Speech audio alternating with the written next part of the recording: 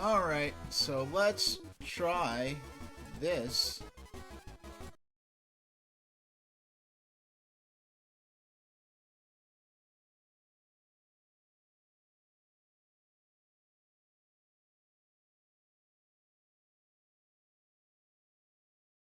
get started.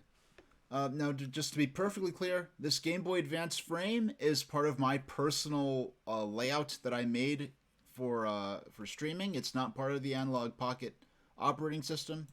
Now let's just put in... Yeah, we're going to do like we did for the night I first streamed the Analogue Pocket, where we just jump in 20 minutes at a time at various games. Now, this is one I've played on stream before. Hey, the audio is working right now. It's before something was going wrong with my PC, where the audio worked for the people viewing it, but for me, it just sounded like someone blowing a trumpet right in my ear, and it was horrible. It made me run off camera practically, try to figure out what was happening. But thanks for everyone who was with me before and is back for more. Now, one thing I thought was cool, I'm going to actually restart it to show that. Actually, I'm going to restart it to show that off. They framed this, that like lit up frame in the center is the aspect ratio of the Game Boy Color screen. Actually, I wonder. I'm going to jump to my Game Boy Color.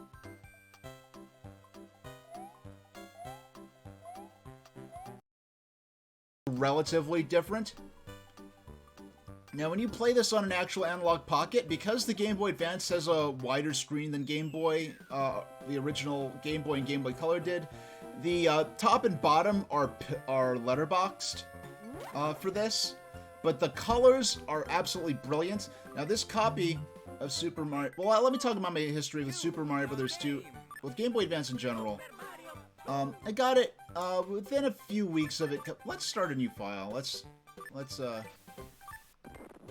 blow that. Oh, no, we're not. That's not what I wanted to do. Alright, we have to restart again. I wanted to start on the fresh file. Yeah, so I had NES at this point, and I was able to find copies of Super Mario Brothers and Super Mario Brothers 3. I never ran across a cartridge of Super Mario Brothers 2 before.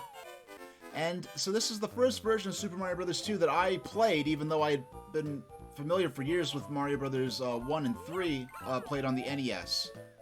So, now this version, which I don't believe in the All-Star version did, it starts you off as the powered down version, like the small Mario. I guess so that you could then grab a power-up and grab a heart, and it'll be a bit more like the original Super Mario Bros. Now, those elements like that inflating guy that pops you up, that's something they added for this Game Boy Advance version. Now, I rented this from Blockbuster several times back in 2001, and early 2002 probably. But I don't think I ever beat the game back then, but I still love Super Mario Bros. 2 to death. I eventually got it on NES, and that's the version I kept. But the music, I remember I actually recorded the music off of this with a tape player and a microphone, so I could listen to the music for this casually.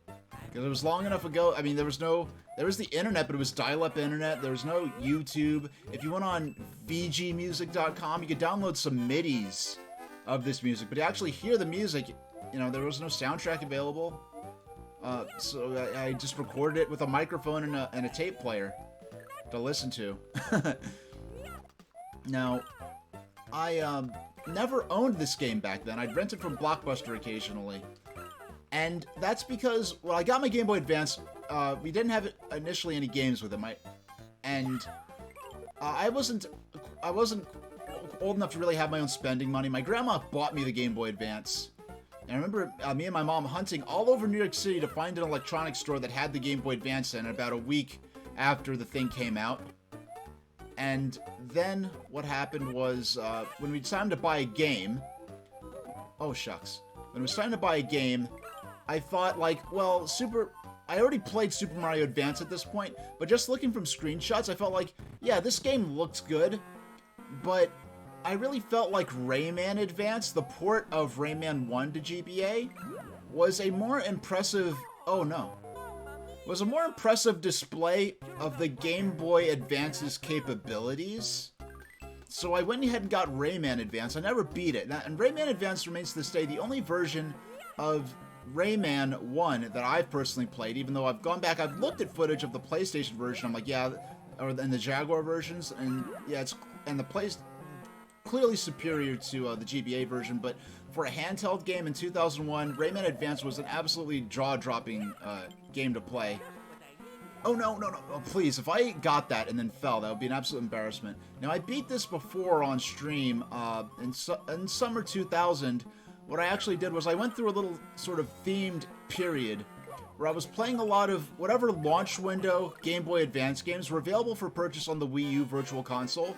The Wii U Virtual Console was what I was using to do all of my Game Boy Advance gameplay prior to this solution, which is great because now I can play cartridges from my collection, play the actual cartridges I played back in the heyday of the GBA era, and not have to rely on whatever games happen to get released on the Wii U Virtual Console.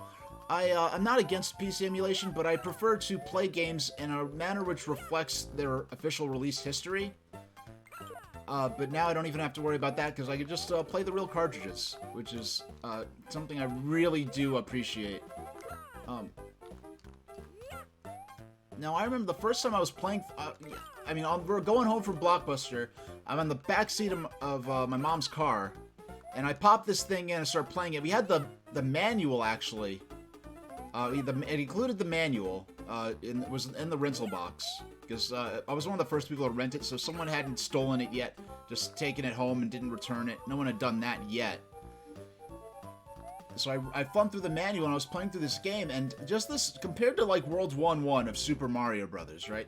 This game, well, even World 1-1 of Super Mario Brothers 3, this stage just felt so massive with all these distinct separate sections, and with a mini-boss fight at the end. Well, it's effectively a boss fight. The game describes these Birdo encounters as mini-boss fights. And I suppose the more substantial world bosses, such as Mouser, or Claw Grip, or Triclide, would be considered the more proper, full-fledged bosses. And really wasn't too...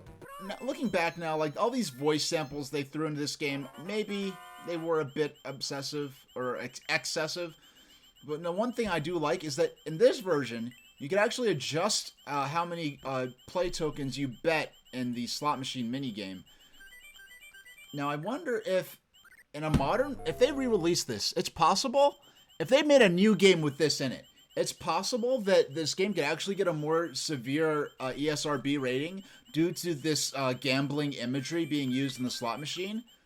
What the ESRB said is that a classic game that was previously released will not have its gambling content included, but a new game with something like this might have that in there. I know that's been a problem with the Pokemon games having to get rid of things like the Game Corner.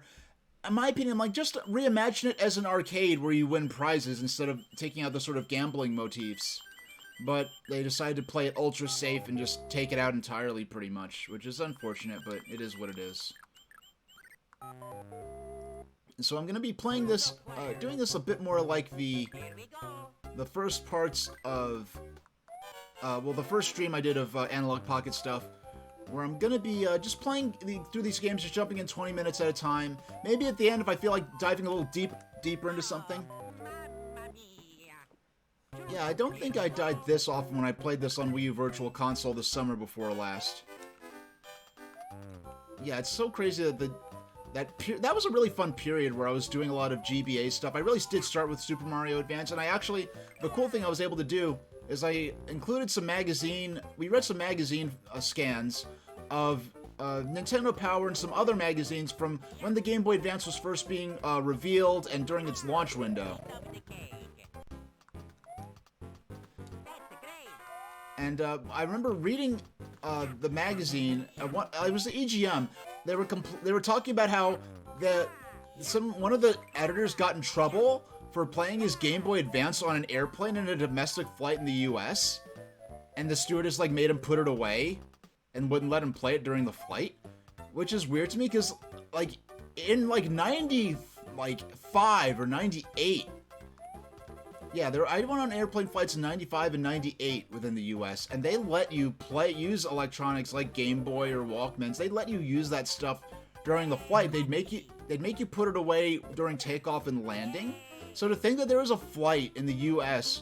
where the stewardess like made like a doggone like middle school social studies teacher, you know, yelling at you for playing your Game Boy when you're just minding your own business, but It was kind of bizarre to me. Wait, which one? Which...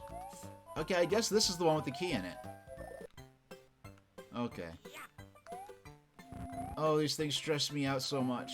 I think, well, that's the point of them, right? What I would do, I'd be cheap. I'd keep putting down the key, and then I'd throw it until the Phantom mask went away. And then, now in the Doki Doki Panic version of this game, like the original edition, for the mask... Oh, East Gilliam. Oh, thanks for thanks for following. Yeah, you know, I never found I found a video. I forgot I did this. For some reason, I took a video of me making your enchilada recipe, and that's how I remembered how you did it.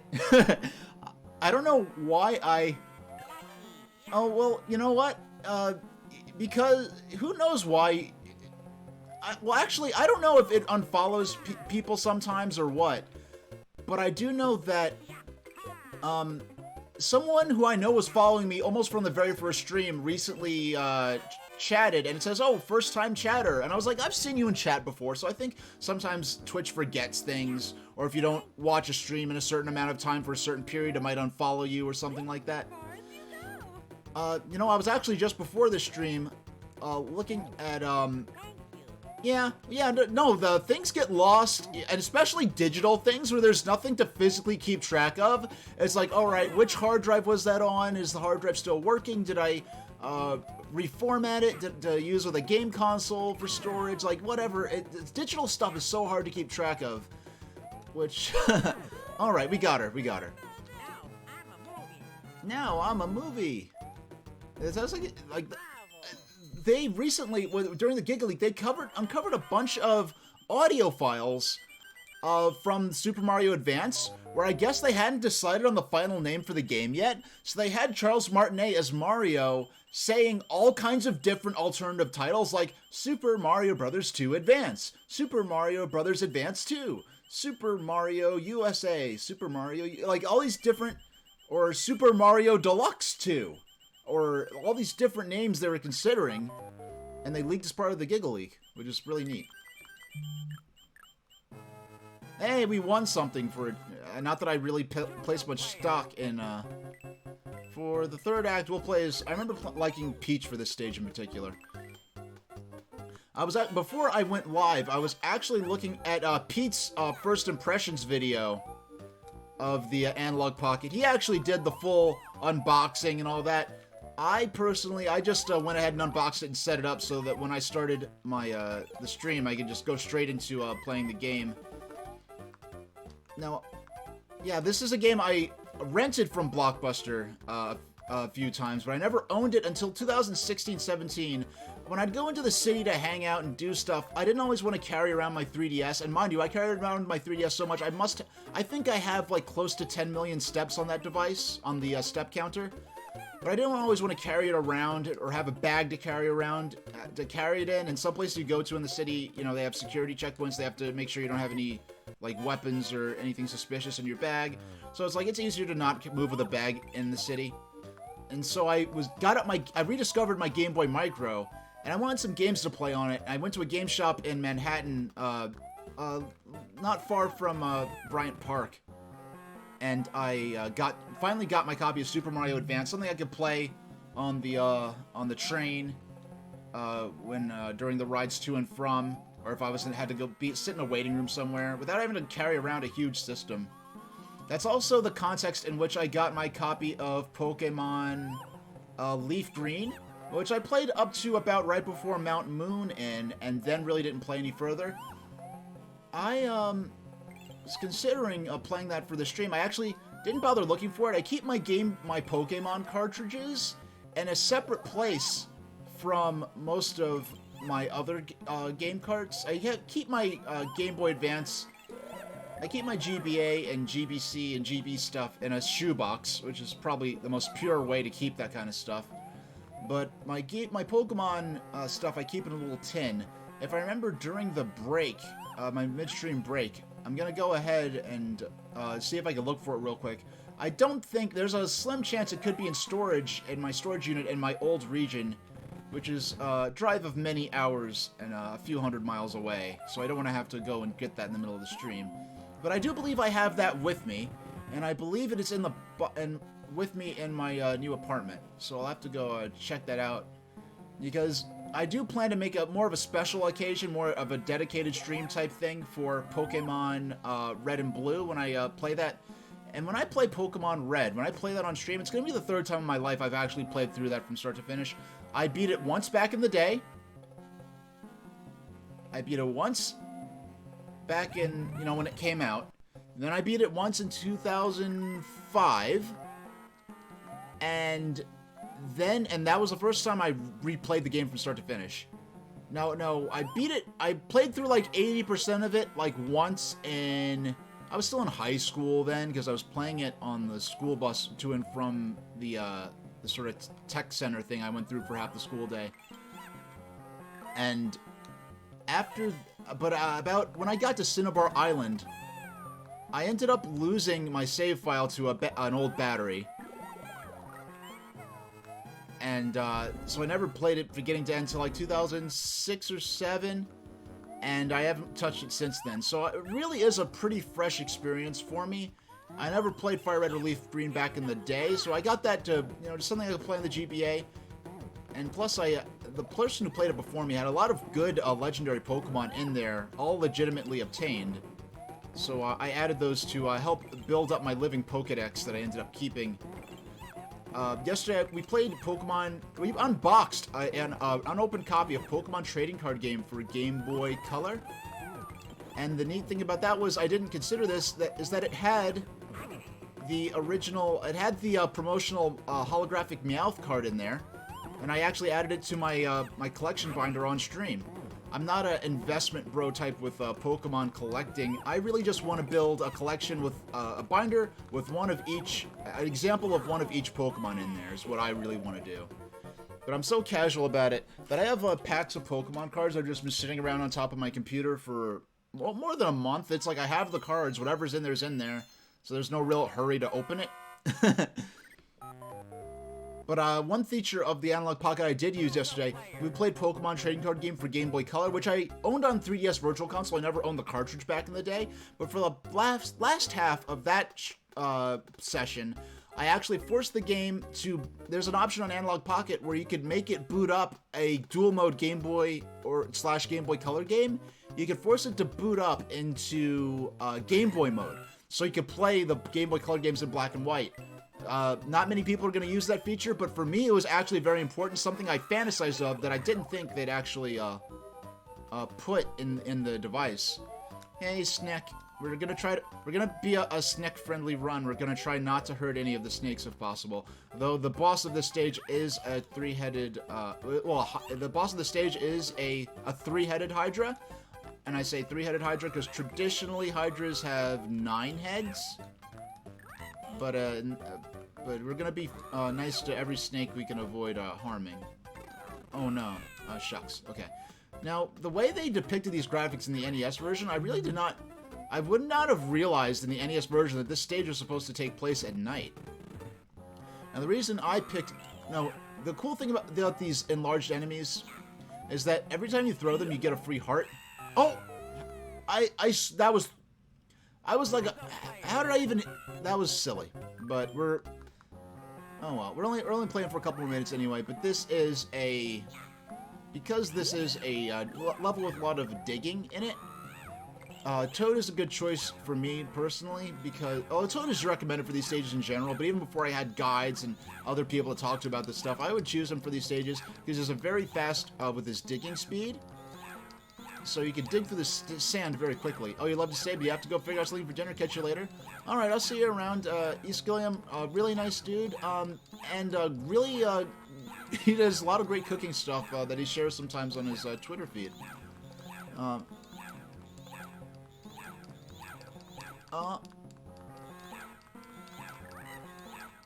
And he, the video's going now, but he had a really cool, really easy way to make a tray of enchiladas for you know, game night, whether that's watching a game or playing a game.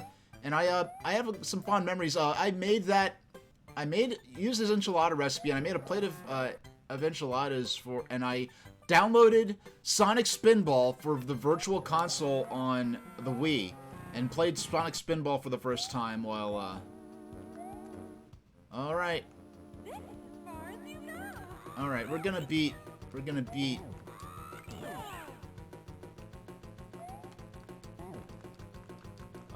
Okay, you can't... For some reason, I have this memory of being able to pick Birdo's bow off of her head and throw it at her as a weapon. I'm guessing I'm falsely remembering that. I just want to finish this stage. We'll jump right into the next game.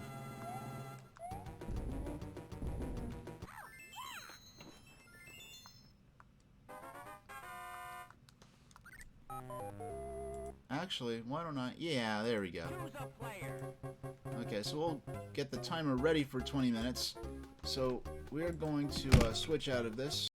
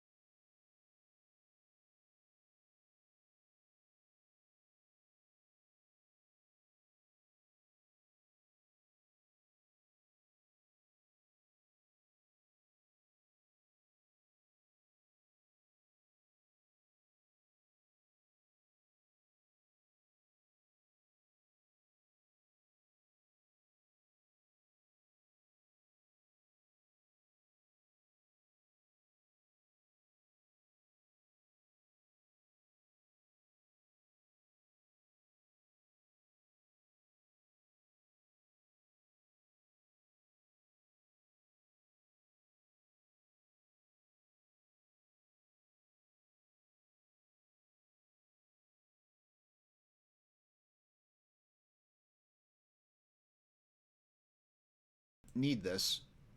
So I went ahead and so I played this fairly recently. Let's do a bit of a speed run here and see how far I can get into Metroid Fusion and no, a Metroid Zero mission in 20 minutes. Okay. All right. Hold on.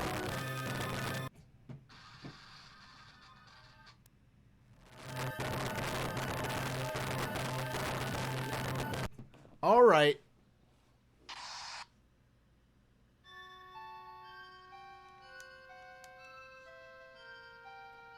Okay, I was having sound problems. Let's see if this works. Okay, I'm gonna drop it on the dock.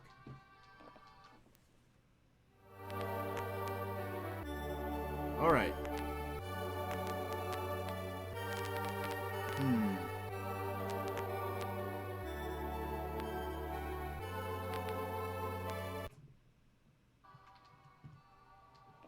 You know what? I don't think there's a secure connection in this cartridge. Now, I did clean this earlier. With alcohol and a Q-tip. I think the problems I was having earlier weren't with may not have been with my computer. It may have been with the game itself.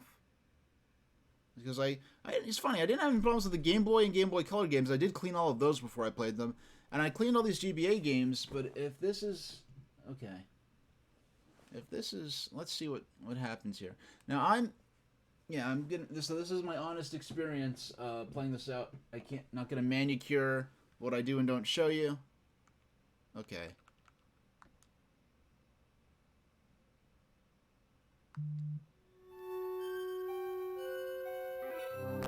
Oh, wait. So this is my... Yeah, let's erase file 2.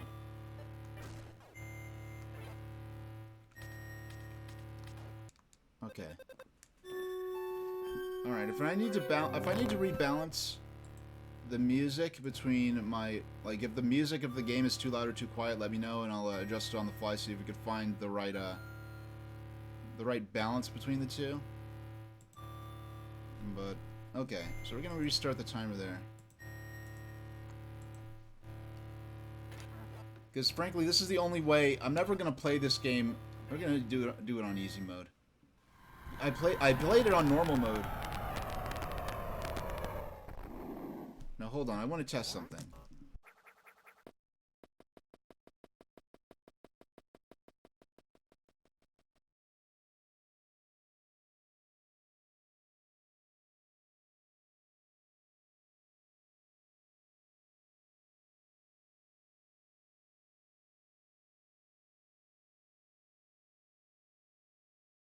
Alright, I just want to make sure that crackling... I heard some crackling. And it was on the stream as well. It wasn't just me. It wasn't just... Let me see. I'm going to lift this from the dock. The USB... There's no way I could think of that the USB connection would be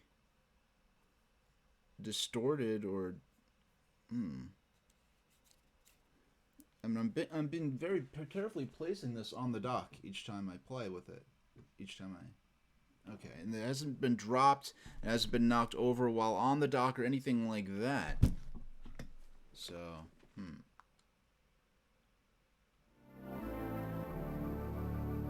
Sounds...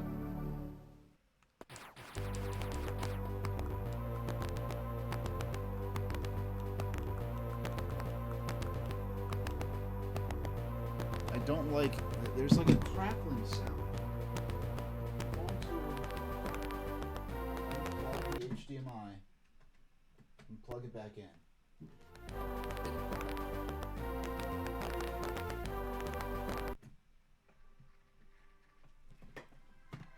And I hear it when I... It's not the dock, it's the system too.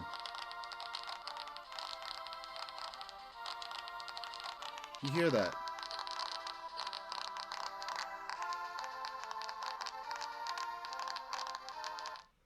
Alright, so here's... How about... Let's play... You know what? Change of plans. We're gonna play... Let's play Super Mario Advance for a minute. And see if that... We'll just play a quick round of Mario Brothers. And see if that sound... The crackling sound... Sounds good so far. Let's drop it on the dock and see how it sounds.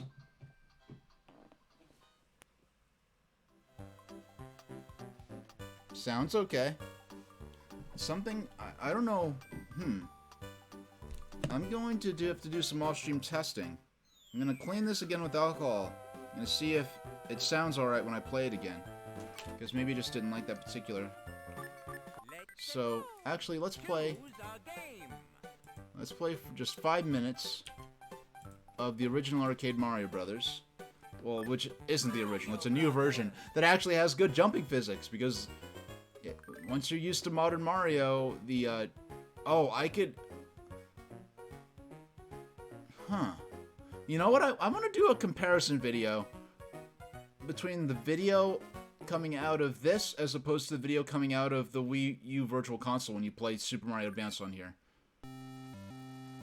So we'll just play 5 minutes of Mario Brothers. Now it's funny because my history with Mario Brothers, here's the first version of Mario Brothers that I ever played, and I wasn't really aware that there was a game before Super Mario Brothers that was just called Mario Brothers. But I had heard of the game before, and I didn't understand the context, because I remember when I was like a lot of kids in the 90s, I took martial arts lessons at one point, and I remember before class, or after, it was probably after class, we were waiting for our parents to pick us up, and one of the kids was saying, because I had, yeah, one of the kids was saying that, like, oh, I have, my cousin or my uncle or something has Super Mario Brothers on Atari, and it's terrible. And and it's just like one screen, you just jump around killing things, and there's no music. And I thought he was making it up, because I didn't know that there was any ever history of Nintendo games appearing on non-Nintendo systems prior to the NES or Famicom.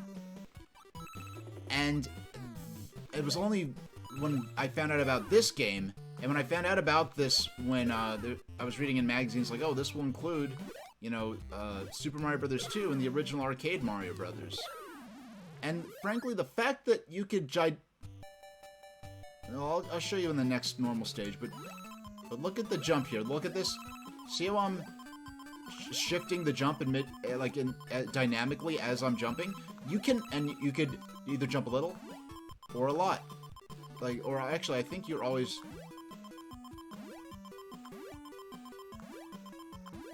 Yeah, like sometimes, like I control how high I could jump. Oh, the Analog... Hey, Serial Wars, the Analogue Pocket has been fantastic. And I've been having I've had some I'm using the 8-bit Do gamepad here that I used the other day when I was playing Mario Brothers. No, when I was playing Mr. Goemon and Ninja Kid a few nights ago. But here, on the first stream with the Analogue Pocket, I had some trouble where about halfway through the stream the controller started disconnecting. Since then but that never happened with the Nintendo Switch, so I can't say for sure whether that's a problem with the Analogue Pocket dock or if it's a problem with the 8-bit Do controller. And, I forget this is using the logic where, like, if they fall down on one side, they'll reappear on the other. So I'm really enjoying this. 99% of my gameplay has been with it docked, which is probably going to be how 99% of the time I use it anyway. But looking at the actual games on this it is ridiculous how good these games look. I tried to play Metroid Zero Mission, but I was having a lot of audio problems, and I'm not sure if it's the copy of the game being bad, because I cleaned all my Game Boy Advance games. Like, all the games I played, I've cleaned before inserting them in the system. And I went ahead and I'm like, let me pop in Mario Brothers, because we started with Super Mario Advance just for 20 minutes, and because we're testing out, we're jumping from game to game to game tonight. So I started with Super Mario Advance. I had some initial audio problems where I had to actually stop and restart the whole screen, and I thought those audio problems were with my equipment. It seems like it may or may not be a problem with the dock, but then when I took Metroid Zero Mission out of the dock, the problems I was having, like with the audio, were coming out of the system itself, so it wasn't just the dock. So, but going back to Super Mario Advance, I haven't had any audio problems since then. So I have to reason that that was a problem with that particular game.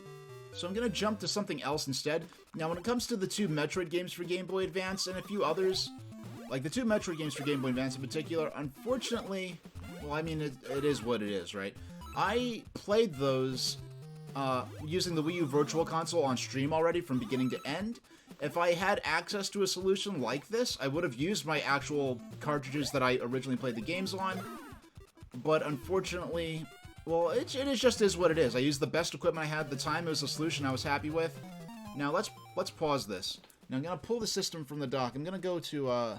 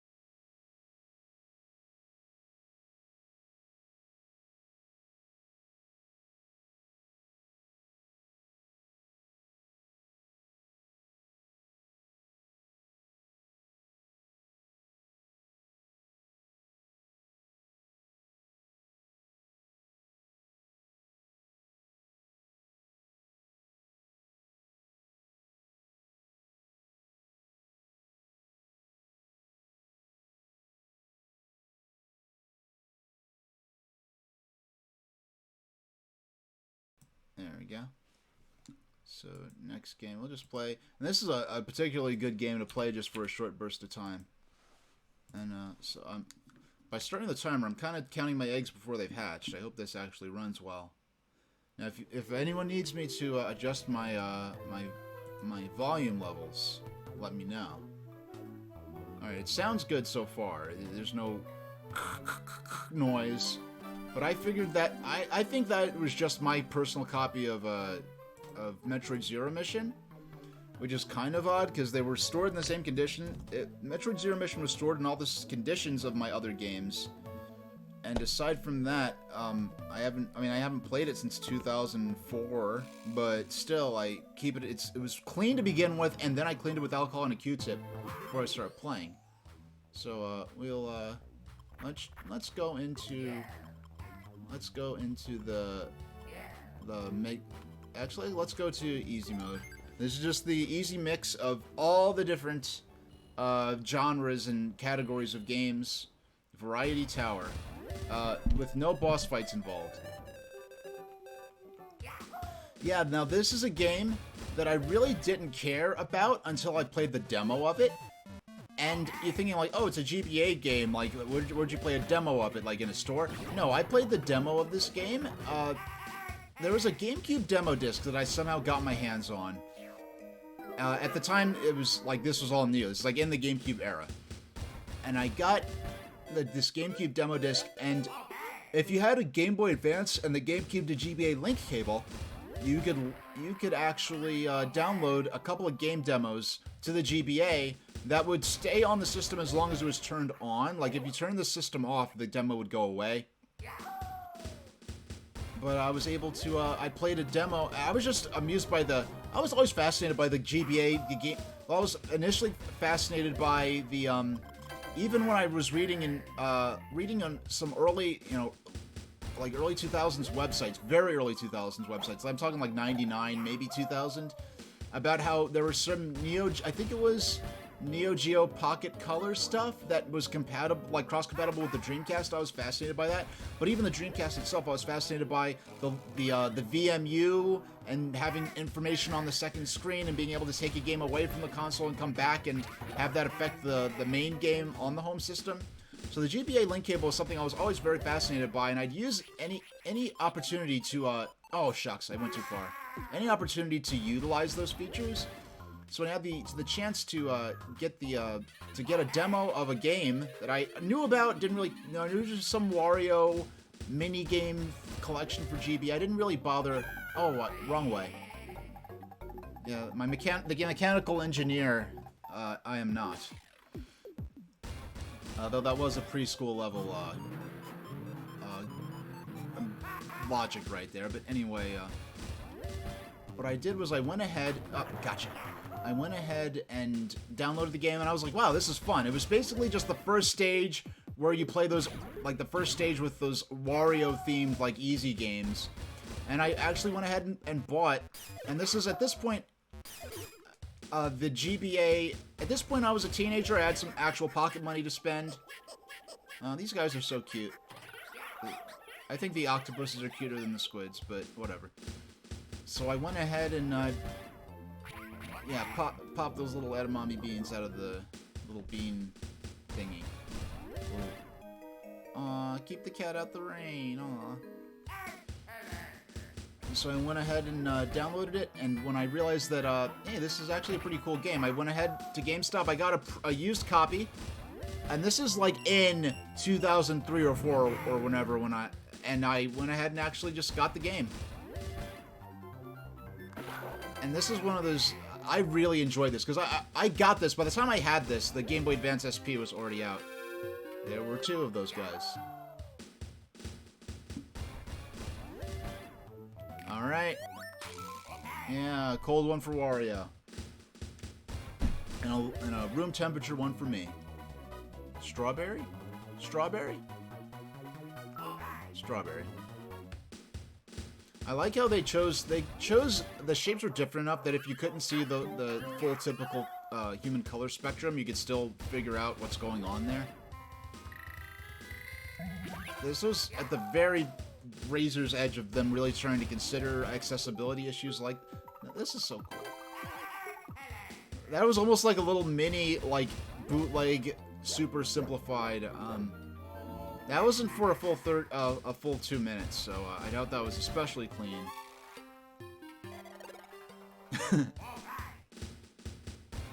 Yeah. Okay. Yeah, I got that by like exactly a frame. Wait, we just played the Game & Watch game of this on Game & Watch Gallery 2 for Game Boy Color yesterday.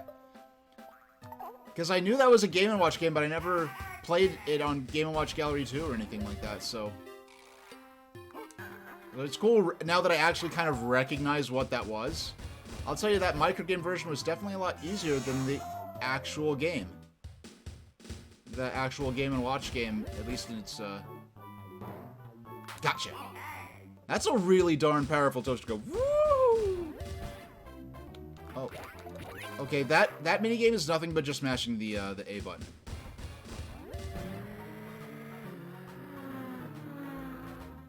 Yeah, I like how Wario is gigantic compared to the other Excite Bike racers.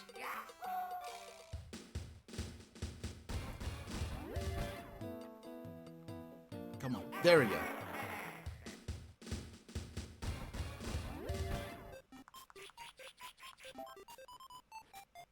Oh, come on, that should have counted. That was rubbish. Oh, and I do have Boktai, The Sun Is in Your Hand. I won't be able... I don't know if it works now. I've heard conflicting stories as to whether or not this worked, but I don't have any place to set up my... I do have an ultraviolet light I kept just to, like, because I thought it made my room look cool.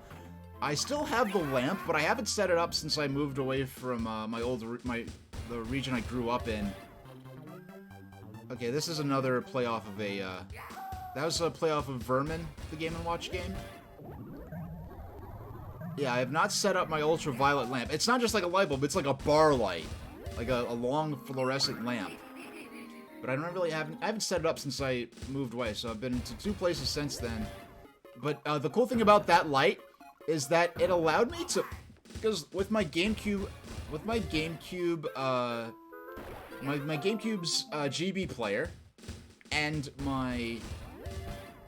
Okay, just have to jam on that. Okay, there we go. With my GameCube's GBA player and having that light set up in my room, I was able to play Boktai, The Sun Is in Your Hand at night indoors. But I don't have anything like that I could use to test the sunlight sensor in here. So I'll have to... Aww. It's funny how even in 2004, that felt like such a deeply nostalgic throwback.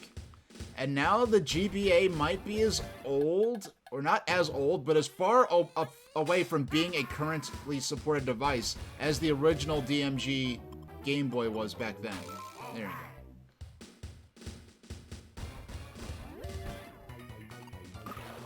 There we go. Spit. There we go. Whew. I had to really... That was scary for a second. I was like maybe a frame away from losing. There you go. And... Gotcha! Gotcha!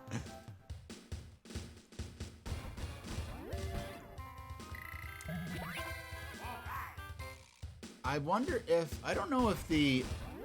I don't know, the fact that it's a suction cup... Yeah, the fact that it's a suction cup arrow and not a real arrow, I wonder if that's something I need to do this one. Notice, like, these logic-based minigames, like a normal minigame, like... Yeah, these normal... Like, typically minigames take 4 beats. Yeah, minigames normally take 4 beats, but... No, wait. No, they take 8 beats. No, we lost. Yeah, minigames typically take 8 beats, but the logic-based minigames give you 16 beats to beat them in. Like, if you... Like, when you watch the minigames, if you think like a metronome, it's like... Dun, dun, dun, dun, dun, dun, dun, dun. It's actually, like, timed like that. top score, 130. Man, we're almost halfway through our WarioWare time already. Okay. Skating board. Paper plane. What's a good mini? Yeah, we'll play paper plane once and only once. We'll play paper plane just once. Okay.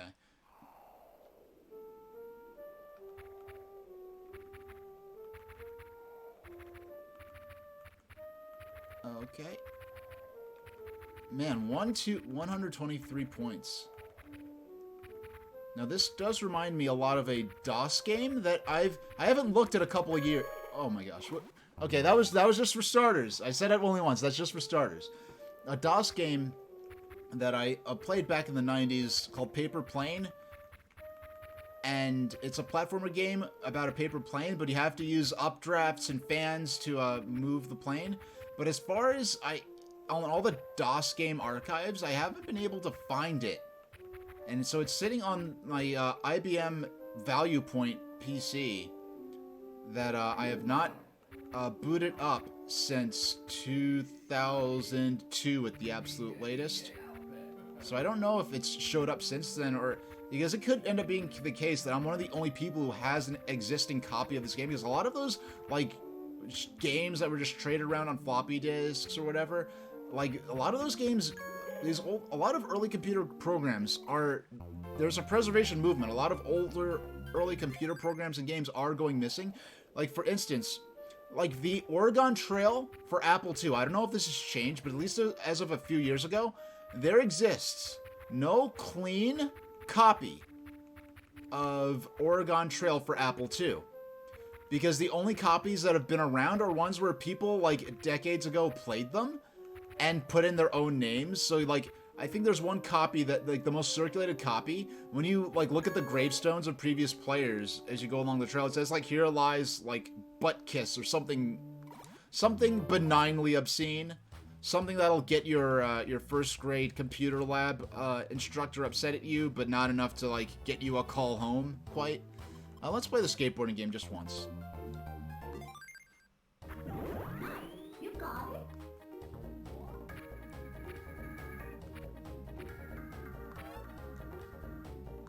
Now, I kind of almost wish, now 8-Bit, since he is a skateboarder, is a good choice for this minigame, but I almost wish they used, because there's an actual microgame version of this that only lasts a few seconds that's in circulation with the other microgames, and it kind of uses these sort of stylized graphics where it's like a silhouette against like a grid backdrop. I almost think that would have been a cooler look than this. And I'm just looking at these colors. This is, and Pete said this in his video, I got this mostly for, more than anything else, I got this to be able to stream it. To stream my cartridges of my handheld games with the dock. We'll try one more time. Stream my cartridges of my handheld games using the dock, but it just might be the case. Well, I know it's going to be the case. The system itself, the device itself, is so nice to use. The screen is so brilliant. The features are so cool that I'm probably, frankly, since I started streaming, like 99% of my video game play whatsoever has been spent. Let's play some 9-volt games. Let's play some of the classic Nintendo themed games. Now, it's funny because, like, this was around, like, this is post Super Smash Brothers. You could argue that Smash Brothers was the true beginning of Nintendo being sort of self-aware of their own sort of nostalgia factor, and really ramped up with Super Smash Brothers Melee. But what you have with a lot of the references they make in this game in particular are the first time, and this is, imagine, this is also this is before the idea of something like the Virtual Console with the Wii. This is before the NES Classic line of re-released NES games on cartridges. So what you're seeing here is some of the first times Nintendo's in any form, like this right here, this game, I think is the last time Nintendo has acknowledged the game Sheriff in any way, shape, or form. And so, like, Nintendo's really digging deep into their history with a lot of, like, look at this. This is based on the Ultra Hand, the Japanese toy from, I believe, the late 70s, designed by Gunpei Yokoi. This is based on the that vacuum cleaner toy that Gunpei Yokoi made. So they have a lot of references in here that are probably the first time since, like, Nintendo has never, like, acknowledged, like, when does Nintendo acknowledge the existence of Virtual Boy? Since this micro game featuring the Virtual Boy. This was based on a baseball pitching toy that Nintendo came out with. A lot of these devices and toys are covered on a blog. If you look up Before Mario, I forgot what the web address is, but it's like, if you could go to beforemario.com, I don't know if that'll work, but if you web search in a major search engine for Before Mario, there's a collector who's collected complete in box, very good condition examples of a lot of classic pre-Famicom Nintendo toys and gadgets, mostly in Japan, and card games and stuff like that. And he's actually gone on tour and exhibited these in at trade shows and museum, and done basically a museum exhibition of some of this stuff.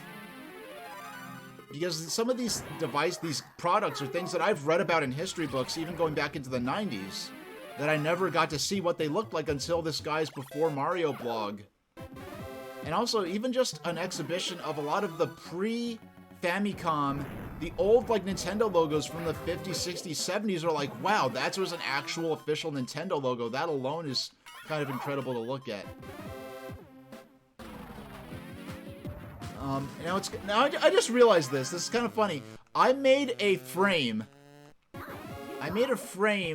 of a Game Boy Advance to sort of provide some historical context to the fact that I'm playing these vintage Nintendo games, these vintage 32-bit handheld Nintendo games. But then the game itself, this set of micro games is a homage to classic, vintage Nintendo. No, come on. Oh, I didn't. Oh, doggone. Only a couple minutes left, so let's see. Didn't even get into the top. Let's go for. Let's the last three, barely 2 minutes and 30 seconds. Let's play the hard micro games. Let's see how long can we last to the end. Oh no! I already took an L there. Fortunately, all I have to do is jam the A button for that one. Gotcha. Okay.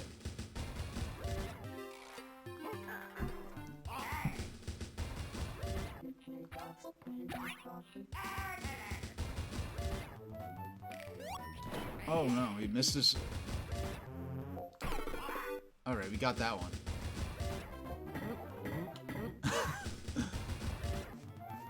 Wow, this is fast.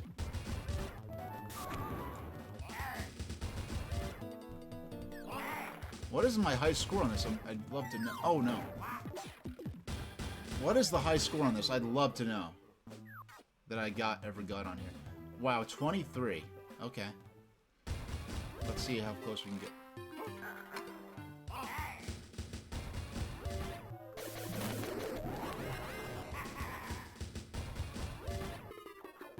This card requires a lot of focus, so excuse me, I'm not talking much right now. No, I wasn't fast enough. No! What was that dance move a guy did?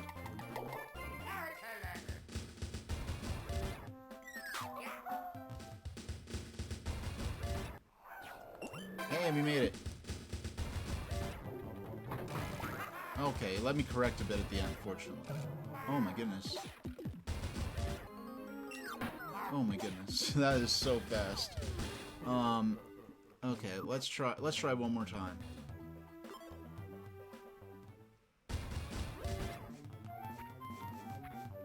No.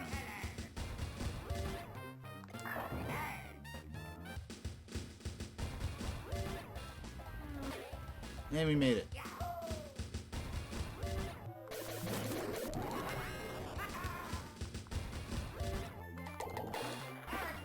There we go.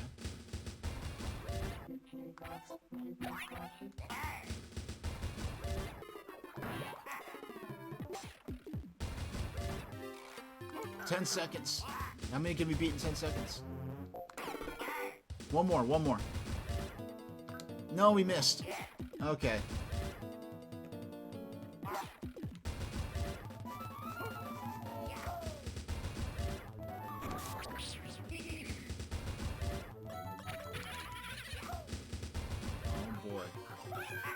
We're not gonna last long anyway, so I am gonna try my best though. We'll see. Let's see how long we can last.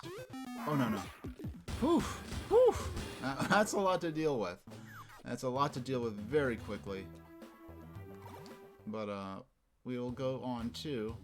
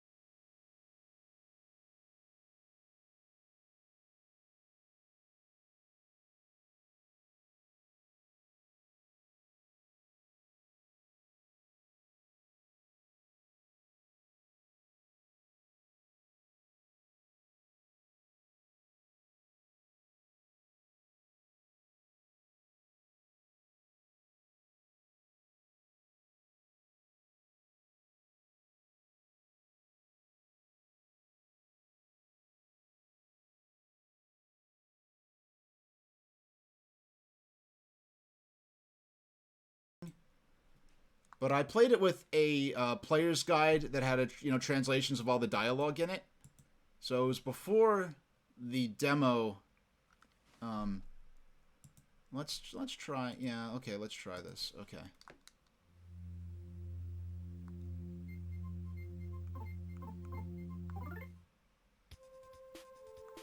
Now I don't know. Actually, I don't know if. Actually, let's. Yeah, I don't remember this having any particular enhancements, because I played through most of this with the Game Boy Player. I don't remember it having any unique enhancements when you used it with the Game Boy Player. Let's see. I should probably be... Oh, wait. Oh, so you can save... Oh, okay, you could do 2 save files. Okay, let's do... Okay. So we'll just go straight to... I remembered a little bit of this. I don't speak or read Japanese. So... Okay, I remember this much. I know that's the Don't Care name. Actually, no, let's...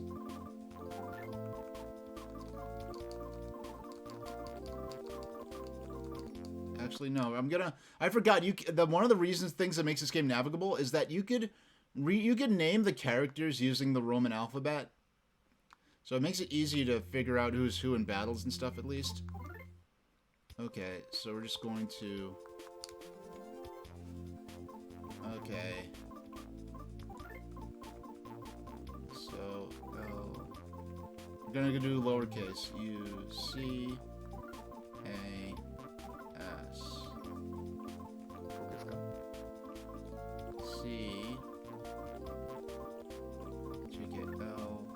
And I have not actually... This is the most I've played of Mother 3 since I beat the game already. No, C-L-A-U-S. Yeah, someday I might play the translated version on stream, but I'd play through the whole... Okay, F... L... Where's the... Okay, there it is.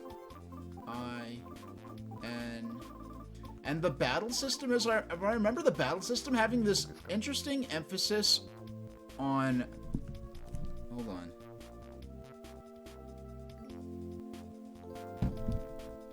Lucas, close. I think this is for Hinawa.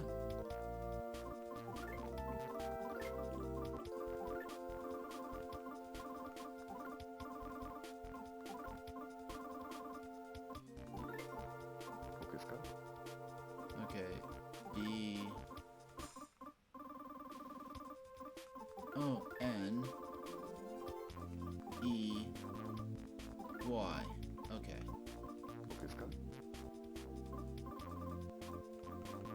C R E P Crepes. There we go.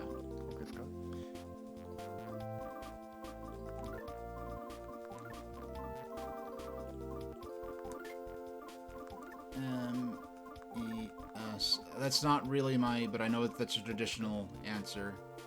We're not going to get anywhere near far enough in this playthrough to actually the point where that actually comes into play, but whatever this is, I agree. Okay, yeah, I got it all right. Okay. I love what it makes that sound like. You ready? Get locked and loaded, because you're in for a ride today, kid. Like, yeah, I know. I wonder why that one screen is in English, and it's not really translated. It would be, I think in the translation they changed it to Welcome to the World of Mother 3. So I just got this intro cutscene. Let's see how, yeah, I'm really interested to see how far I can get. Especially not having the guide in front of me that I used to get through this originally. And there's certain, like, I never could read Japanese, but there's certain things I could see on screen and recognize that, oh yeah, that, they're referring to this option, or that I'm performing that, or whatever.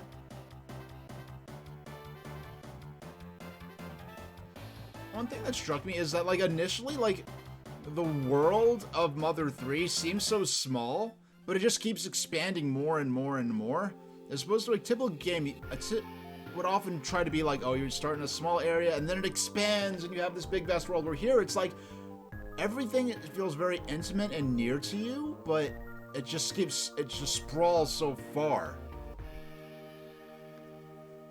I know that this is saying that this is Hinawa's father's house, so I'm playing as Lucas, so this is Lucas's grandfather as well as Klaus's. From what I remember, this is Klaus saying to get up so that they can play because the Dragos have come and they brought their baby.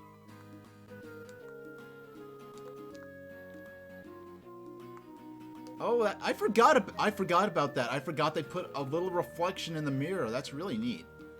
A little dynamic reflection. I'd love to know. And one thing, I'm gonna say something. The Game Boy Advance's sound hardware I've seen this even back in the day of the Game Boy Advance, and nowadays when people look back at it retrospectively, and the people who are talking about GBA now are real, like, experts in it.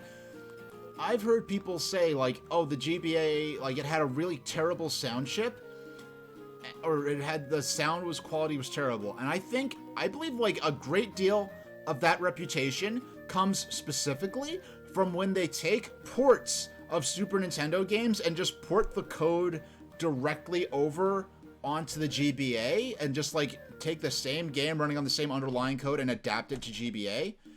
But the games that are built from the ground up, and when the music is, yeah, when you take something like Super Mario World and the music in Super Mario World on Super Nintendo and compare it to the Super Mario Advance 2 release of Super Mario World, or if you compare even the music in the original Earthbound compared to that music in the version of that game in Mother 1+2 on the GBA, it's clear that when going from Super Nintendo to GBA, the sound quality has taken a hit. But when this game, in Mother 3, when the music is composed from the ground up, specifically for Game Boy Advance, this music not only matches, but I think in a lot of cases surpasses the Game Boy. Surpasses the Super Nintendo. Now, I have to do something that will cause me to get dressed, and I forgot what that something is. I don't know. I forgot how to trigger that exactly. Okay. Okay. Alright, we got it. We got it. Alright, he's changed now. Where's the button to... Okay, wait.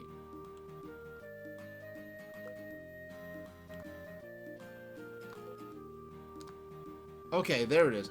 I had to find the charge button. There's a button to build up speed and you can charge into things.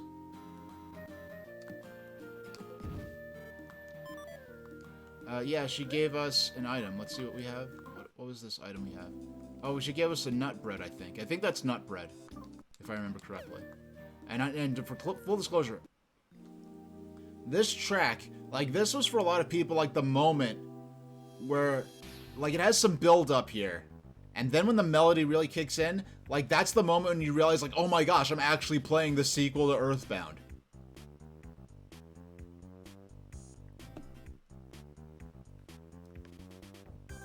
There we go.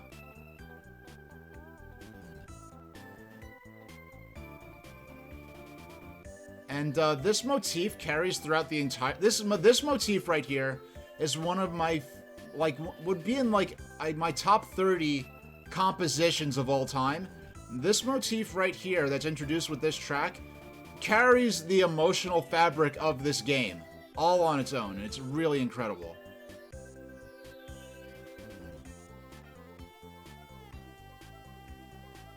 And I also would say that I think Mother 3 is... Now, I'm, I guess, an Earthbound or Mother fan, but I'm only played Earthbound once. I only played Mother 3 once.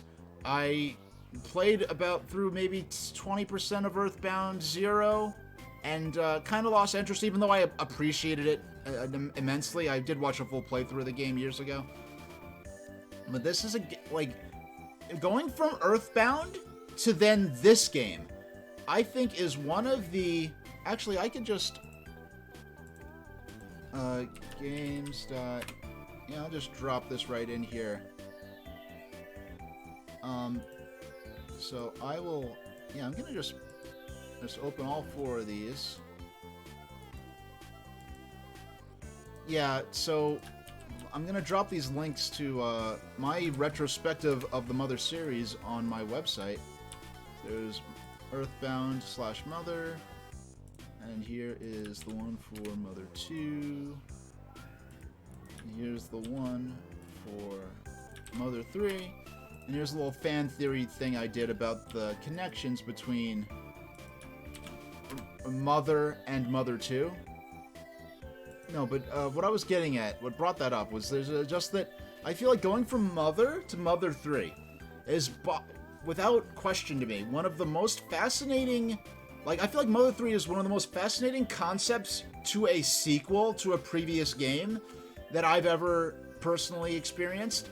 The only similar thing I could think of is, I mean, the fandoms overlap a great deal, but when going from Undertale to Deltarune, I think Deltarune is also one of the most interesting sort of follow-up project or sequel or however you want to frame it to a video game.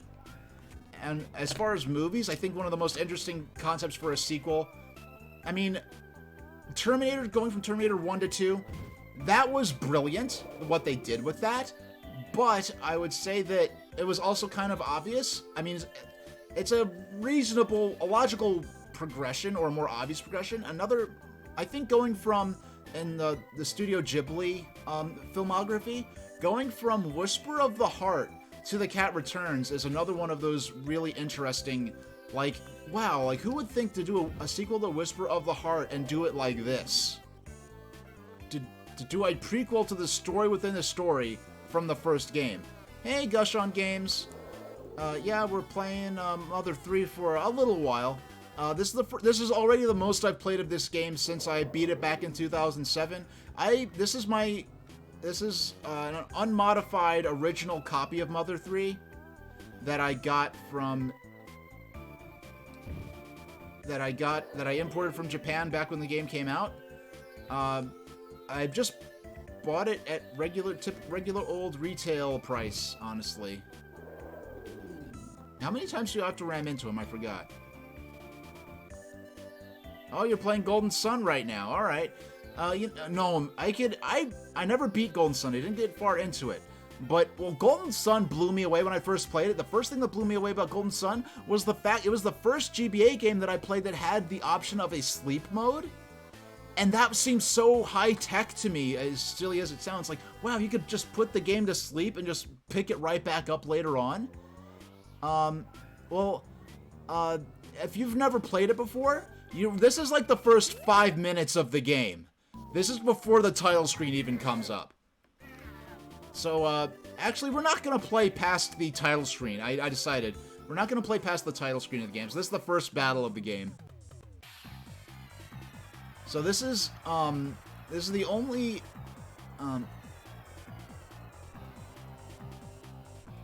yeah, I just want to jam to this music, because otherwise this battle ends so quickly you don't get to hear it. I love this game, like, has the jams in it. It really does. So I was really good at the music battle system in this game. I'm gonna wait. I'm gonna start playing. I'm gonna start jamming to the music at a particular moment. And this could be seen as potentially as a test of the input lag on this thing. With my between the dock and the my capture card. Here we go, and oh wait, okay, we didn't get it.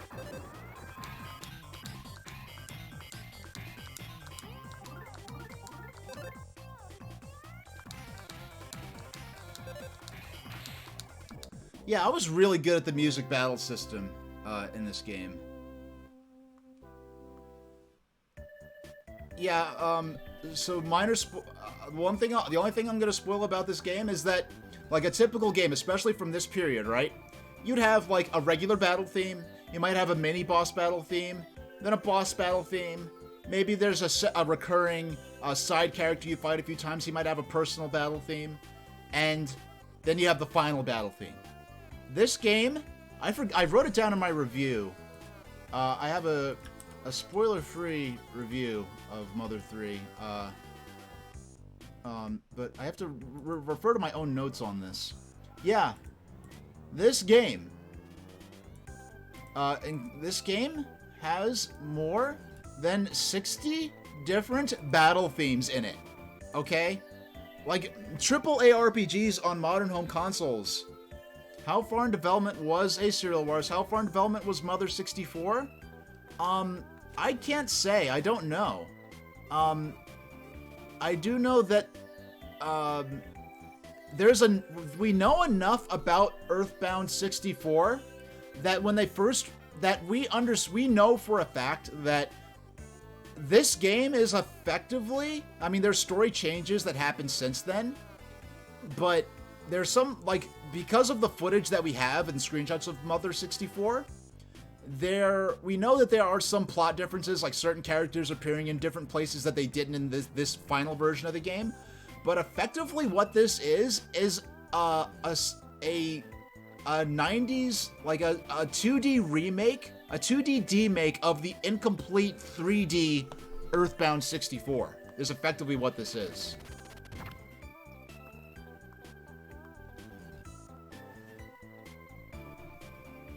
Yeah, including this game ultimately has more than 60 different battle themes, and that's specifically because it has this music themed, this musical combo system. And you know what? And the cool thing about the music battle system is that if you're playing in public and you can't wear headphones, or you can't have the sound up to avoid disturbing other people, or if you cannot hear at all, you actually can play the game perfectly fine without the music combo system. The music combo system just lets you beat enemies faster if you're good at it. But you can there's actually very little reference made within the game itself to the fact that the music battle system is even there. Yeah, N64 needed a Pokemon RPG in Earthbound. You know, actually, Serial Wars, I don't know if you saw this yesterday. I thought they made a, if you know Quest 64 from Nintendo 64, they made an 8-bit demake of that in the style of an NES-era RPG on Game Boy Color. This isn't a fan project. This is something the developers of the game actually did. They went and made a Game Boy Color version of Quest 64 that's a 2D RPG. And I thought I had a copy of that game, so I popped in expecting that, and it turned out it was a weird, like, arcade game that was cross between Dig Dug and Pac-Man, starring the main character from Quest 64. It turns out there are two different Game Boy Color games called Quest, and one is a 8-bit demake of the N64 game. The other is a completely different game that's more of an arcade score attack sort of thing.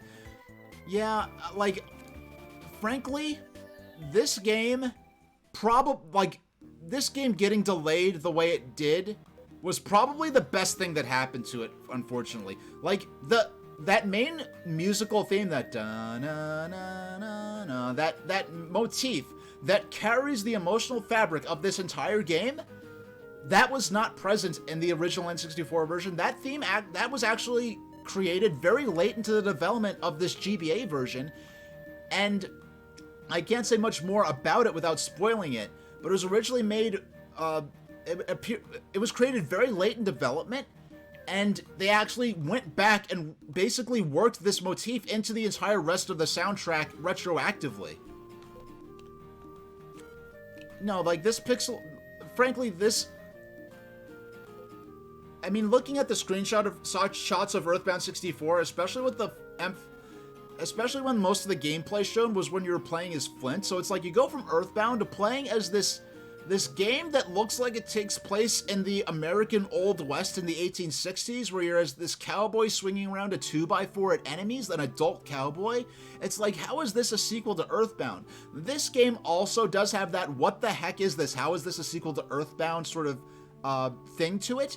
But because it has the graphical style, it really keeps that fabric more in touch with the original game. So we'll go up to the title screen. We'll let the title screen show, and then we'll end this section of the... Wow, combined with me stalling in the process of talking, this actually turned out to be a perfect 20-minute segment of the game. When I do play this for real, I'm gonna play the fan-translated version. I'll probably get my hands on a reproduction cart, or if I have the jailbroken firmware is available by then, I will use the just the fan-translated, the patched ROM. No, actually, you know what? If I get the GB operator, I could dump my copy of Mother 3 and apply the patch to it, like the raw patch without the ROM, and actually, and put it on the SD card and put it in my Analogue Pocket, and basically, in the most legitimate manner possible, actually play my own, like, patch my own copy of Mother 3 without resorting to downloading the ROM from the internet or buying a unauthorized reproduction copy.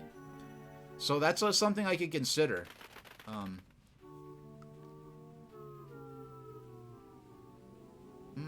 The music's going a little funny here, huh?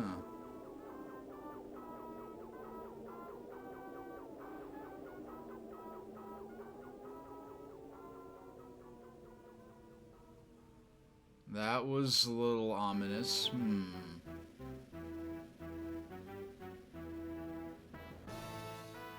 Alright.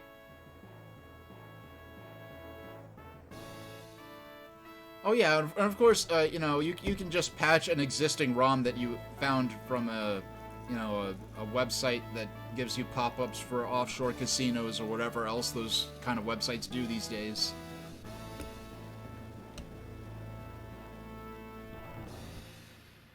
Alright, I think that's a good spot to quit that, and so we'll save the rest for later for those who want to play it on their own. That was just the sort of little introduction, little tutorial section.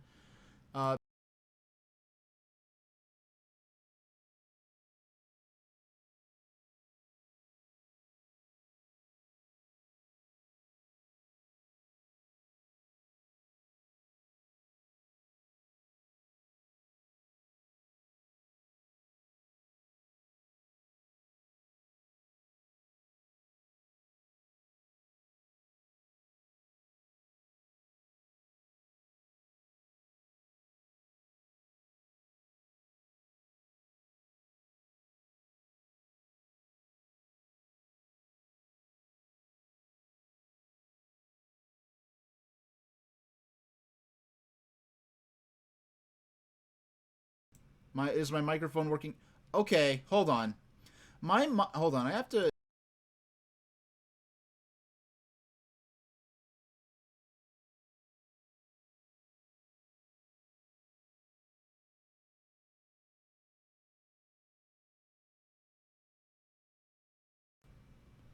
All right, now it should be working.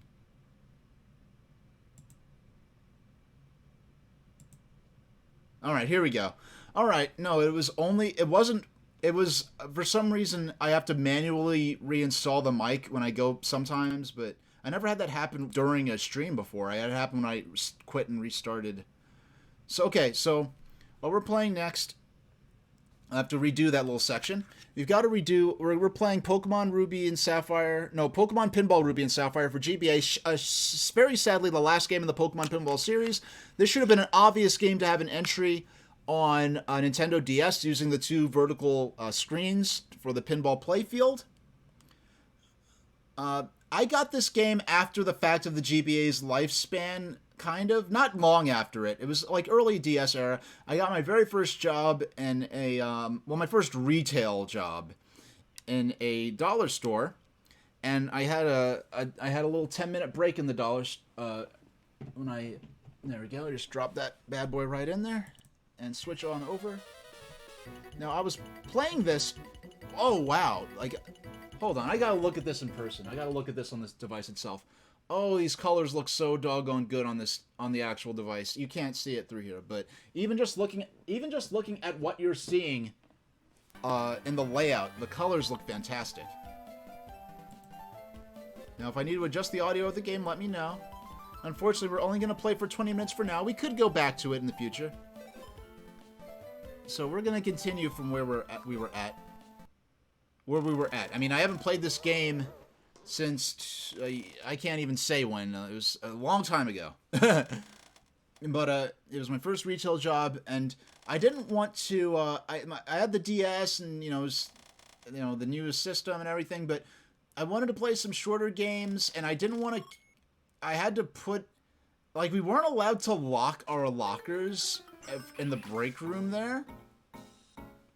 So I wanted something that was maybe less desirable of a target for if any of my fellow employees wanted to steal from me. So I got the Game Boy Micro. Well, I had the Game Boy Micro, and I hadn't gotten to use it too much because the Game Boy Micro did come out post DS era. So I got a copy of Pokemon Pinball Ruby and Sapphire. It's a perfect little game to play for the whopping, it was terrible because the break room was in the back of the building, but you had to punch in and out on a cash register at the front of the building. So you had to go to the cash register, punch out, go all the way to the back room, and so by then you already had only 8 minutes left. And so and because you also, keep in mind, you have to get back to the cash register before the 10 minutes is up to clock back in. And just, having had other jobs since then, just the idea of having to clock out for a mere 10-minute break was, ridiculous in and of itself. But this game, was, the first time, my first experience playing it was in that break room of that store. So it was a nice experience, some nostalgic memories, using this as a way to de-stress from the rigors of an unforgiving retail environment. And I had a lot of fun with this. And actually, I'm going to tell you, this game is actually the first experience I personally have ever had. Well, it was the first time I owned a Pokemon pinball game. And it was the first time I played because I rented Pokemon Pinball for Game Boy Color when it came out, but I never owned it. So this is the first time I owned a game in the series. Yeah, retail is no joke.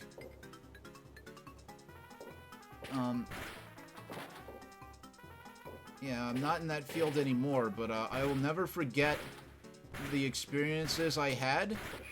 And whenever I go shopping or getting fast food or whatever, and something isn't going right, I always, just try to make I just try to work with the employee as much as possible. And there have been times when the employee was wrong, and they were telling me something that was objectively incorrect and insisting that I was wrong. And I'm like, all right, I have a feeling that this is someone who's been being stepped on by, like, ungrateful customers who are wrong about things. And this was the day that they woke up and were like, all right, that's it. I'm not taking it anymore. I'm going to actually stand my grounds, and when I know I'm right, I'm actually going to stick up for myself. Then they run into me, they make an honest mistake, and are telling me that I'm wrong, and I'm like, I know you think you're right, and I know you don't mean wrong, but I'm not like, don't need to talk to your manager. I'm not doing that, but I'm like, we need to clear this up because you are incorrect, and the reason you are making this mistake is due to inadequate training or lack of information that your employer was responsible to provide you with, so I'm not even upset at you. And when possible, like, when things like that happen, and there's like a survey on your receipt or something like that, I always try to, I go home and actually do the survey and give a gushing review of the particular employee, so that if in case, like, they got a bad, like, whoever was in charge of them then thought that they were messing up, I, like, say, like, they weren't messing up and I was very happy with my experience and things just didn't go right, but we cleared things up in the end. Alright, we want to go to the bonus stages in this are really fun. Okay. Now, it's funny because I really did want for a while. There was a while where I was really into the pre-release material for Pokemon Pinball on Game Boy Color. I remember, like, reading the previews for it, Nintendo Power, and having this, I was actually imagining myself, like, oh, like, I'm gonna get this game, and I'm thinking of all the places I'm gonna play it, and it's gonna be so cool. And then I rented it, and I liked it, but I never went and bought it. I never went and played it, or tried to own it after that, so...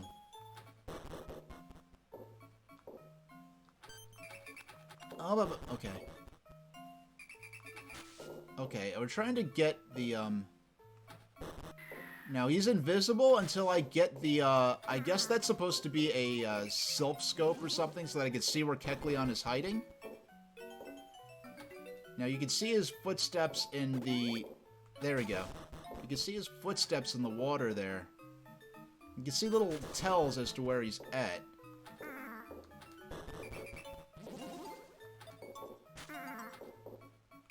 Okay. Oh, this is... Yeah, this is a game you know, it's kind of a shame now, because I have this game on the Wii U Virtual Console, and now that we can play the actual cartridge, I'm never gonna need to use... There are several games that... Like, if there's a game that I don't have in my physical collection that I do have on the Wii U Virtual Console, I will go ahead and get and use the Wii U Virtual Console version if I already downloaded it.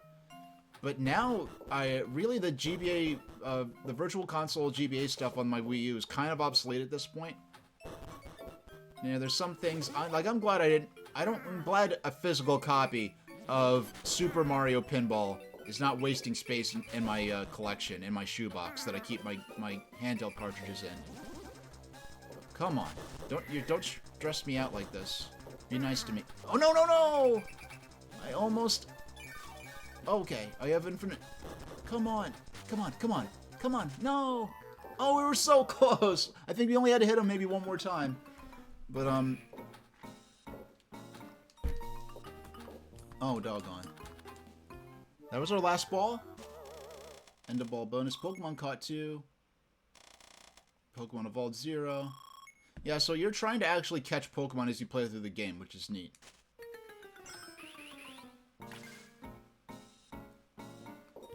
Oh, this is such a comfy game. This is probably my favorite. Your collecting habits have completely changed in the last couple of years. I'll be honest, like, my collection is like 95... No, it's like my collection is like 80%, 80 to 90% games that I just owned, that I purchased copies of at the time they came out. And aside from that, it's like NES and Super NES stuff that I got dirt cheap or for free back during, like, say, the N64 PlayStation era, when, like, original NES and Super NES and stuff was just kind of old garbage and not, like, retro or vintage in any way. So, I really never spent on a collection. I never, like, even, there's some games I care about. I'd love to have Trip World for Game Boy. But even Pete is like, hey, like, I mean, I'm not that Pete's, like, he's like, listen, I recommend you get the reproduction of this game, or just download the ROM or something. Because I am never, like, that game is really expensive. There's some games I want to play, but it's like, am I gonna pay hundreds of dollars for this one game? And very rarely, only in I can't even think of any cases where I would go that far. You have a sizable collection, but you're slowly getting flashcards for everything? Yeah.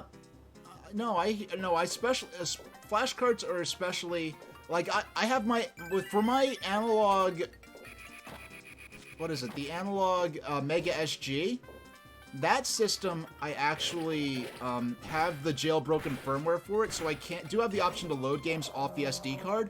Now, the only game only games I played that, well, the reason I actually installed that jailbroken firmware is because I planned to play a certain game that I had on the Wii Virtual Console, and I didn't realize until like an hour before the stream, where I already announced a week before that I was going to be playing that game. Hey, Wilmer! We caught him. I didn't realize until an hour before the stream that my analog to my HDMI converter did not work with the Wii and my capture card, so I had to find a way to play this game, and I did not have the Master System cartridge, and I didn't have a chance to go to a game store and get the cartridge. So I went ahead and put on the jailbroken firmware and used the ROM for it, and that was just kind of an emergency measure where I otherwise would have liked to. If I knew a week in advance, I would have just bought the physical cartridge from like a used game store or something and played it that way. But the only other game I played using the SD card slot was a ROM hack of.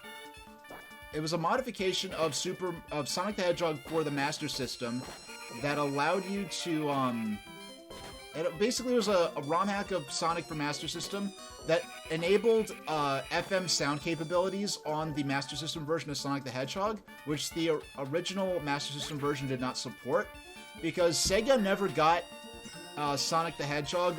They only got the 8-bit Sonic the Hedgehog on Game Gear. They did not get it for the Sega Mark III, which was the Sega equivalent, with the Japanese equivalent of the Master System. Come on, I want to travel. Yeah, it was. And the FM sound module was a Japan exclusive. So basically, the 8-bit version of Sonic and the FM sound module never crossed paths. And so I used my SD card to load that onto the Mega SG. Though previous times I played Sonic on Master System was with my actual physical cartridge. Then what was the other game? The other game I played using the SD card slot was. No, I can't afford these other things. You could buy power-ups to use later. This is so much. This is such a shame. That this, like, Super Mario Pinball for Game Boy Advance could have been as good as this, and it was just a really, I swear, Super Mario Pinball, or whatever they called it, that game feels like a weird bootleg game. It feels like a weird, high-quality, like a fan game almost. But yeah, I have that in my archives if you want to take a look at my experience with Super Mario Pinball. If you type in !VODs, I think it is, it brings a link to my YouTube channel where those, my most, like, 95 or to 90% of my streams are archived there in chronological order for the most part. But when it comes time to play a game that would cost thousands of dollars, like I played Pachinko for the SG-1000, the Sega system that predated the Master System. When I played that game is worth thousands of dollars for the original cartridges. I went ahead and just played the game on a ROM through the Mega SG.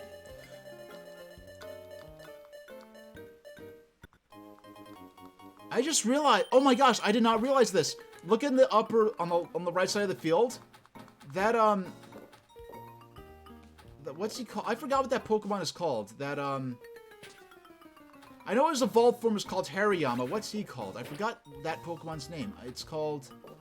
I forgot that Pokemon. It's from Gen 3, obviously, because we're playing Ruby and Sapphire era Pokemon here. For the most part. I forgot what he's called. But that you can control his punches with the flipper button. No, the one on the right, the yellow one. Not the one that Pikachu. The one that's swinging his fists up there on the ramp. Not Electabuzz. It's the fighting Pokemon on the right. There's... Okay, I want to look this up real quick. This is bugging me.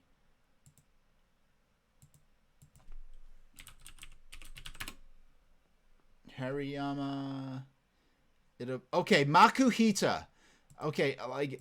Yeah, I don't know how I forgot that name, because I remember him... Yeah, Makuhita. Yeah, his name is Makuhita. Yeah, you can control his punches. I did not realize that.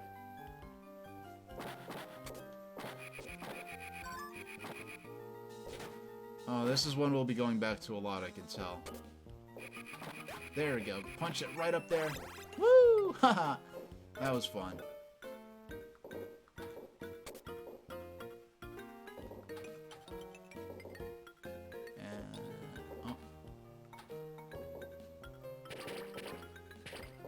Oh man, I could play that. I just considered, yeah, I could play Pokemon. Man, just the fact being able to play all my Pokemon games from Game Boy and Game Boy Advance on here. You're a Gen 1 guy. Yeah, I played. Yeah, I came on board with Gen 1. In fact, I mentioned this yesterday when I was playing Pokemon trading card game for Game Boy Color. I remember reading in like EGM 2. Before it was renamed Expert Game, I remember reading in EGM2 that like, oh, there's this this monster training RPG for Game Boy in Japan, and there are 2 versions of it, and you need to trade with a friend to get all the different monsters. And I'm like, oh, and it's become a huge craze in Japan. I'm like, oh, that sounds really cool, but even back then, I'm like, I doubt they'll ever bring that to North America. It was before it even became to be known as Pocket Monsters. They called it... No, before it became known as Pokemon. They were calling it Pocket Monsters still. Well, Gen 1 are spelled in that way. I think that... doesn't that specifically refer to, like, people who, like, will only play Gen 1 and, like, frown on the more recent games? Or any game past Gen 1 at that rate? Yeah, I thought that had certain specific connotations.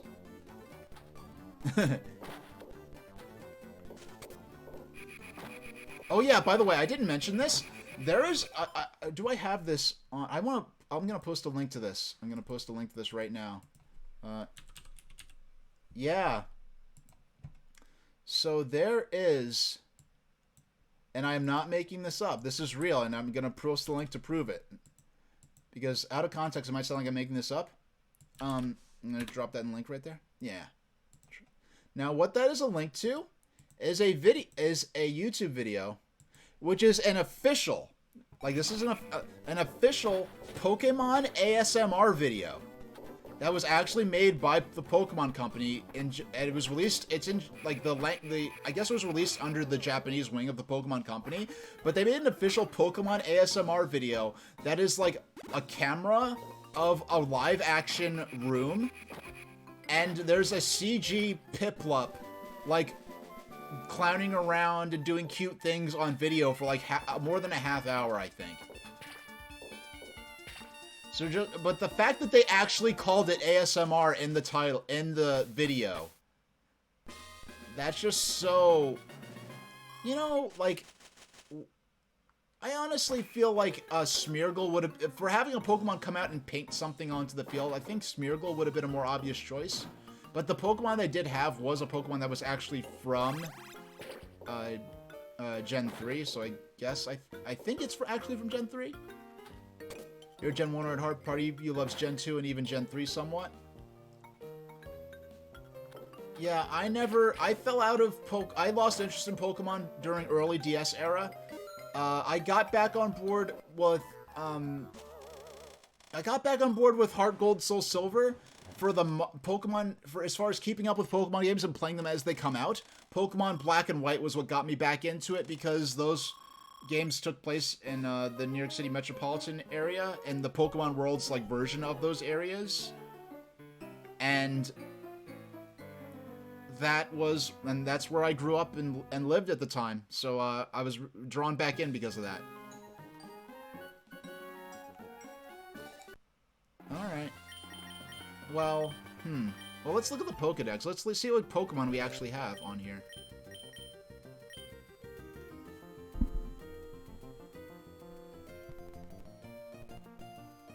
This seems a little quiet. I think this track is taken straight from Pokemon Ruby and Sapphire. So we have Mudkip, you have Poochyena. Yeah, okay. Black and White was when you dropped off the series until the Switch. That's interesting, because Pokemon Black and White, I really feel like they should have held on. It would have been tough to... But I feel like if Pokemon Black and White should have been developed from the ground up for 3DS, honestly. Because especially with the way that they designed Pokemon Black and White in particular to be kind of a soft reboot of Pokemon, to bring in a lot of lapsed players, to have a full set of 150 new Pokemon and everything. I feel like Pokemon Black and White probably should have... They should have waited for DS for that one. But I loved it on DS. Now, unfortunately, I was excited for the prospect of a Pokemon Black and White remake on a modern system. Unfortunately for me, the way they've handled the Pokemon Diamonds and Pearl remakes on Nintendo Switch, the way they've handled those, frankly, leaves me in a place where I went from being excited to what Pokemon Black and White could be like on Nintendo Switch to hoping that by the time they get to making Black and White remakes, that they reevaluate their approach to remakes, because the way the Diamond and Pearl remakes may be great on Nintendo Switch. But, however, it's also, I think I could say objectively true, that compared to they offer less than what previous remakes did. Previous remakes were a part of their respective generations. They were compatible with the latest mainline original Pokemon games on that system. And the Diamond and Pearl remakes really throw a lot of those conventions out the window. And I think it really demotes expectations for future Pokemon remakes. Now, that being said, they may still be fun. And a lot of people are having a great time with them. I'm happy for them. And I'm not going to be spending my money on that personally. And I hope that they get to making the more ambitious vision of Pokemon remakes when it gets time to do Black and White. You like Brilliant Diamond and Shining Pearl, but everything that makes it good was in the original. No, it's like if they never before made a remake of an old Pokemon game and Brilliant Diamond and Shining Pearl or whatever they called it, and if the Diamond and Pearl remakes on Switch were the first ever Pokemon remakes, I would not be having these complaints. But the previous remakes set the bar so high that it's very clear that compared to what previous remakes offered in their respective generations, this is not up to that standard. So hopefully Pokemon Legends Arceus impresses. If not, I'm going to bow out from modern Pokemon unless they do something really revolutionary. So, our next game, 23, 40, 16. Let's play one more game before we... Actually, let's play something a little more... Let's try something that I'm not sure how well this is going to go over or not, but we'll give it a shot.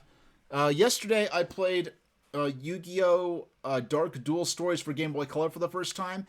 It was really not that good. It was a very disappointing... It was really disappointing in my opinion. I really did not like it that much. The graphics were not very impressive. They very crudely and poorly represented the trading cards in the game. The interface wasn't very good. I wanted to play it for, a half hour? I barely got through 10 minutes, and I ended up just pulling out and trying something else. But here we have Yu-Gi-Oh! It doesn't want to focus, but we have Yu-Gi-Oh! Eternal Duelist Soul for Game Boy Advance. Now, I was overage for Yu-Gi-Oh!, but being a nerd at the time and having fellow nerdy friends, they were all into it. And a lot of them were playing Yu-Gi-Oh! Eternal Duelist Soul for GBA. I was playing the Yu-Gi-Oh! Card game with my friends. I did not play Eternal Duelist Soul. I got this in GameStop maybe, what, 2016, 2015-ish, I was having nostalgic memories of, playing Yu-Gi-Oh!, the earliest version of the Yu-Gi-Oh! Card game with my friends, and Eternal Duelist Soul was a game I knew would provide a pretty effective, no-frills, good representation of the card game. So we'll play this for a little while. We'll play this for 20 minutes. We'll see if we can get through a single duel. And, wait a second. Okay. We might have to turn down the volume a little bit. Yeah, GBA games, the volume varies a lot. If the volume is too loud, let me know, and I could turn it down a bit. If it's too quiet, let me know, and I can turn it up a bit. But, so we'll go through this, see if we can get through a single duel. I only played, I think, one duel on this cartridge, and I do think I did reset the cartridge from scratch, so I could play a fresh file of my own when I got this. To start the game, you need to select an initial deck. You have three choices, and you won't know... You have three choices, and you won't know what you get until after you've made your selection. Therefore, there's no point in having three choices. They should just say, we'll give you a random deck, but whatever. Okay, choose carefully. Let's choose the black one.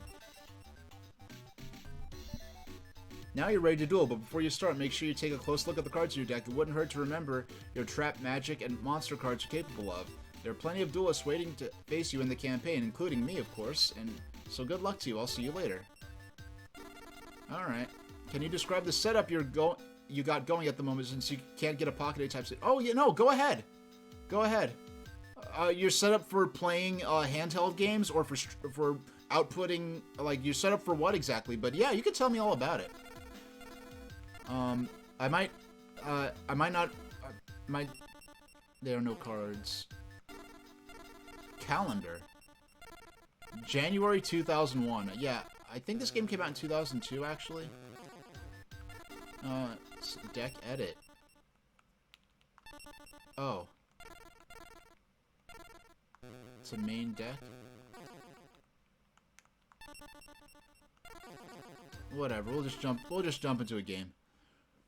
For GBA and GBC and GB. Tia Gardner. No, let's fight Yugi. Hi, I'm Yugi Moto. Did you just start playing Duel Monsters 2? Now in this game, you'll get all kinds of cards when you win duels. That's why you want to face as many duelists as you can. The more you win, the more powerful your deck becomes. Well, the more you win, They make it sound like your deck itself is going to level up. Is there a mechanic like that where the cards themselves level up? Alright, I'm just going to close my eyes and pick at random. Oh, we picked scissors. And we won. Oh, we get to choose whether we want to go first or second. Duel.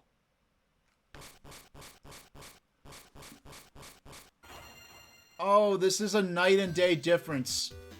And this is a night and day difference compared to Dark Duel Stories. Oh no, yeah, you could talk about your setup for GBA, GBC, and GB. So yeah, I could see their attack and defense before I even pull the cards up. Card view. Thunder. This monster stores electricity within its body, unleashing it with lethal effect. Claw Reacher. Stretching arms and razor-sharp claws make this monster a formidable opponent. Oh, you have the Summon Skull right from the start. A fiend with dark powers for confusing the enemy. Among the fiend-type monsters, this monster boasts considerable force. Now you have a GameCube with a Game Boy player hooked up to a CRT with the action replay disc that allows you to boot into the Game Boy interface. So you're using the Game Boy interface is actually a better version of the official Game Boy play. I've never heard of the Game Boy interface with the Game Boy player. I do know the idea that an action replay disc can allow you to use the Game Boy player is something cool, because I know a lot of people have a problem where they can get a Game Boy player, but the disc is hard to find. Like, I know for a couple of years, I somehow lost my disc for my Game Boy player, and I was really worried I wouldn't be able to find it again. Turns out it was just in a case, in a different game case, and I put it someplace perfectly sensible. I just overlooked it. And for a controller, using a GBA connected via link cable to the GameCube. No, I used my purple GBA and later my SP. That was the main controller I used for playing Game Boy Player. So the disc is hard to find and the video quality is horrible. Yeah, tell me about this GB mode. Is that something that was intended for developers? I'm really interested to hear about this. The Wandering Doomed, a monster that wanders the edges of the netherworld. Now, these are effect cards. So, now, I think the big deal about this game is that unlike Eternal Duelist Soul, which, well, it was terrible in any way, I mean, I'm sure it has redeeming things, but I can't get into that now, but this uses the actual rules of the official card game, whereas Dark Duel Stories, like, they simplified and altered some rules to facilitate making the Game Boy Color game. 700, okay, 7. So I'm gonna, wait, so how do I summon something? How do I... Oh, wait. Oh, so did I just draw? Main phase 1. Trapple. The attack of a monster summoned by your opponent, including special summon, is 1,000 points or more. The monster is destroyed. Yeah, so let's set that. Now I played this game. I know these cards, but I'm gonna learn a lot of these. So you could GBI. You had to load it onto an SD card, no mod required, and use an action replay to boot GBI off the SD card. GBI's community-made improvement over the official disc software. Okay. Well, it's funny because, you know, when they announced the GameCube, they announced an adapter that would let you use SD memory cards as memory cards that would fit. They'd let you use your SD memory cards in the slot of a Nintendo GameCube to save your games on, and that product never came out. And if that product actually came out, I bet it would make what you're doing a lot easier to pull off. So Battle Steer. Bull monster often found in the woods. It charges enemy with a deadly pair of horns. Yeah, he has horns, but he also has a huge, like, trident, so I'd be a little more worried about that. So we set... how do we set a... So we could set... Yeah, let's set that. Now, what setting is when you place the card face down in defense mode, the opponent won't know what it is until you attack it. Now, there's some elements of the Yu-Gi-Oh! Card game, especially earlier on in its history, where I very much feel like, okay, these elements of the card game were clearly intended for dramatic purposes, and not because anyone actually... Like, the idea of cards being face down and not being seen until they're attacked, the idea of the way trap cards work, I'm like, I don't think these were really ever intended... These were intended for dramatic effect in the manga. I don't think they were ever really considered as part of how a real trading card game would work. So I remember the first rule set of Yu-Gi-Oh! In the version that they released in North America as far as the card game goes, there were a lot of unclear rules and weird, like, situations you could get into during a game that the rules didn't quite account for, because I feel like these cards were made for dramatic effect. Some of the effects, now they worked, not for playing in a dynamic manner. Like, if you're writing a scripted card game between two fictional characters, you control what cards they have, what cards they can play against each other, so you don't think, oh, what's this card gonna do against this other card? Girofre. This monster's tough hide deflects almost any attack.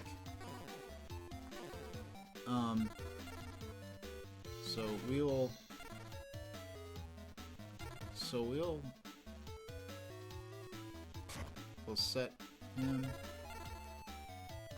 Actually, no, I want to look at, what's this card? No, he's not more than 1,000. Yeah, okay, that's that guy. Yeah, we were actually on stream, we were reading. I want to get back into doing some more magazine streams. That's going to be something I'm going to enjoy a lot.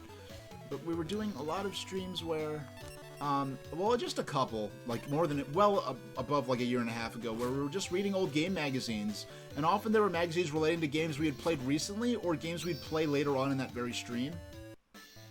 Your opponent summoned a monster. Do you wish to activate?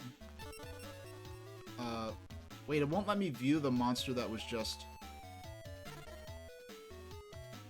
I do believe that was over 1,000. Link 1, yours trap hole. Resolving. Okay. Yeah, it didn't...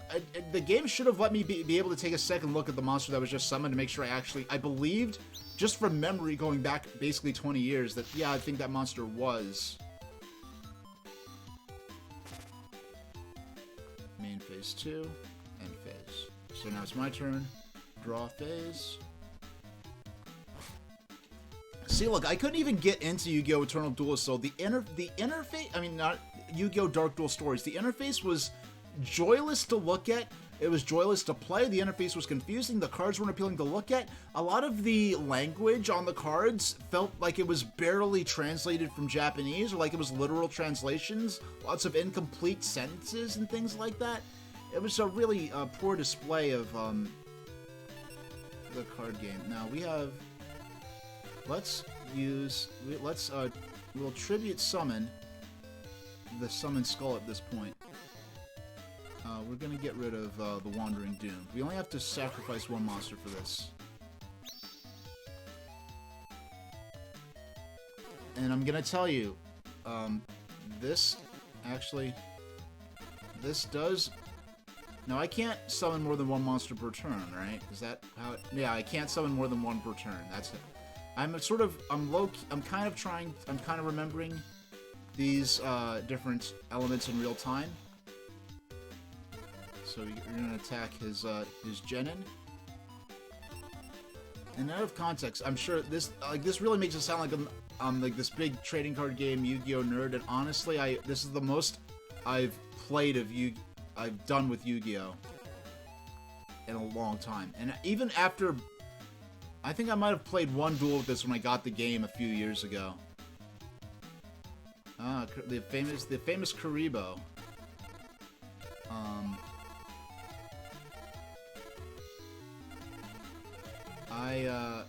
Yeah, this is going to be... Okay, so... Oh, it's still our turn. We have to end the turn. Okay. Yeah, we're gonna complete our turn here.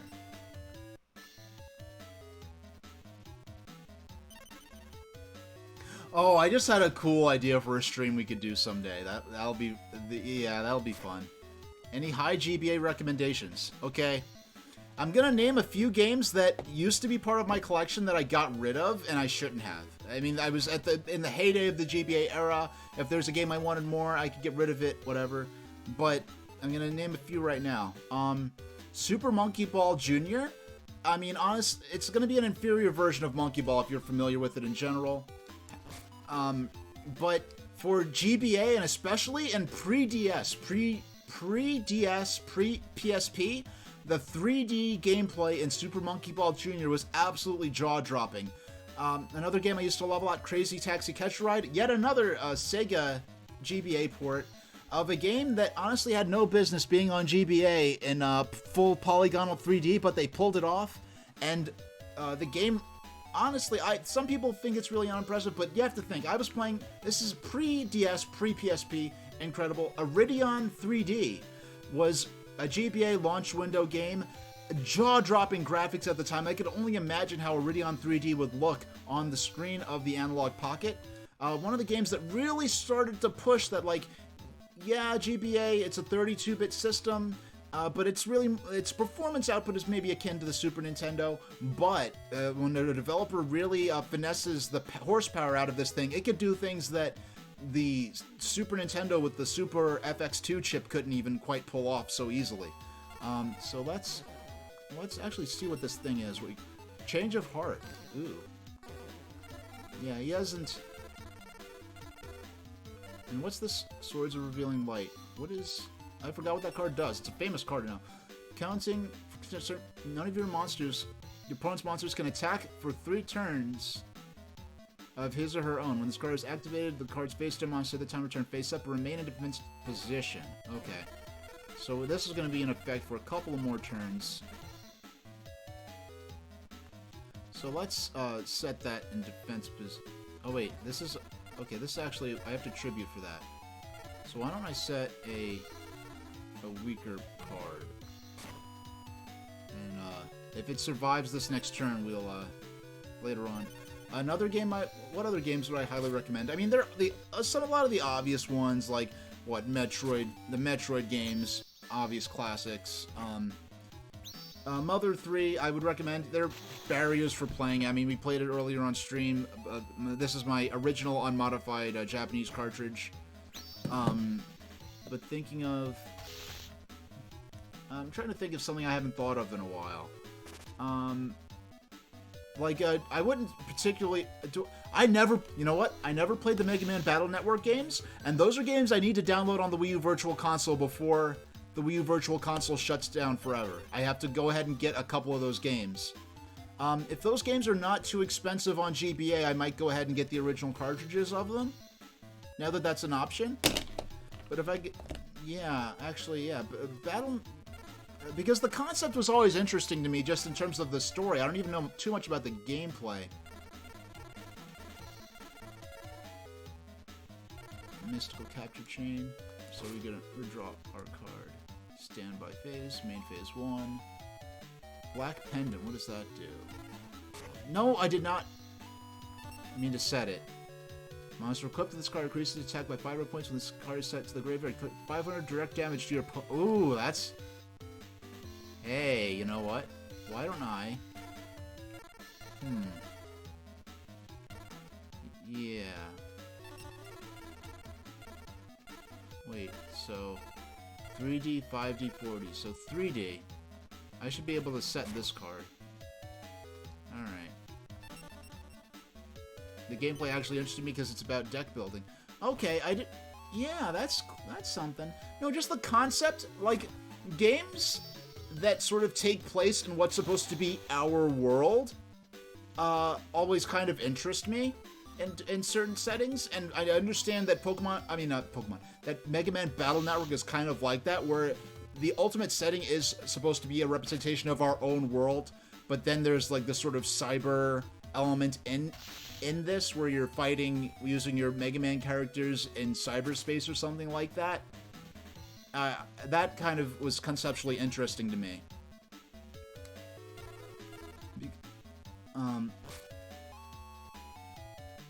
Okay, so let's see what I drew. So, that should disappear after this next turn. Hourglass of Life.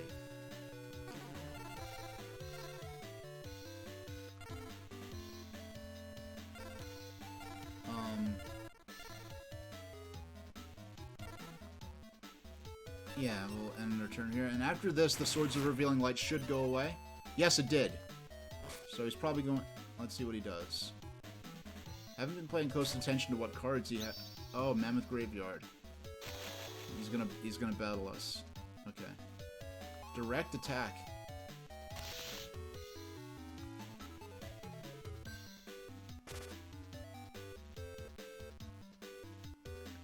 How is he... Did he use a magic card to direct attack us? Oh no, not my summon fodder. We'll have to let's see what we drew. You know, one thing I liked about Pokemon Trading Card Game, it showed you what you drew immediately. Blue-eyed silver zombie. Okay, how about... Okay. We're putting him in attack position. Okay. We're going to...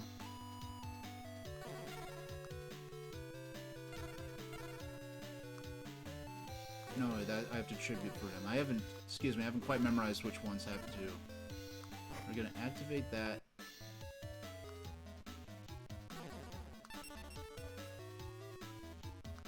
Alright.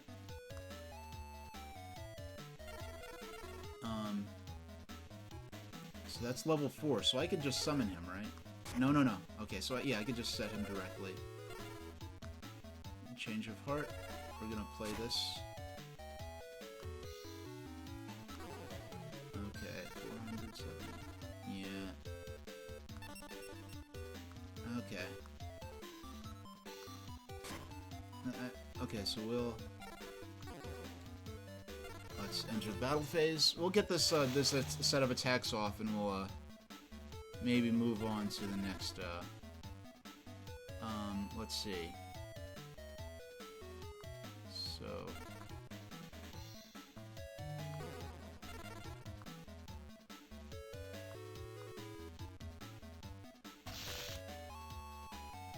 Okay.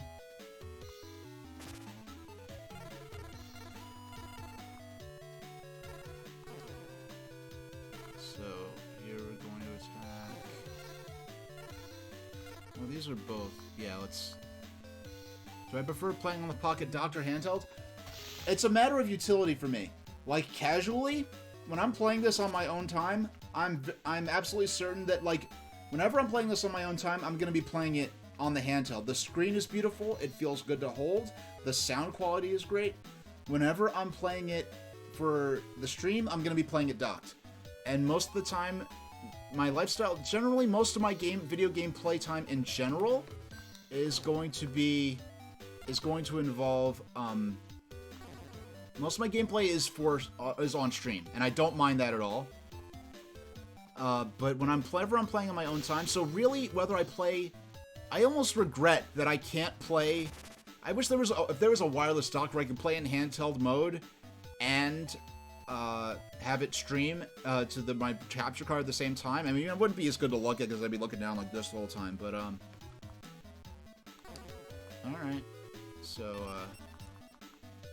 main phase 2. All right. Let's see what he does now.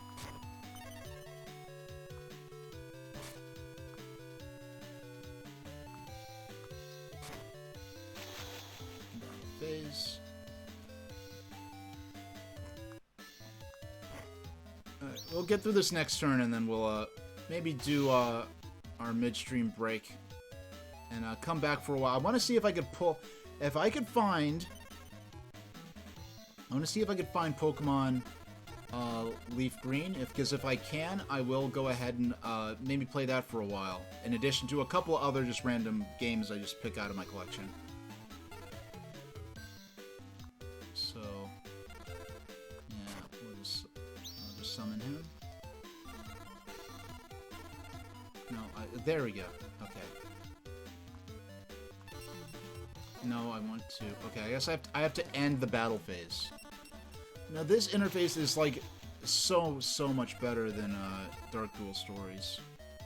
One goes 200, and he is. No, I would lose if I did that. So I'm gonna attack this defense card. Hopefully it's nothing too nasty. Oh, it's possibly an effect card?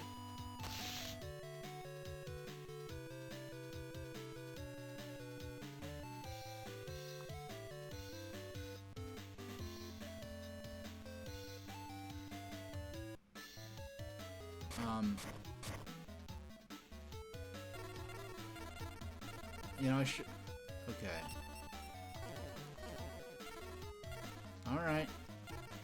Alright, so that's that. Let's go ahead. That was fun. Like, see, I was worried if, like, Pokemon trading card game, I knew it would be fun. I wasn't sure if other trading card games I could do those and have fun on stream, but not have a massive drop-off of viewers, but apparently it can work. Just Yu-Gi-Oh! Dark Duel Stories was just a poorly presented game.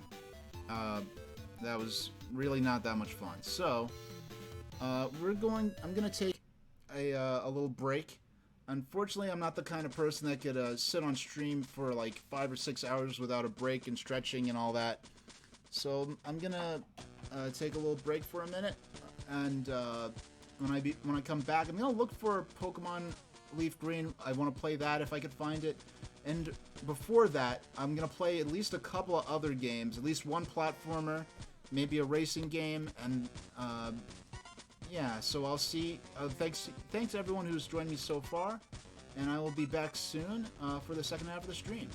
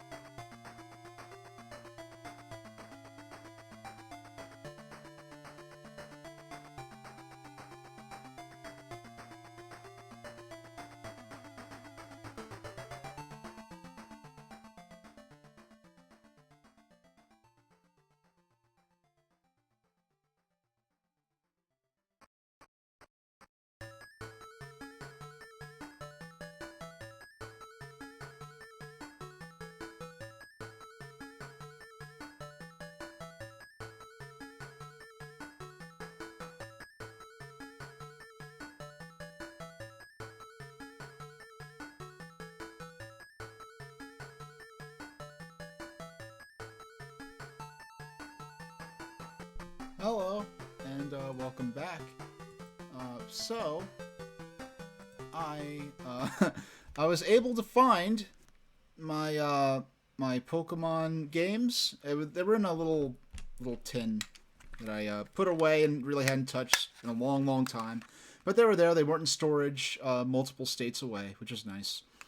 So as far as stuff the Analogue Pocket can play, I already have my copy of Pokemon Silver that from Japan. That was actually, I had back in '99 when that came out. I somehow have my 2 copies of Pokemon Gold. I do not know how I have 2 copies of Pokemon Gold in English. And I actually didn't have Pokemon Gold in English till after the fact, such as it were, until around 2004 or so, or 3, or 2, or something. Somehow I ended up with 2 copies. At least one of these I have changed out the save battery on. I might have to change it out again by now, but I have the means to do that. Now, for the GBA stuff, we'll be eventually this is my copy of Pokemon Sapphire.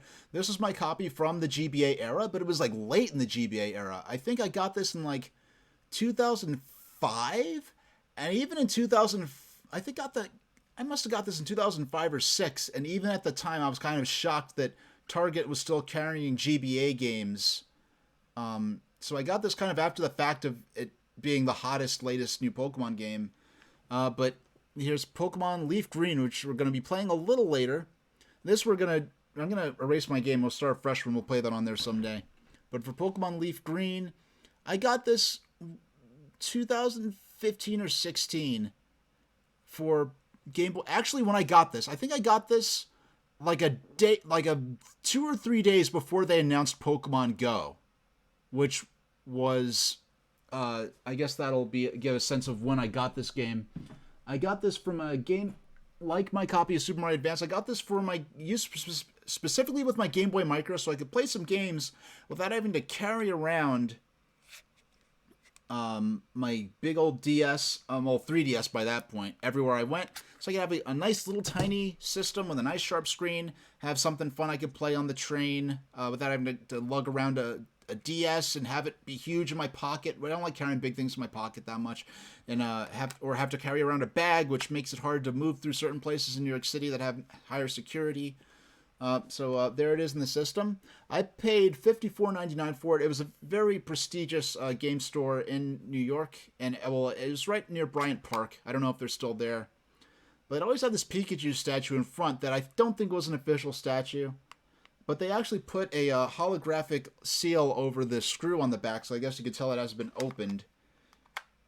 So I only got through about to Mountain Moon in this. And one thought I remember having while I was playing through Pokemon Emerald, it was through Pokemon Leaf Green, is that, what is it? I said Pokemon Emerald. Gush on Games was saying, no, I never had Emerald. I never really played third versions. They had Ruby and Sapphire, so I just went ahead and got Sapphire. And if I play the main version, I really don't go ahead and play the any third versions or later releases. So I got to Mount Moon, and this game has a particular emphasis on tutorials and having lots of in-game help features to help players through the game and understand certain mechanics.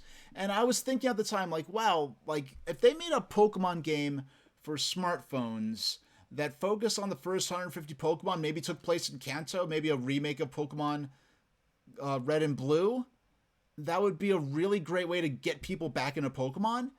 And a couple of days later, Pokemon Go was announced. And then later they made Pokemon Let's Go Pikachu and Eevee, which was even more specifically what I was imagining. So I've played the original Pokemon Red and Blue, but this is my first time really playing. No, excuse me. Actually, no. I'm thinking too fast. I'm sorry to tease anybody. I started talking about the games and then I just popped it in there. I'm gonna save that for the end of the stream, the last a little while. What I'm gonna play right now is, and by the way, I did get my alcohol and Q-tips and clean this right before. Let's play a little Rayman, like a half hour of Rayman 3. I had Rayman Advance was the first game I actually had for Game Boy Advance, Rayman 3 I got around 2004 or 5. It's called Rayman 3, but effectively what this is kind of a... It's basically a 2D sequel to the first Rayman that never existed, kind of. It looks like I have to turn the volume up on this a little bit. If I need to adjust the volume lower or higher, let me know. So they're using sort of some of the ideas from Rayman 3 for the home consoles, but this is basically Rayman 3 if Rayman never left, you know, the 2D era.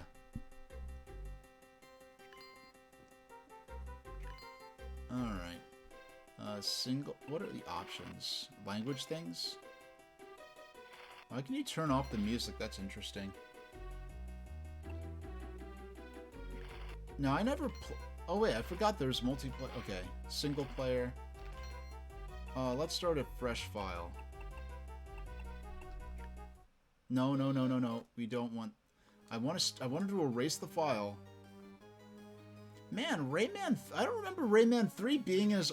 I remember Rayman 3 being a much... I remember Rayman 3 being like a 2003 or 4 release. I don't remember it being a 2002 release. So... I'll start the timer. English... Okay, erase. There we go. We'll erase this bottom file. All data will be lost, yes. The top file is the one... Glowbox, you know, that dark lump, swallowing that dark lump wasn't very clever. I know you wanted to save the teensy skins, but that's going too far.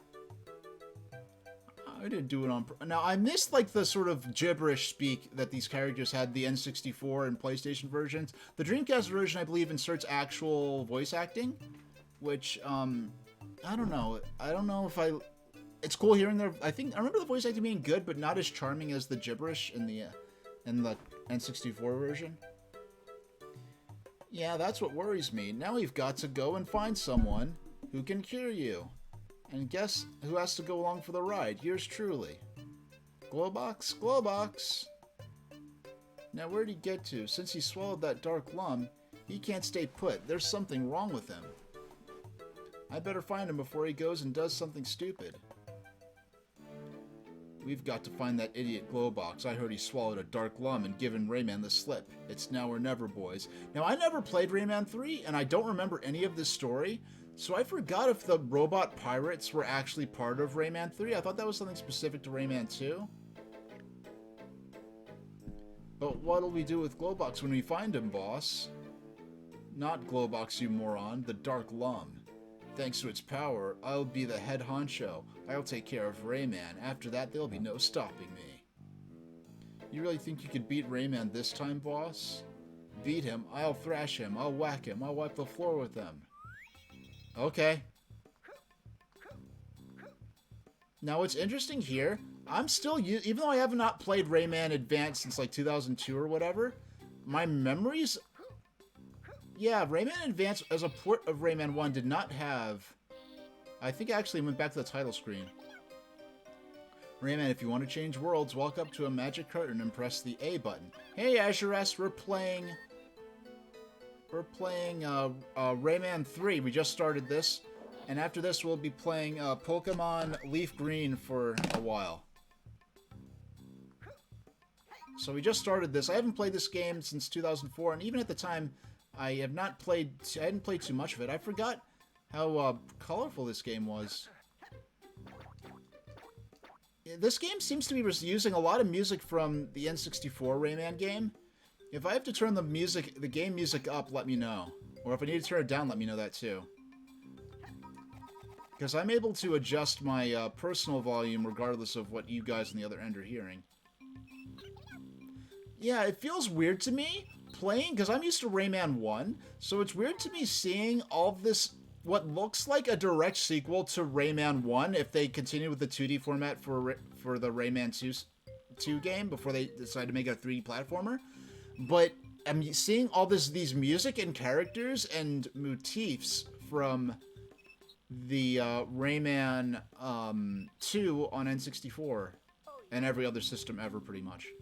Hi there, Murphy. I'm looking for Glowbox. Have you seen him? Yeah, I've seen Glowbox. He's put on weight, hasn't he? Yes, that's because he swallowed a lum. No fooling. What a crazy thing to do. He went over that way. Be careful and don't forget to grab the yellow lums and smash the cages to boost your energy. Where's the... Okay, this alert keeps popping up. It's distracting. I'm just going to ignore it. Lums smash the cages to boost your energy because you're going to need it. Thanks for the advice. If you need help, just walk up to the magic stones. This is a little too much. This is the volume needs to go up a bit. How's that? It's not drowning out my own voice, is it? If it is, let me know. I turned it up very slightly. But if that makes the difference, then great. I don't know. It's something... there's a lot of... There's too much tutorial for a 2D side-scroller, I feel like. Because there's all that... I feel like a 2D side-scroller... I mean, that was the very beginning of the game, so... But no, the game is absolutely gorgeous. I honestly forgot the game was this pretty. And I forgot that they reused a lot of music from Rayman 2. I don't know if Rayman 3 on the home consoles uses all this music. Huh. And I never played... at some point I need to play the Rayman games that were on the Rayman Origins and Legends. Because I played the 3DS demo of that, and I don't know how, I guess the home console versions are like this, but you run right and left by using the bumper buttons and not the D-pad, and I hated that so much. And what made it worse is the only version I ever played it on was the demo on the 3DS, and 3DS is not a system where you should be using the shoulder buttons of all things in order to make the game go as a primary, like, directional control. And part of me is just like, oh, am I just being offended because it doesn't control like Super Mario Brothers? But yeah, I just did not like the way it was playing. Maybe on home consoles oh wait, there's a cage here. There we go. Oh, there's stuff down here. It's not... Oh, it is a bottomless pit. Doggone. You could hear the characters' reactions, but not much of the music. Alright. Is that better? Don't forget the green lums. If you're unlucky enough to die, you'll reappear next to the last green lum you obtain. Pretty handy, huh?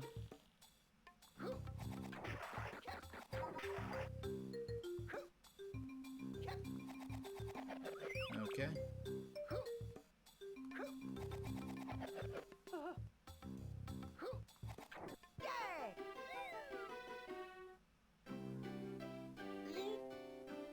Yeah, here's Lee the Fairy. It's odd to be seeing Lee in a 2D Rayman game. I forgot all this was in there, because Lee was not in... She was added in Rayman 2.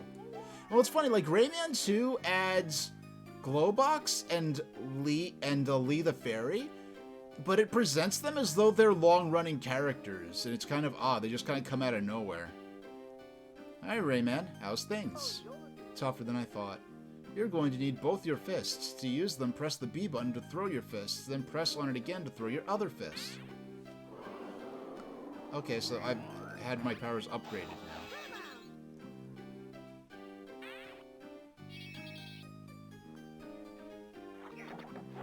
now. Okay. Yeah, Rayman is, he's kind of like a door worm.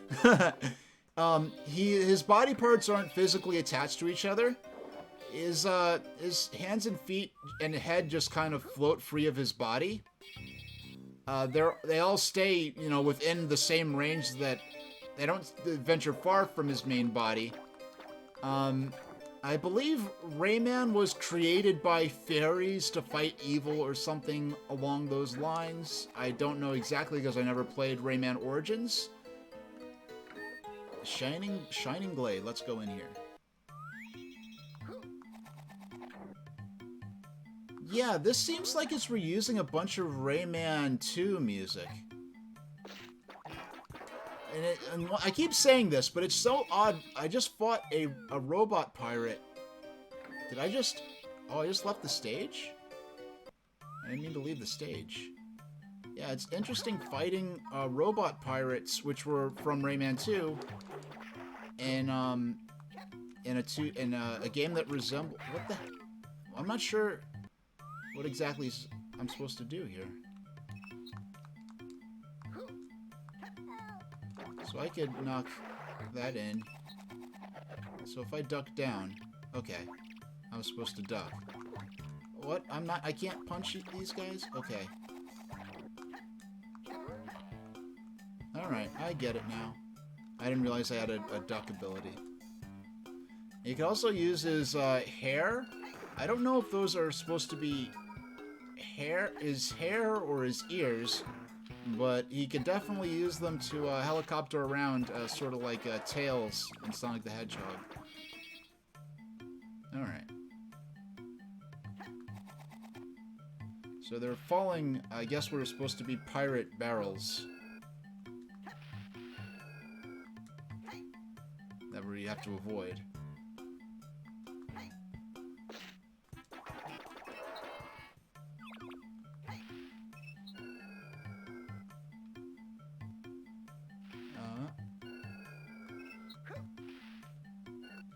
Oh, no, we're not doing that. Okay. Yeah, really smooth animation on the character here. I feel like Rayman Advance, just from my memories of it alone, took a bit of some compromises, because Rayman Advance was a port of, okay, I don't know if it's a problem with this D-pad, but it's very difficult to crawl and stay still. Yeah, this D-pad is so sensitive, it's very difficult to lean down while staying perfectly still. And that's a problem. So we're gonna have to go through all that again. Oh, there's some hot dog plants in the foreground there.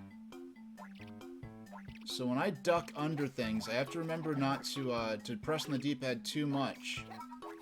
I'm using the 8-bit Do SN30 Bluetooth gamepad. You do need some kind of external controller. Any USB controller seems to work with this. Bluetooth controllers with a dongle will work, but if you have a controller manufactured by 8-bit Do, those do not need a special dongle. Now, I've had connection unreliability problems using the wireless mode with using the analog dock. So I'm using it hardwired into the dock with USB-C. I never had that problem. I played about 4 hours of Nintendo Switch gameplay using the SN30 Pro, and I did not have any connection problems there. So I can't say for sure if it's a problem with my dock or a problem with the controller.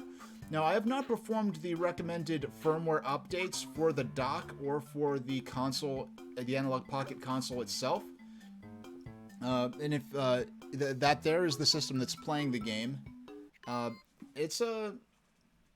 now this plays original handheld games from the original cartridges. So there's a cartridge right there, and there it is running on the unit. The game looks absolutely brilliant on the system itself, but since we're one of my main reasons I wanted this unit was to be able to stream directly from the real cartridges. I'm just going to drop it back in the dock, and we'll keep on playing.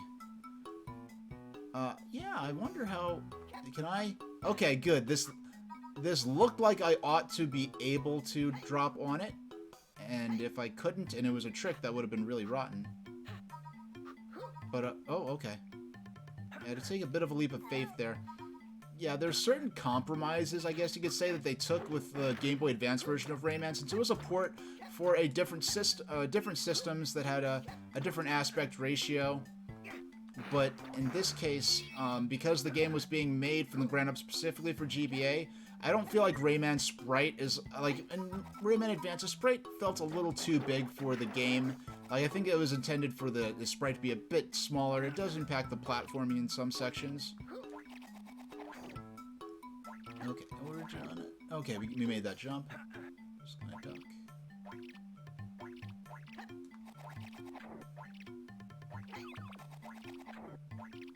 I can't say the music is fine, but I can't say that this is maybe the most appropriate choice possible of music for this particular level.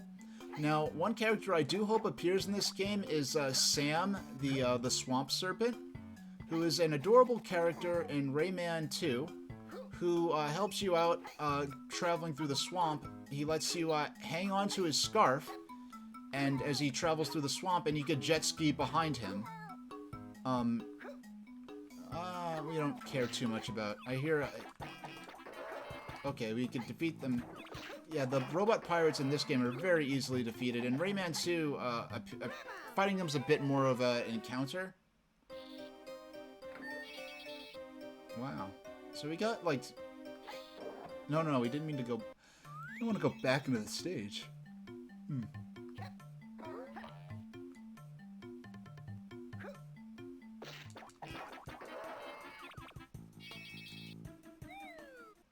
going to move on to the next stage.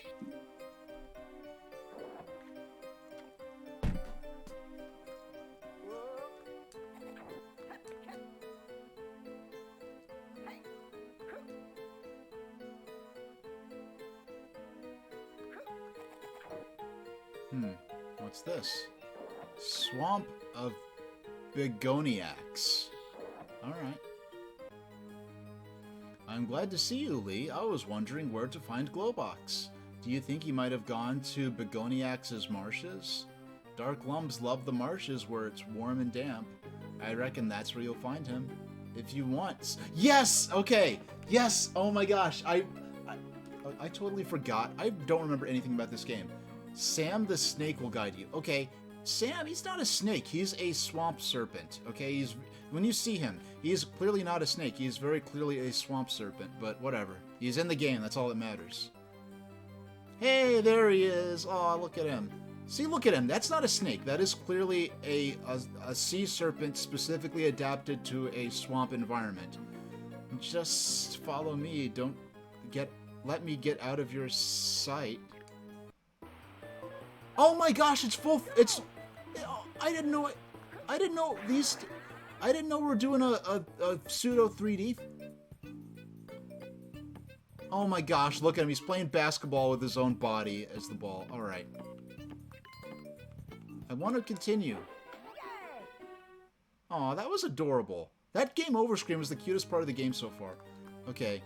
I had no idea that I was about to play a suit, and this is how it works in Rayman 2 on N64, but because that is a... I can't figure out the controls. I can't figure out what's happening.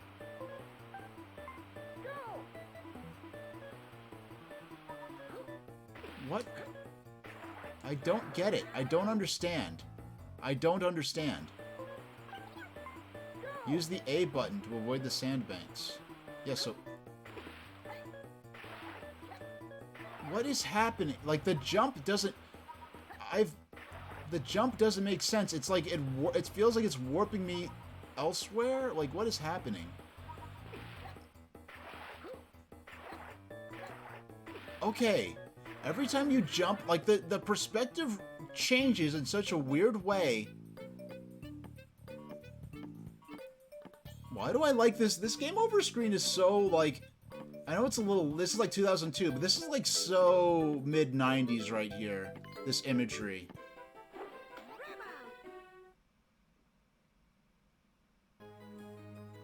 Alright. Like I don't know what they did, but whenever you use the jump button, the perspective goes bananas, and I can't follow... Like, see, look, the sandbar's coming up, I'm gonna jump. What kind of nonsense is that? I can't... It's like the environment is not lining up with... I don't get it. So I'm only going to jump when absolutely necessary. This is difficult in ways that... This is so bad and so weird that I'm almost tempted to question if the system is running this accurately somehow. You fired up Battle Network. Use the A button to avoid the sandbanks. Look at what happens with my perspective. It's like the whole map, like, shuffles to the side. I don't know. I don't know.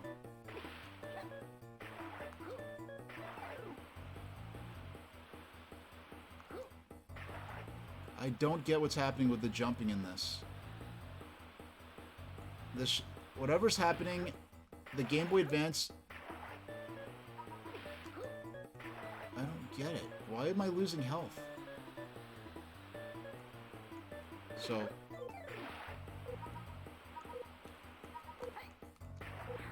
Why? Jumping is making me die. But I like the mode.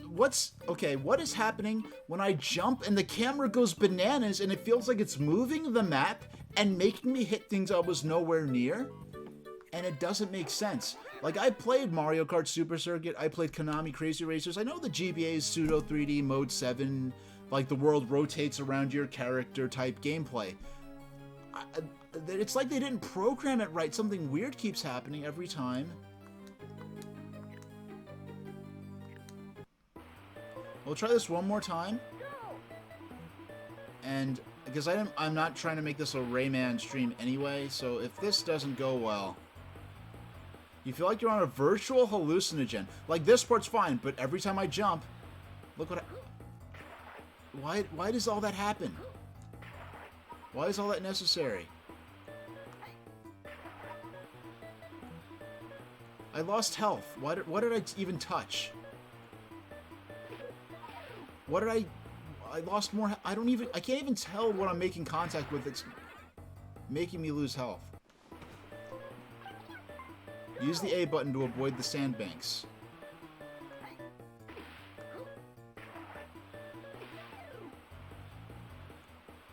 Why? The game was so good up to this. Why did... This is such a shame. I'm actually upset. I know I had to have gotten past this. I know I got past this back in the day, because I remember other stages I played, and they died again. Okay, this is our last life? Okay. Okay. I was specifically looking forward to meeting this character in the game, too.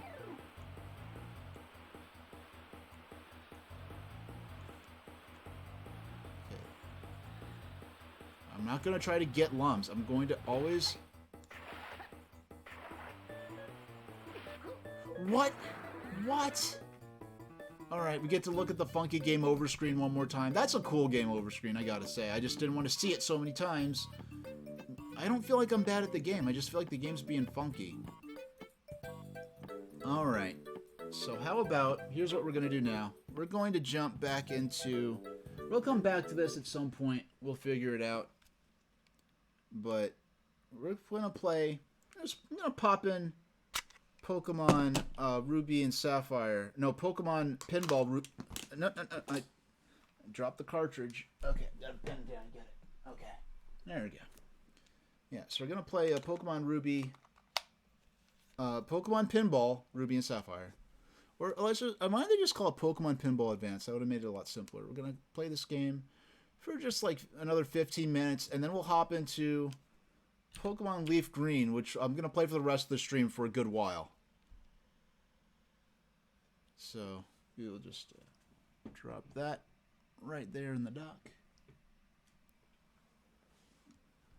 And play cartridge.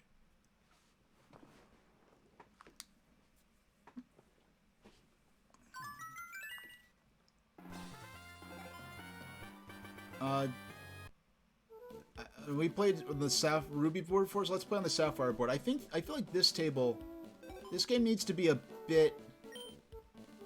Let's go with normal ball speed. I think this game needs to be a bit louder. How is that? Is that good volume for Pokemon Pinball? I'm using the visualizers on my broadcast software as my guide. Yeah, because I showed off the Ruby board before. I wanted to show off the Sapphire board. But this is a game I'll be using as a warm-up game, definitely. This is a nice, fun warm-up game. Something you can play for a minute and then just swap out the cartridge straight to the next game. Yeah, and of course there are different Pokemon on each board that you can catch.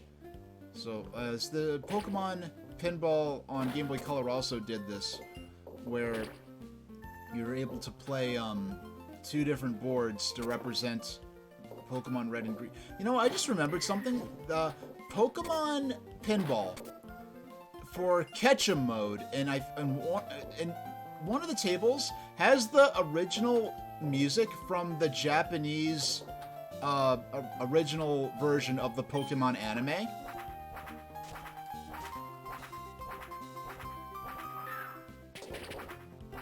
Yeah, but this should be nice and relaxing. Oh, this is a really nice and comfy game. Now, I do regret... This actually makes me regret that NES Pinball was never released as a GBA cartridge.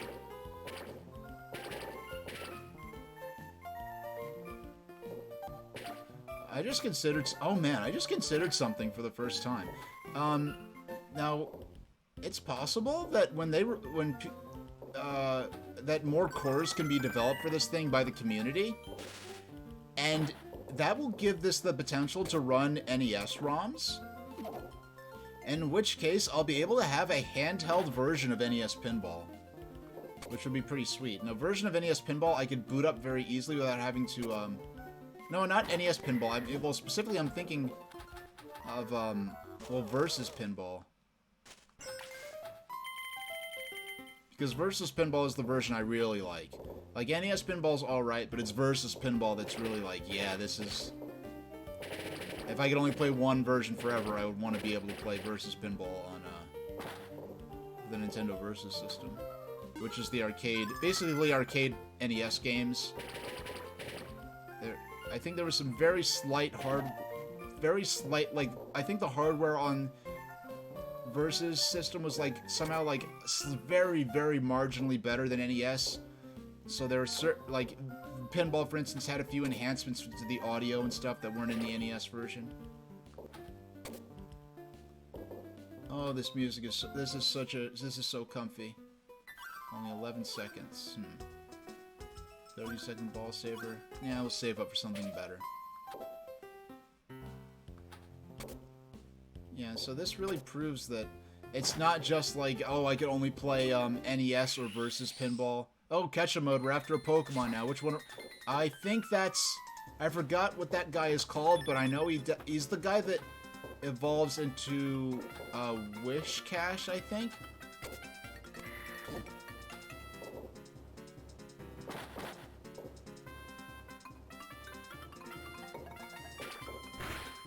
Okay, we have to hit those bumpers on top, the Shroomish bumpers. Shroomish is the name of that Pokemon up there. Now, once we, now he's appeared on the board, we have to hit him with the Pokeball enough times. I think if I was able to upgrade my ball to, like, the Great Ball or Ultra Ball, I could do it in fewer hits. What's that Pokemon's name? I forgot. Barbroach? Yeah. Barboach. I don't know. Okay.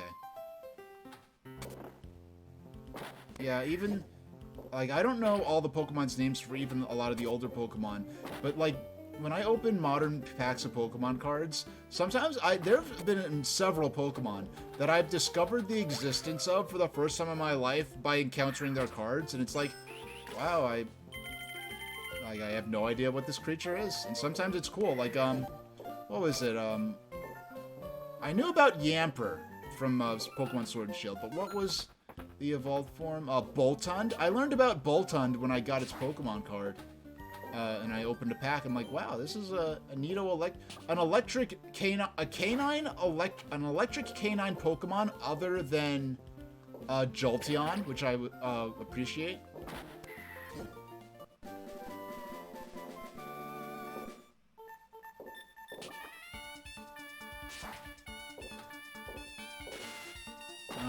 So travel, basically in the boards, we're in different zones, which I guess represent different cities and locations from the Pokemon Ruby and Sapphire RPGs.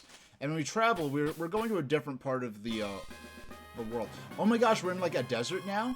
So maybe will we get to encounter the Trapinch or Flygon or Vibrava? Because the Trapinch line are among my very, very favorite Pokemon. Start slot. Yeah, and after this, we'll pop in Pokemon Leaf Green, and I'm familiar with the original the original Pokemon Red and Blue, but I've never played through Leaf Green, so I'm actually it's kind of a cross between re-experiencing something and experiencing it for the first time.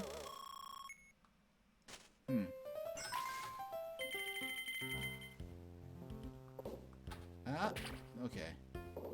So we want to activate Ketchum mode. I just forgot. Oh no, we have to launch the ball into Wilmer's mouth to activate Ketchum mode. That's what's going on. There we go. We have to do that a few times, I guess. We don't need...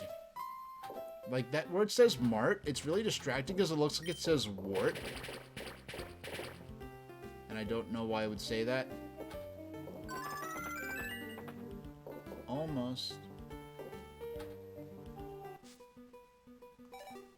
Yeah, we're really good at launching into the shop in this game, at least. Oh, the catch is lit up, so we have to get the Pokeball into Wilmer's mouth. Almost.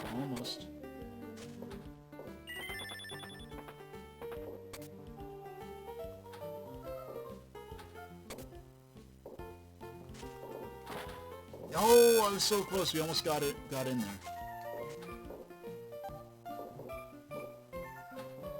Oh, so close. Yeah, a good pinball game to me, like, it balances the help. Yeah, we got it. Come on, give me Trap Inch line. Give me Trap Inch. No, that's not Trap Inch, but it's something, and we're gonna catch it. No, that's Medicham, I think that Pokemon is. So let's go ahead and try and catch it.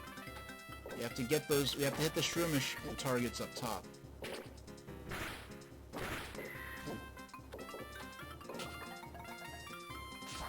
We have a minute and 37 seconds to. Okay, we got him to appear. We just have to hit him with the ball until we spell out the word catch. C-A-T-C-A. One more. Yeah, we got him.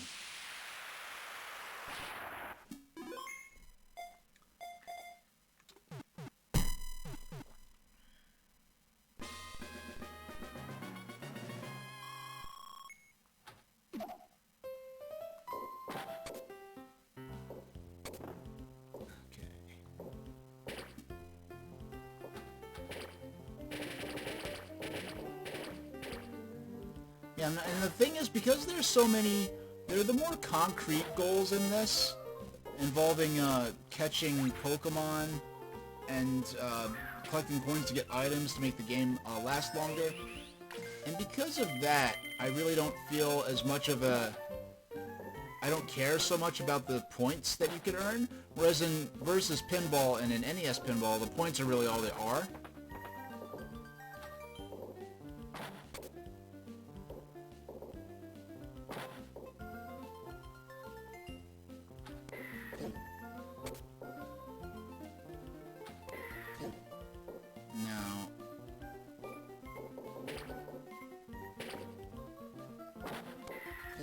Okay, oh, so I never did... Okay, that's how I activated travel. I forgot what those acorn-like Pokemon are called. I know that they... I think that's the beginning of the Nuzleaf line, but I forgot what the first stage is called.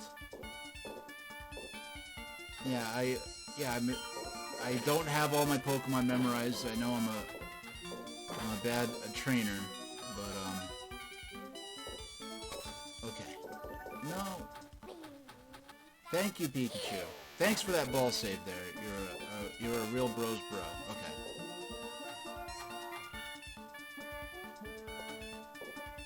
There.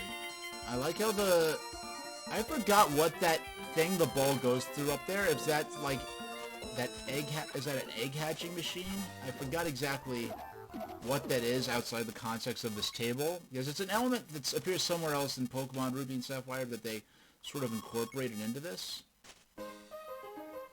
Alright.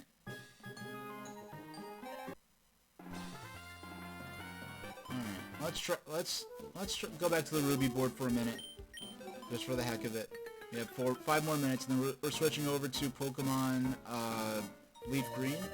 And I'm going to actually change my stream title at that point, because I'm going to be playing that for the rest of the stream. And that's a game I think people might take a lot of interest in. I'm also going to not take a real break, but just get up and move around and stretch a little bit.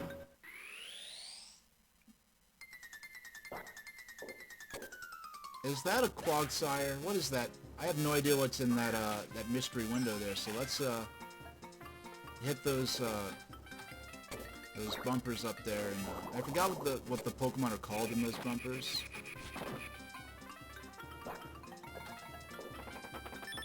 Now, if I went into there with less momentum, what I could have done, I was trying to get so little momentum that the ball would fall down into that little area with the targets that I'm going for at the moment.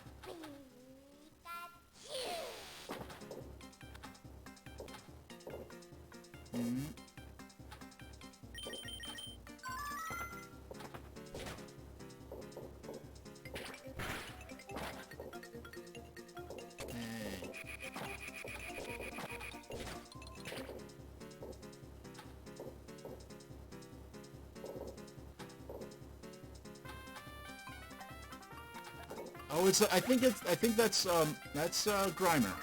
I know what that is. That's Grimer. I couldn't tell because Grimer has a bit of an amorphous body shape. It's just a big blob. Okay, now we should at least... We have less than a minute, but at this point we should be able to at least get him to appear on the board. So we can knock the ball into him a few times. 1, 2, and one more. One more. Come on, be nice to us. There we go, we got him. So even with only a couple of minutes of gameplay left, we're still able to get a lot done.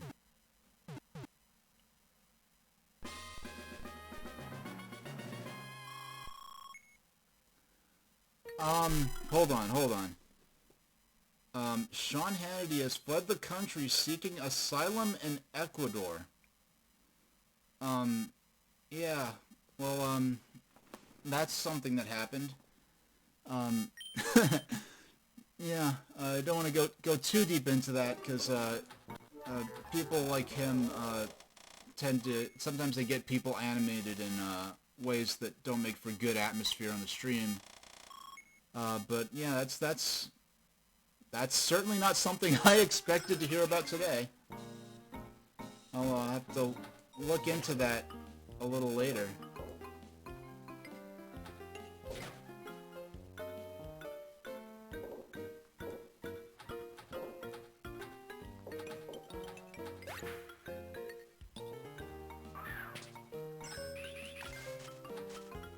Yeah, the game is more fun, you know, because, you know, the games have rules and actually have to make sense, whereas people in real life tend to do strange and baffling things that don't make much sense.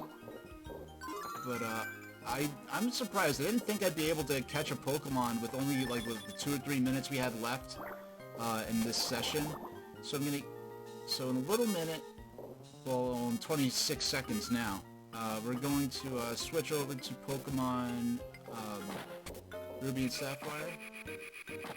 No, not Ruby and Sapphire. We're going to switch over to Pokemon Leaf Green. I'm not used to saying Leaf Green. Now, it's kind of funny because, well, we'll talk about it when we actually start the game up. And we're almost on time. 5, 4, 3, 2, 1. And that's time. So let's save. And they're really good about, in Pokemon Pinball, they're really good about letting you turn on and jump right back to where you were at. So what I will do, hey, Feliz Navidad to you too, Azurest. Let's see. So let's just pop the game right in. So here's the next game we're playing. Just gonna drop it on in there. Well, turn the system on.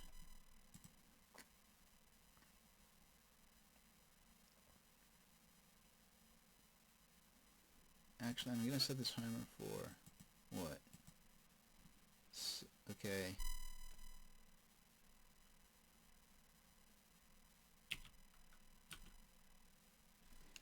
Yeah. If I measure this right, I know right about when we'll be ending the stream. So I'm just gonna boot the game up. I'm gonna drop it right there on the dock. I'll let the demo run. And I'm gonna change the name of... So we can go.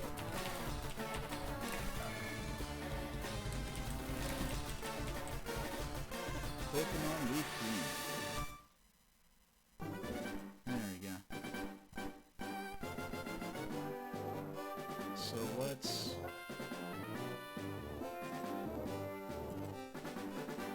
Alright, so I'm just going to stand up and stretch briefly.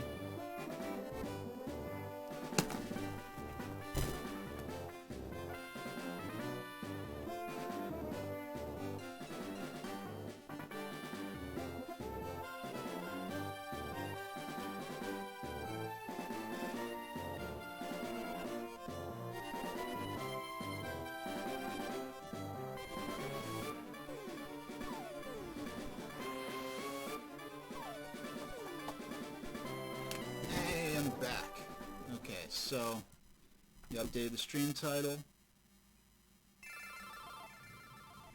My mic got messed up. What does my mic sound like now? What happened to my mic? Hold on. I have to try something real quick. I have to listen to my own stream to see what it sounds like at this point.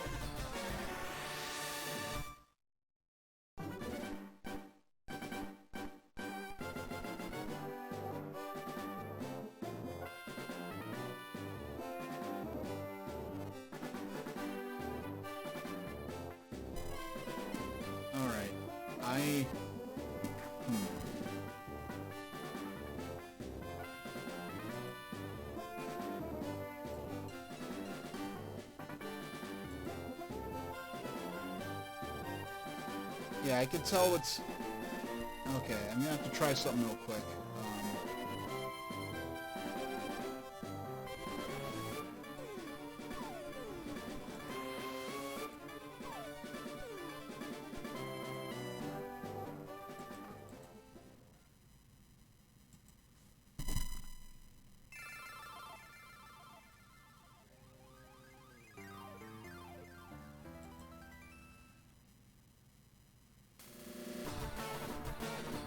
Okay, I'm doing another test real quick.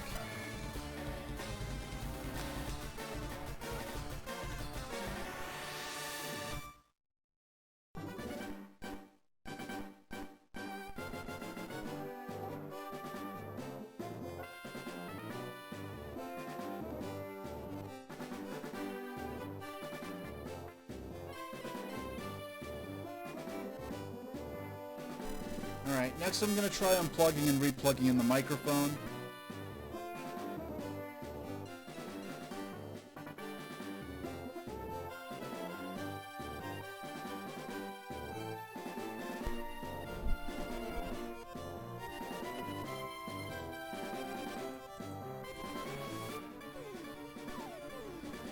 Hello? Hello?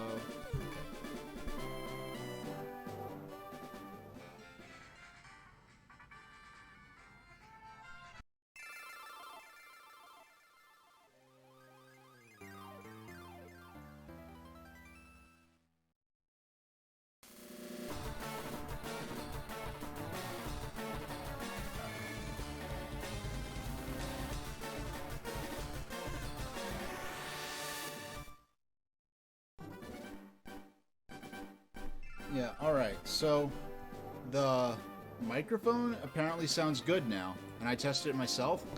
However, now I have no sound going to my headphones. So it's like I can't have everything at once. I don't know what's going on with that. Alright, I'm going to try plugging this into the computer. See if I can get sound that way. Alright, so if I...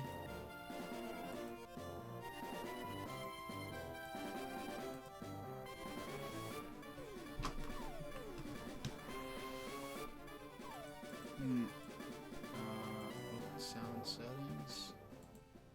Device. No, I did not. I just significantly messed with the sound. Now I just need to... I don't know how I could have these problems when, like, I've been... messed up again.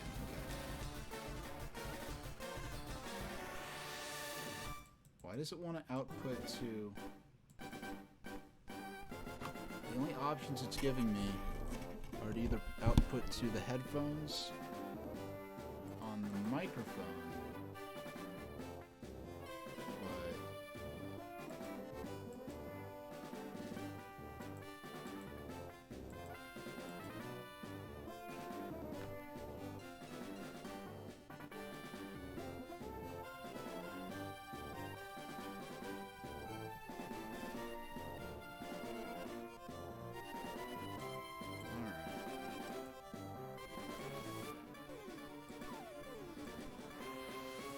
But I'm gonna try something real quick. I just want to open up Game Capture HD.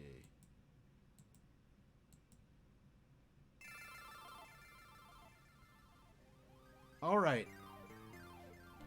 All right. I can hear. Okay. This is. I can hear again. And I just want to see if.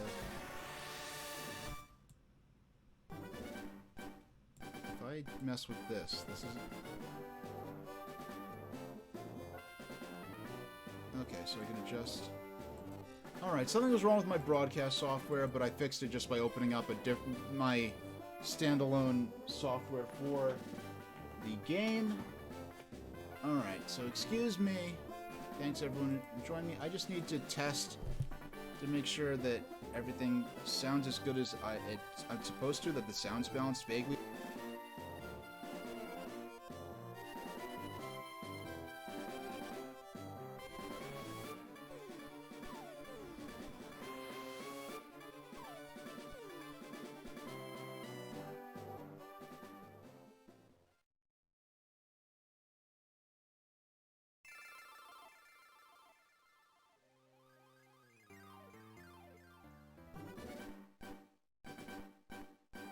Alright, I'm just testing for a few more seconds because the game I felt was way too loud compared to my own voice, so I just turned the game down a little bit, and I'm just going to listen on my phone and just see how this sounds, this balancing sounds.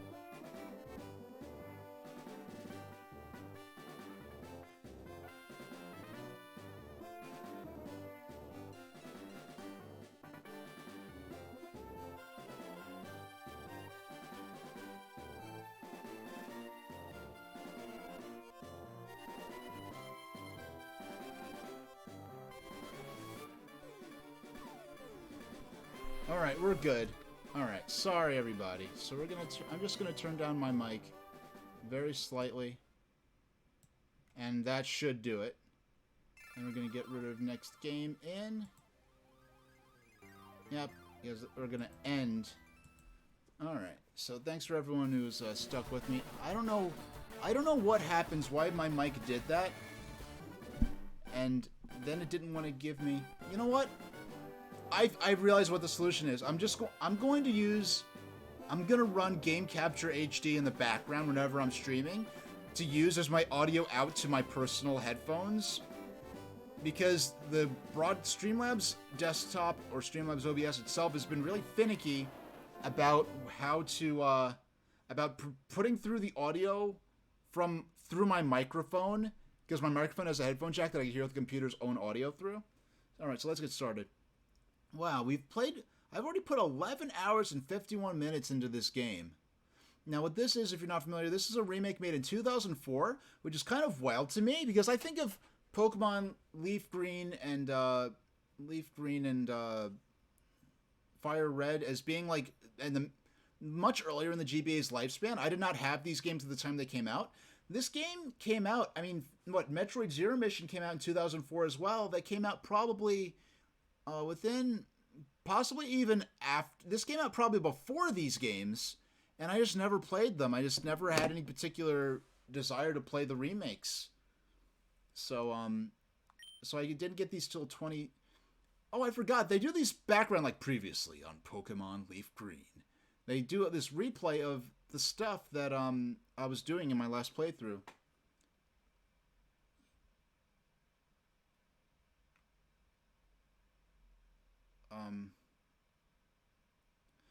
I fought Misty. I forgot I fought Misty. I thought I was right before Mount Moon is where I was at. You departed Gym in Cerulean City. Now this is seriously useful because I forgot what I did last time I played. Went to the Pokemon Mart and so incident, spent 21,000 Poké for items, including super potions.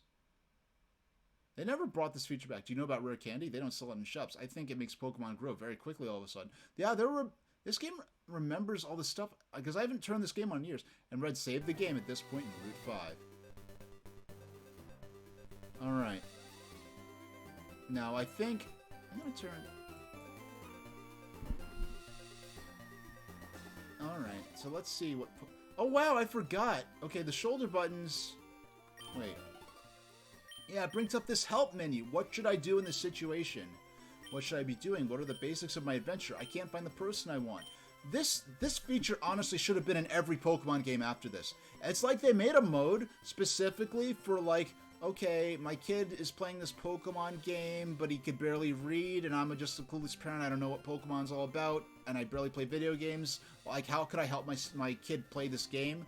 Or I just want to play this game to make sure there's no indecent content in it or something somehow. And I just want to be able to know what the heck my kid's talking about. It's like this is what they made this mode for. What does this term mean? Pokemon. Pokemon is a name given to describe wondrous creatures that inhabit all corners of this world. People raise Pokemon to be their pets, they use them for battling, and so on. Okay, like, I love the fact that there are these definitions. HP indicates Pokemon's vitality. If a Pokemon's HP drops to 0, it faints and is unable to battle. This is, like, so cool seeing in the game itself. ID number. ID is a special number assigned specifically to you as a trainer. Together with your OT name, the number is used to identify the original Pokemon. Okay, we don't need all this. But we are going to go into. Now, if you need me to, if anyone needs me to turn the very slightly adjust the game volume down a bit, I'm fine for that. But let's see, Pokemon. What Pokemon am I raising? Wow, I have quite the team in here. Jeez. A level 18 Wartortle, a level 18 Pikachu. I tend to raise my Pokemon very evenly. Level 16 Nidorina. It's level 17 Mankey. Yeah, I wasn't nicknaming my Pokemon in this one. Wow, I actually hung around in Viridian Forest enough to get a Pikachu. Pikachu, I don't know if they increased that rate now due to the... So I could run. So what are my... So I've got the first 2 badges already. I forgot I made it this far in the game. I remember stopping right before Mount Moon. Underground paths, Cerulean City with Vermilion City.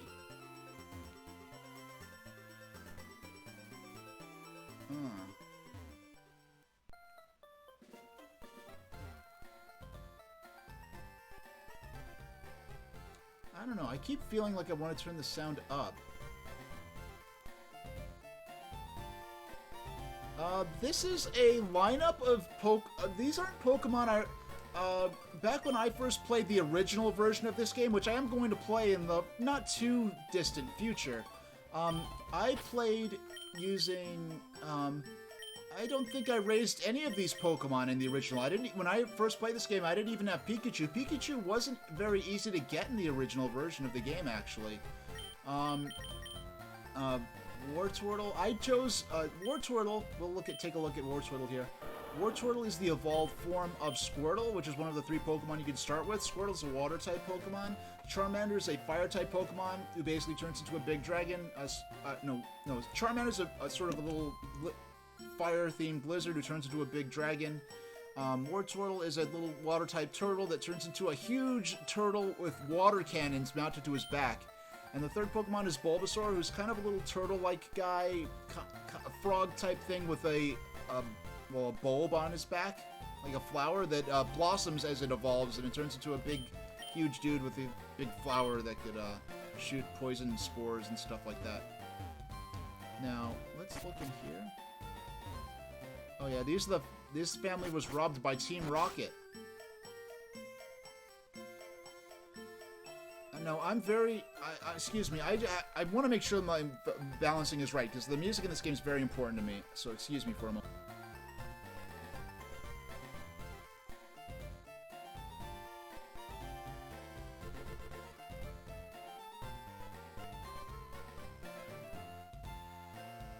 Alright, I'm going to very slightly turn down the game music. Very, very slightly. Alright, that should do it. I'm not gonna fiddle with that anymore. So yeah, we're on to the next badge. Do I have with me the world map? Bag, potions, antidotes, rare candy, escape rope, moonstone. That's a good item to have. Revive nugget, which you could sell for money. Burn heal. So I don't have the map with me. Did I get the map from Gary's sister? I forgot. Yes, I do call him Gary. Like in the, So going into this, I was kind of almost going into this thinking to make like a sort of almost prototypical... Now, the reason I keep going into that menu is because the modern Pokemon, this game was for Game Boy Advance, which only uses X and Y. This controller has A, B, X, and Y buttons here.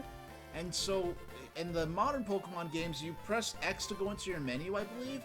And so my habit is to press that. Instead, X is a subbing for the shoulder buttons, which in this game bring up the help menu. But you have to press start to bring up the menus properly. But yeah, let's move on. I think we're going to Vermilion City next. I don't know which Pokemon... Actually, I'm going to stick with these Pokemon for this run. We're locked into this timeline, y'all. Now, if we go into here... This is the path to the center city of the Kanto region. Kanto is based on... I believe it's called the Kansai region of Japan. And it is... No, is it No, I think Kanto is actually just called Kanto in real life. Kansai is the basis for Johto. And Sapphire City itself, I believe, is based on Tokyo itself. So I'm on guard duty. Gee, I'm thirsty, though. Oh, wait there. The road's closed. You eventually have an opportunity to purchase a soft drink, which you can give to the guard, and he will let you through into the center city. But here we have this little girl. Hi, do you have a Nidoran female? Want to trade it for my Nidoran male? No, we don't need to trade. We like the girl we've got. We've got a female Nidoran. And in the original Pokemon game, Pokemon's genders were not specified. As linguistically, Pokemon are always referred to in gender-neutral terms, but sort of like how in formal English language, animals always receive the gender-neutral object term.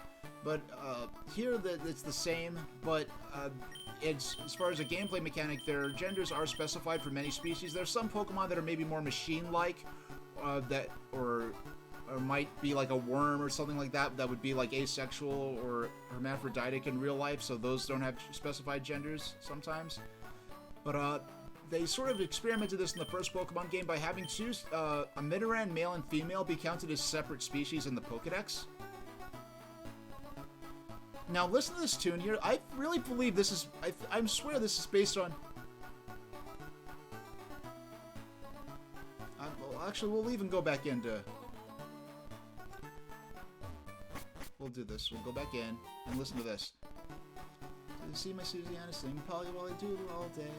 Da, da, da, da, da. Like, I swear this is based on that old song, like, I come from Louisiana to see my Susanna sing Polly while I do it all day. Or something like that. I forgot the lyrics. I'm remembering the lyrics from, like, the Shining Time Station jukebox skit of that song.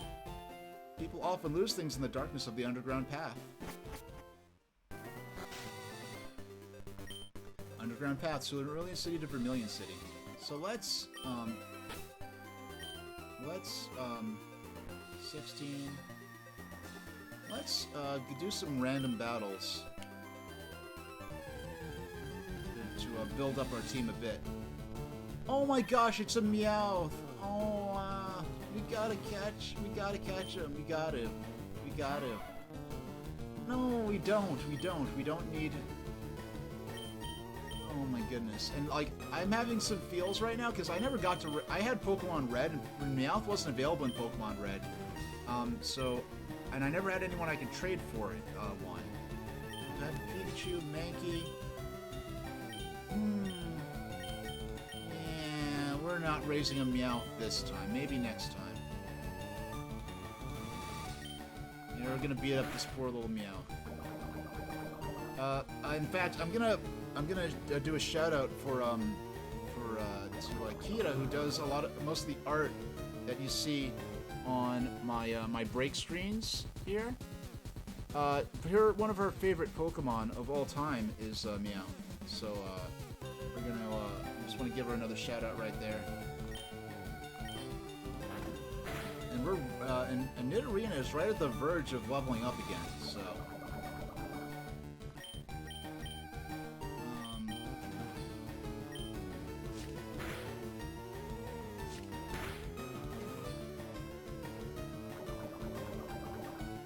Actually, I know what I want to do. I am actually going to catch this Meowth after this next attack.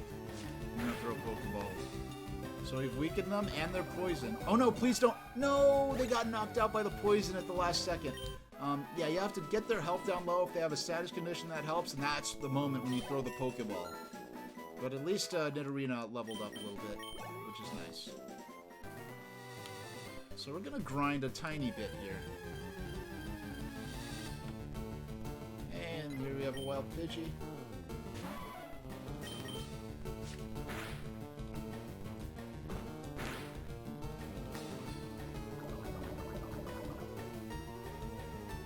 Yeah, this is something I've been looking forward to playing Pokemon games on stream. Now, eventually I'm gonna have a proper stream where I play through Pokemon Red on its own. And I'm probably gonna, frankly, I'm probably gonna go back to Pokemon Red before I even go through and tackle Pokemon Blue. Now, I'm lucky I bought my... Oh, it's a female Meowth. Now we have to catch it, because... Okay.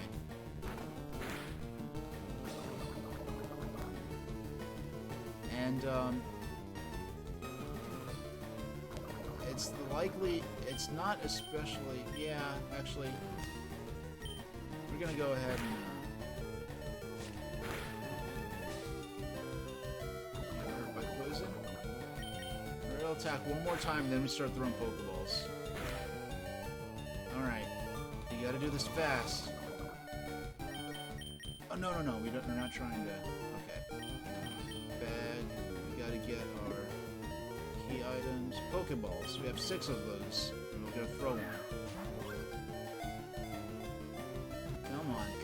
Come on. Yeah, we got her. Gotcha, Meowth was caught. Meowth's data was added to the Pokedex. Meowth, a Scratch Cat Pokemon, adores round objects. It wanders around the streets on a nightly basis to look for dropped loose change.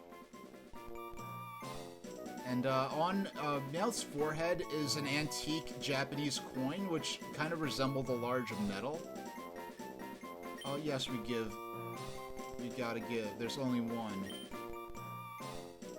There's only one nickname. We can give this Meowth. Okay. There we go. That's for you, Kita. Alright. Now, what we're gonna do next... We're gonna go back. No, I forgot this. Yeah, we can't... Now we're south of that city, so we're gonna have to go back through the underground path and go north.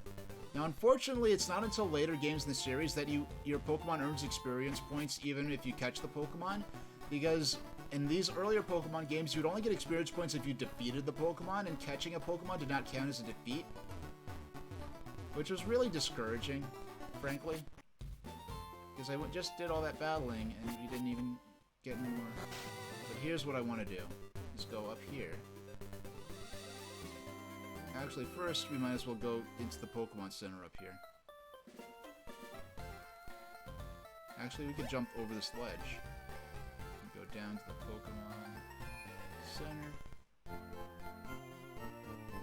Man, I forgot about these remixes of all the classic Pokemon music. Now, we have to do a little, Actually, I don't think they make us red booter up the PC, which should be access Bill's PC. I forgot, does it say Bill's PC from the beginning in this game, or does it only say it after you meet him in person? Because I don't think we've gone through the whole meeting Bill scenario yet. No. And frankly, once they came up with the move Pokemon option, all the other options are effectively obsolete. Okay, I have a Zubat, a Pidgey, a Butterfree. We stopped raising them. Okay. Yeah, we raised a Poke. Yeah, I decided not to stick with Actually, I have...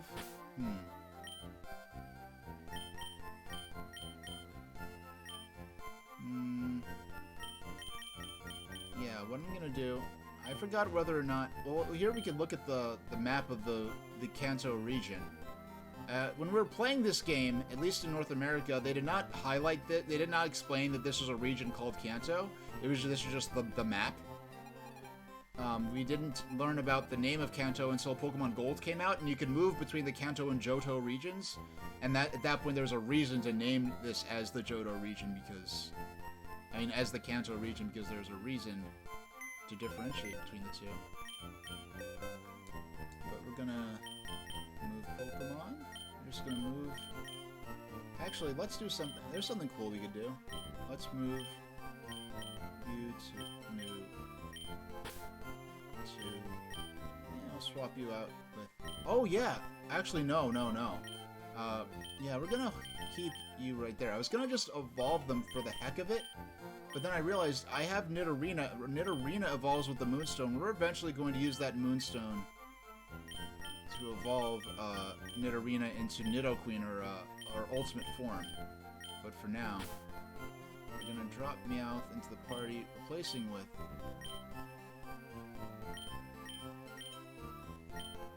Box 13, Box 1. No, we're gonna place. We're gonna name this B-R-O-S.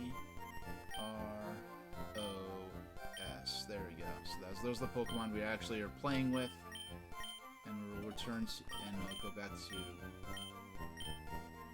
8, 7, 6, 5, 4, 3, 2, 1. Okay, there's nothing in particular in Box 1. All right. Continue box operations? No. But we are going to... Right, PC? We're going to deposit the Moonstone for now. 11 Nugget, Super Potion. We're going to deposit that Moonstone for now. Do I have anything else like, Yeah, there's something else I have that I really don't need. So let's go ahead and get back to the... I want to go to the daycare. I'm going to put the Meowth we got in the daycare and leave them there. And what the daycare is that every step you take counts as one experience point. Experience points being the units of progress that your Pokemon earn in battle. Basically, it's what it sounds like. It's literally a quantification of the experience your Pokemon is getting in battles. And as it gets experience, it learns new moves. Oh my! I just jumped over the ledge. I have to do that whole thing over again. That's very silly of me. Alright, fortunately you can run in this game. You cannot run in the original game. The only option for faster movement in the original Pokemon games was the bicycle. And you had to go into your items and take it out each time you want to use. So you have to go down all these ledges. Now on the original Game Boy, especially on the original screen, I really didn't understand that this little bar of brown here was intended to be a ledge and represent three-dimensional topography. I just thought it was just a weird bar thing you could only walk over from one side. Oh, there is a PC here. That's very convenient. I run the daycare service. Would you like me to raise one of your Pokemon? Which Pokemon should I raise? We will leave Kita in the daycare, and I will come back at the end of the game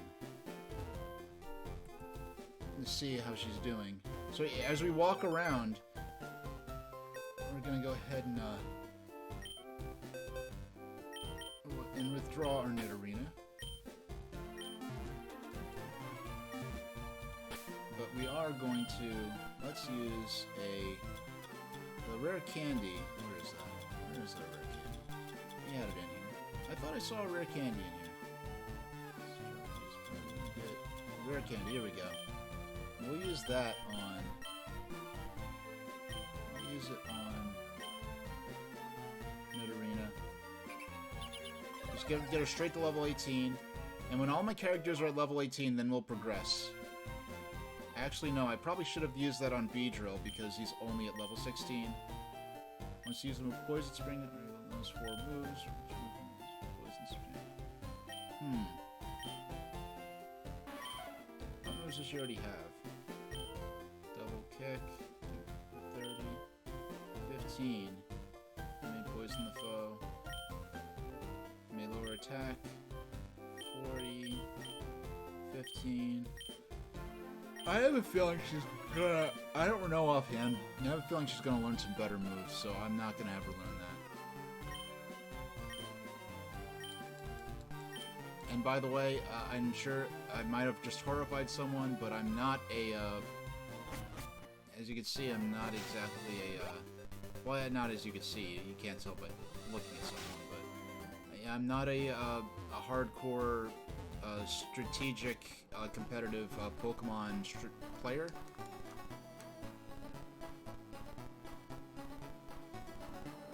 So, if that was a bad move, then whatever, because I only have to worry about this playthrough. I'm not trying to raise a perfect Pokemon for use down the line or anything like that. Okay. I'm gonna level up here a bit. Get into at least a couple of battles. Oh, a Bellsprout! I raised a Bellsprout in Heart Gold Soul Silver. At some point I did raise a Bellsprout.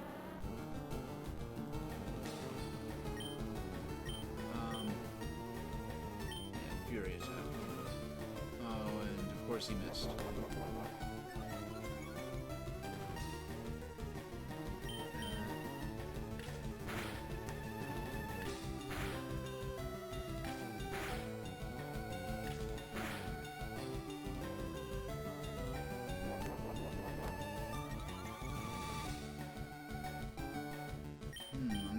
Different ways I could do this. There's a...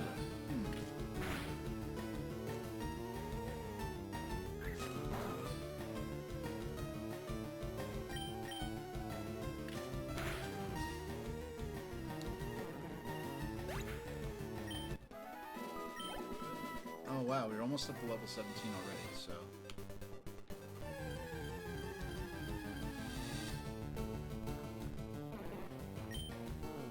Yeah, Bellsprout evolves eventually into a giant carnivorous plant, which is really cool.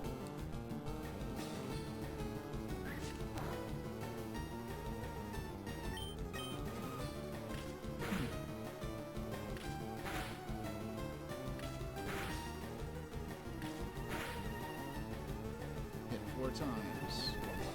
Bellsprout used growth. His attack's gonna go up, right? Oh no, his special attack rose. I'm not sure. I forgot if Bellsprout... Yeah, this would be super effective, actually. No, it's not. I forgot a lot of the typing stuff. So, excuse me.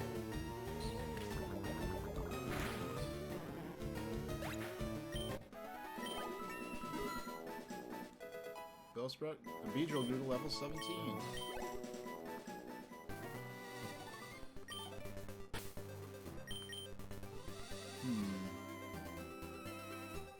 So, I have 3 Pokemon level 17, 3 at level 18. If any... Okay, I'm going to check my Pokemon. If any of these 3 level 17s are more than 50% of the way to getting to level 18, I will grind them up into... Okay. Experience. Yeah, not quite, so... I'll just move on ahead. Fighting some of these random trainers. If you walk in the path of another Pokemon trainer, the fight begins, so there aren't many bugs out here. Man, I never knew... Like, this music is such... These are such great remixes of, Alright. Like, I'm turning it up very slightly on my end. If anyone needs me to turn up this banger a bit on the viewer's end, let me know, and I can make that happen. Now, I'm gonna switch out because to, you know, send out Mankey. He's a little pig-nosed monkey guy. Use Poison Sting. And of course he gets poisoned immediately. Poison.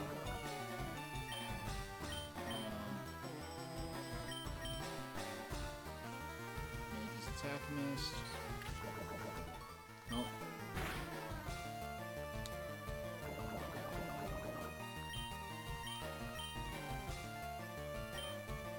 I did not not mean to do that.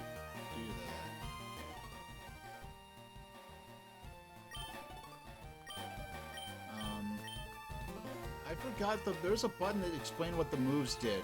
I guess they didn't implement that till DS era.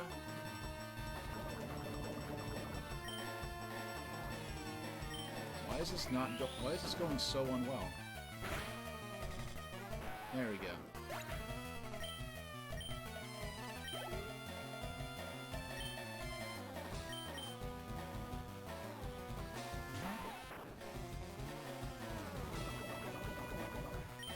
I'm seeing how long I could get away with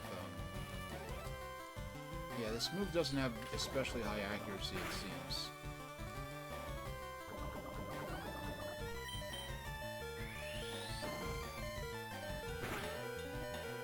Alright, one hit KO.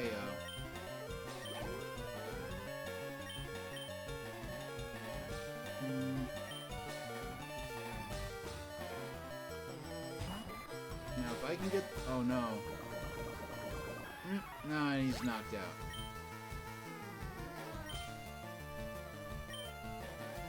I'm gonna send out B-Drill. I don't know if I have any revives on me, actually. It just occurred to me, because it's early. I don't remember getting revives till kind of halfway through the game, and we're not anywhere near that at this point. Yeah, this should.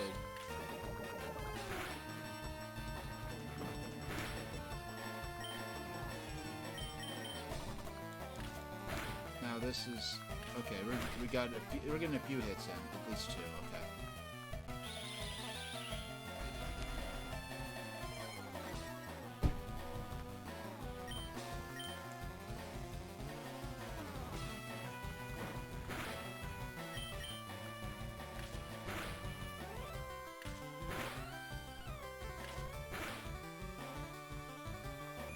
And we win the battle. Player defeated Budcatcher Kiego. Yeah, the idea of each of these other trainers having unique names, that was introduced in Pokemon Gold and Silver, and the original one would just say, oh, you're fighting Budcatcher. I know for walkthrough purposes, it certainly made it a lot easier to say, like, oh, when you fight Budcatcher Kiego, use this or that, and so forth. Individuals, members of evil teams, like evil organizations, are not given unique names. It'll just say Team Rocket Grunt or Team Magma Grunt when you fight those guys. We gotta run back to the Pokemon Center.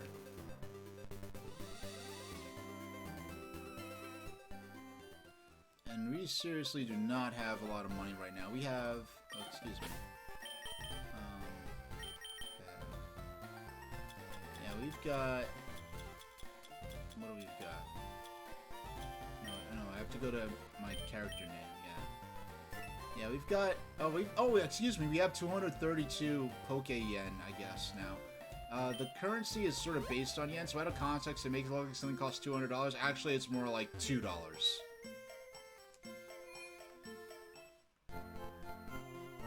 It's so odd when you walk into the Pokemon Center, it has this brief moment like it's loading something.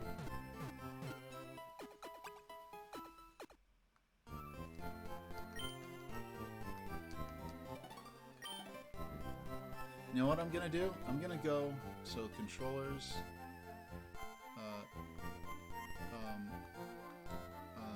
settings, pocket, no, dock, controllers, no, that's not, actually, what are the video, it's an 1080p 60,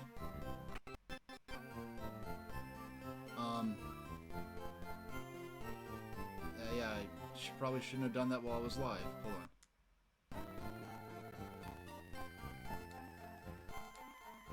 Okay, there we go. No, I'm trying to find Analog OS, dock, controllers, systems, GB, no, GBA, controls. Yeah, I'm gonna turn off mirror BA to AX, and now, wait. No. So, wait, I have to go in the...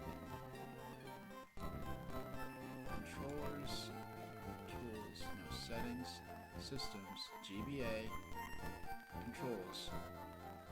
So now, I know I will say these controls are a lot easier to navigate than the controls on the Mega SG. Yeah, I don't think I could turn that off.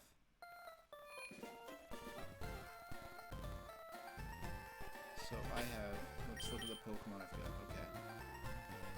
Alright, we're gonna shape now.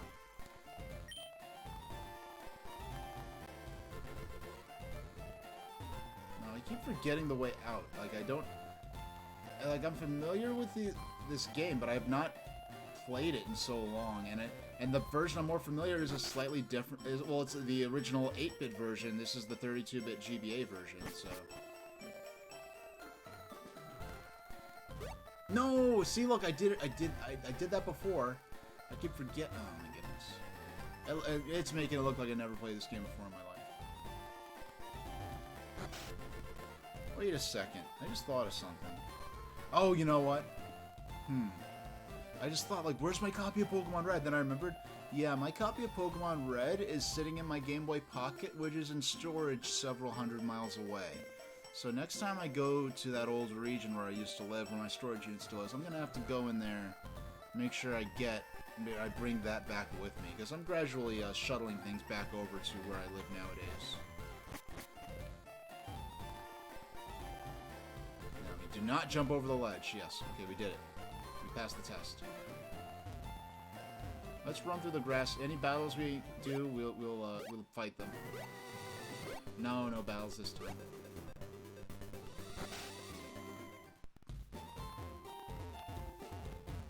Okay, I have to not run here.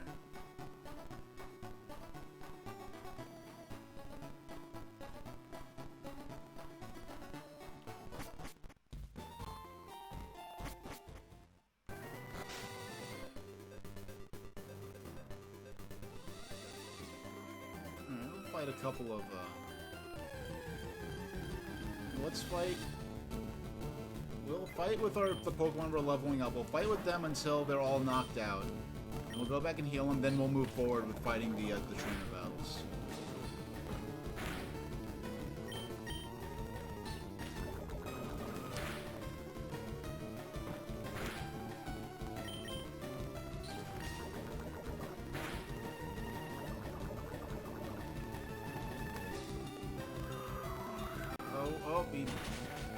Okay, Gust isn't the... I forgot if that was the move that makes you, makes the Pokemon sort of fly away and get replaced with another Pokemon in the party.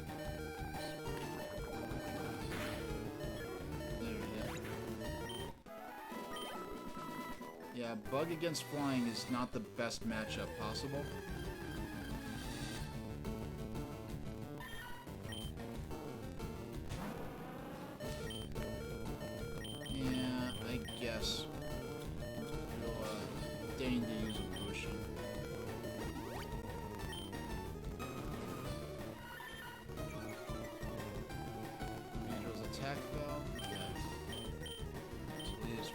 Actually, I can use... I'm playing like a little kid. I'm not using any of my strategic moves. I don't know why. It's been a while since I've played classic Pokemon. And this is actually the first... This is the first RPG since Paper Mario that I played on stream, and that was the first RPG whatsoever that I played on stream, so maybe I'm just not used to quite, I guess, talking while also conducting the stream at the same time. It's something I'm still getting accustomed to.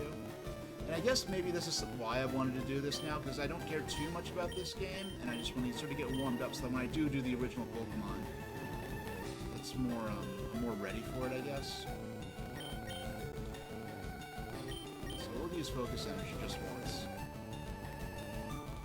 Beedrill is getting pumped. Focus Energy builds up their attack a bit, I believe. Okay. No. You missed. Critical hit. Okay.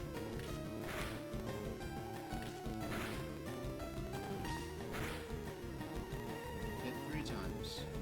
Now you scratch. Okay, we're gonna win this with Beedrill. There we go. Hit 2 times.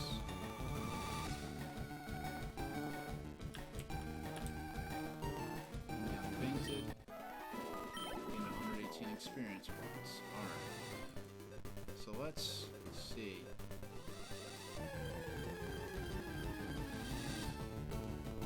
I mean, there's a good chance we're actually going to just end up softening up this next Pokemon for whichever one joins the fight after, but well, I mean, if I swap Beedrill out and have another Pokemon finish the battle, then oh wow, if I actually this is gonna be super effective. Yeah, I knocked him out. Yeah, flying type moves are really good against bug types like my Beedrill, who's basically a giant wasp, even though he has B in his name. Yeah, I'll send in Mankey.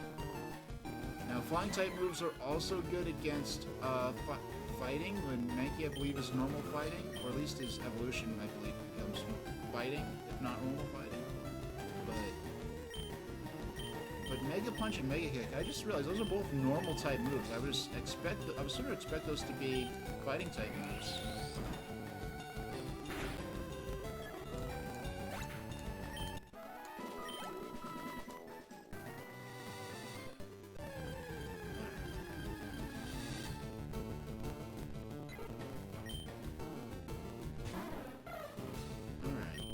I forgot how good. Well, I didn't forget. I really am this. I mean, I've played this before, but I have not played this since 2016 or 2017, and that was the first time I ever played it when I got my copy of this. So, and I paid $54 for this back then. Yeah, my copy of Pokemon Red is all the way over in my old region.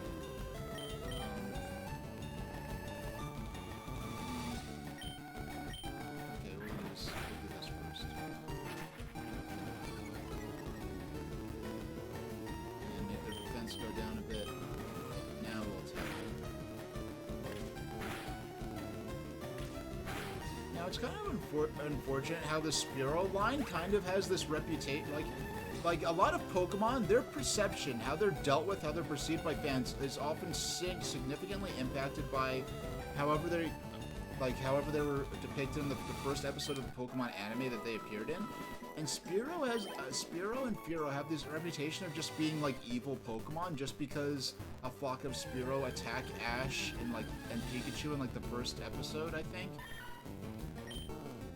So like, and Sevipers are always like depicted as being evil in like fandom stuff, just because the main Seviper we see in the anime is Jessie from Team Rocket's Seviper. But so.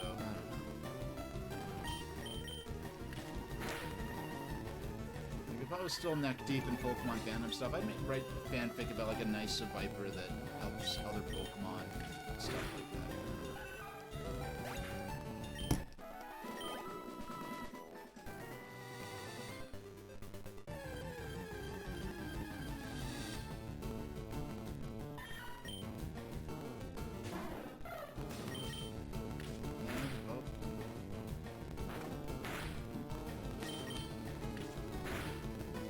Getting really close to leveling up Spearow. Only a couple more of these battles should do it.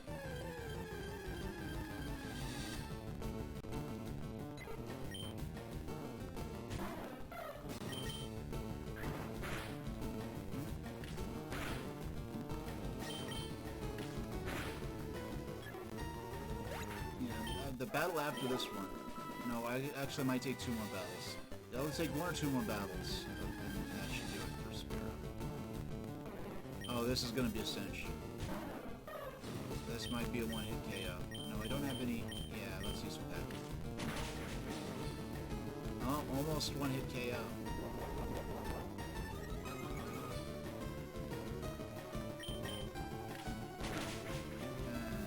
And we have a knockout. 156 points. All right. Hey, level 18. Nice. You are now up to snuff. You got it to swap out.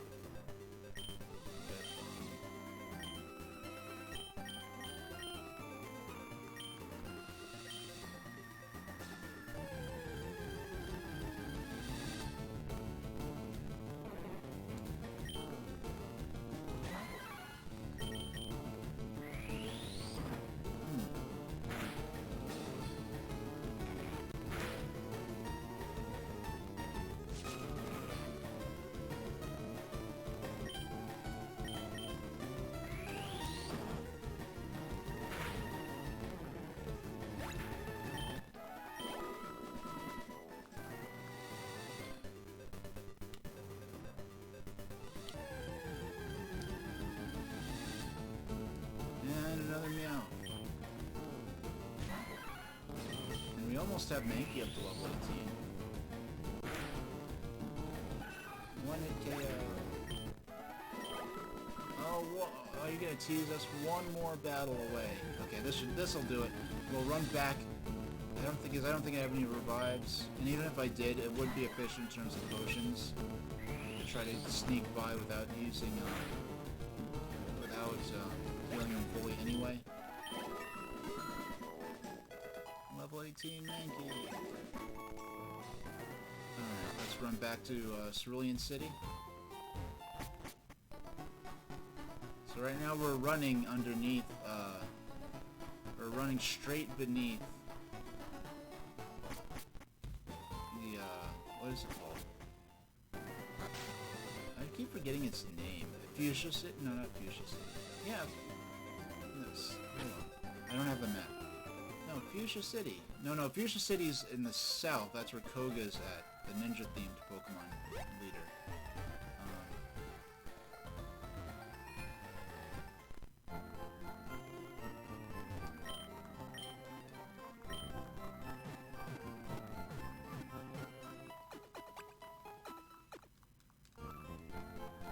Waiting. Yep, see you again. Okay. We're gonna switch out Beedrill with Mankey. We'll get Mankey up to level 8. I mean, we'll get Beedrill up to level 18. And once we do that, wait, I don't have. There's no way I have.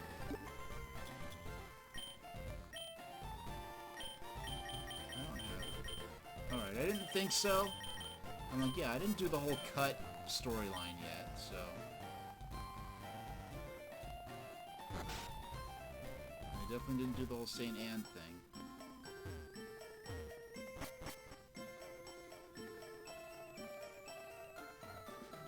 Alright, so we'll run through the grass. If there are any battles that pop up here, we'll go through them. I guess your odds, that grass is only 2 units deep, 2 units thick when you're running when you're running vertically through it. So I guess the odds of getting into a battle there are pretty minimal. And right, no, there we go, right back up.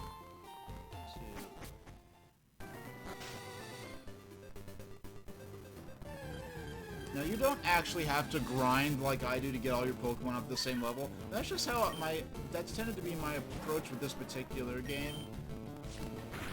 And I remember that very specifically even before I went, even after putting this game away for a long time. In fact, if I was thinking in terms of, like, prepping, I might have even done this off stream so I could go straight into doing some of the trainer battles and doing some of, like, the town exploration gameplay. But, these will gain 138 experience points. Actually, I know exactly. Actually, I do think I know what I want to do.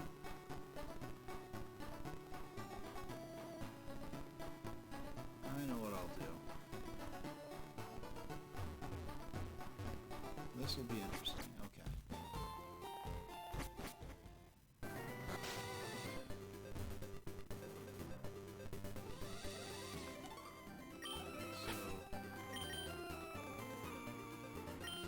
So, actually, I kind of just no, I'm thinking too much. I'm trying to do too many things at the same time. I'm thinking like about this stuff that I'm not going to be doing till hours ahead of the game at this point. Yeah, I'm actually... There's a point I might get to. When I get to that point, I may actually... Yeah, I know what I'm going to do. It's going to result in me... I might end the stream... I might end this gameplay early and switch back to Pokemon Pinball.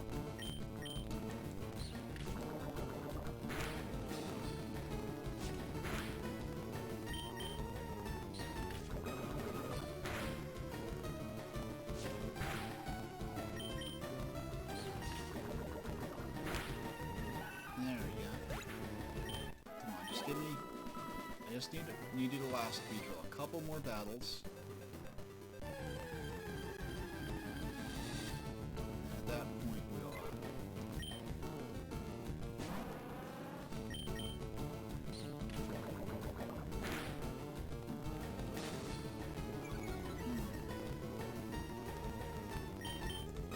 Now, I just thought of something. When it comes time for the jailbreak broken firmware to come out, like I've been playing Game Gear.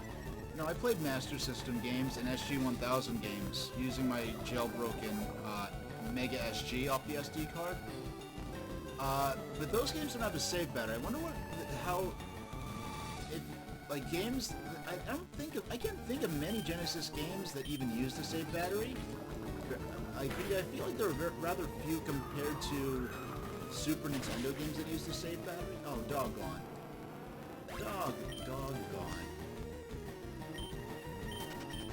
That was me thinking too much about the system and what I'm gonna do later with it. I was thinking too much about future things. Once again, thinking too much about future things, not being in the moment and just button mashing, not realizing the battle I'm partaking in is kind of going to heck. Well, that's okay. We'll finish what I'm intending very soon, and then at that point I'll save where I want to, and then we'll put this game away for a while. I have an idea. This will take a while, and it'll be a while down the road, but I think I'll make for some fun streams. Way to conduct when I return to this game. I like me heal Pokemon. Uh-oh, there's a Red Cross on the Pokemon healing machine. Don't let the International Red Cross find out, because they will, not kidding, sue over that.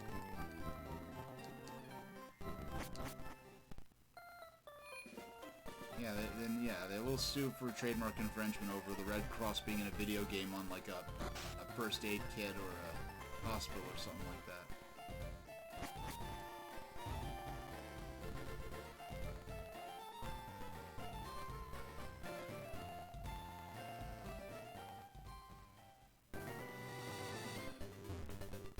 Alright, I should be able to do this in the next 5 minutes, then we'll have another 20 minutes of time for Pokemon Pinball.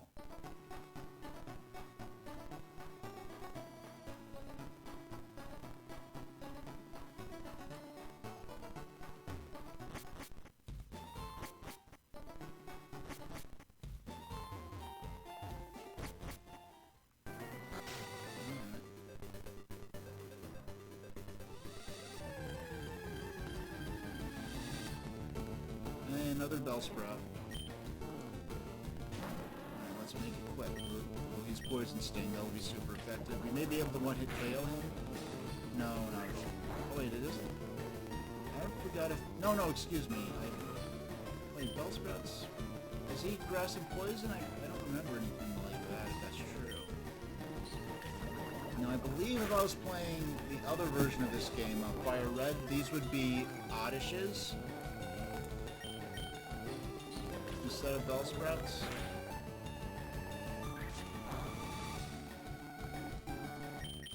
So the next battle or two, we'll be able to take him out. There we go. Yeah, we got it to level 18. Okay. Alright, so what I'm going to do, I'm going to go back to Cerulean City for the last time. I'm about to close out the,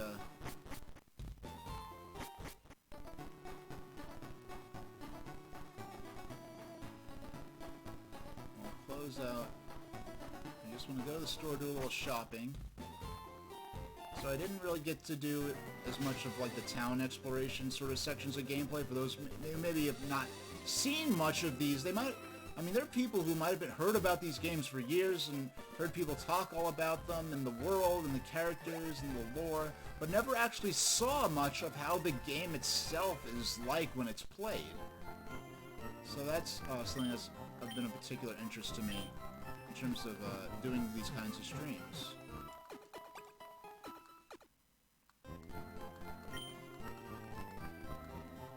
Alright, so we're going to... This is the Pokemon Center. They heal your Pokemon. Where we're going to go to next, we're going to go to the Mart. Oh, here's the bike shop. We'll explore that a little next time. Okay. Where's the shop at? Oh, it's down here. The Mart.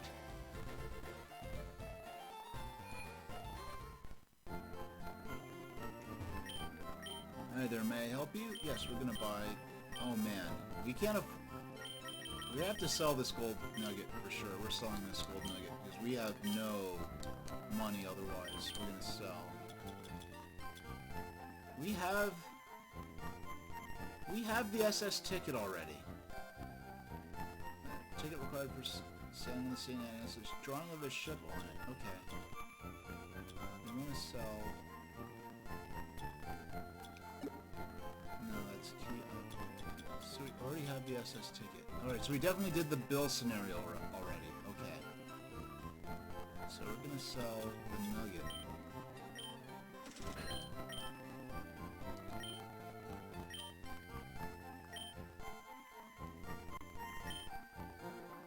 So this is gonna cost a bit, but I'm gonna buy a couple more. 5, 6, yeah, okay. Yeah, so this is costing a lot. So burn heal. We have awakening. We have 3. That should be. And I'll buy one more awakening. That awakens sleeping Pokemon during battle. Paralyze heal. Yeah, buy. No, we just want. So we just want. No, we don't want 8 paralyze heals. That'll possibly last us the entire rest of the game. And antidote, we have 6. That should be enough.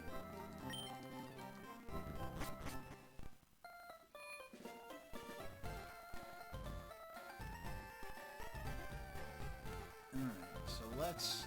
Yeah, so we have the SS ticket, so I know where we're at in the game. We already went to Bill's house.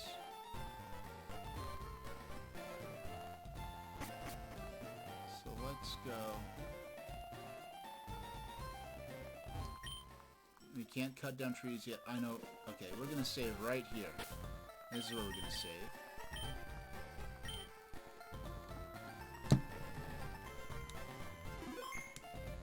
And I'm just gonna change the stream title back to Pokemon Pinball.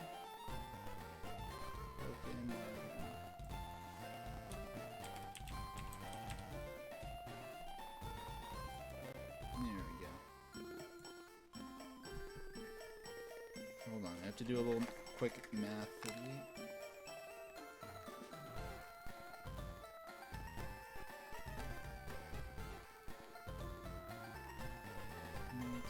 Yeah. Okay, my reckoning was good. Okay. Okay, no, it's updated. It's updated as I intended. And so we're gonna lift the system out the dock. Just take a nice look at, for myself. Oh yeah, of course this game looks gorgeous.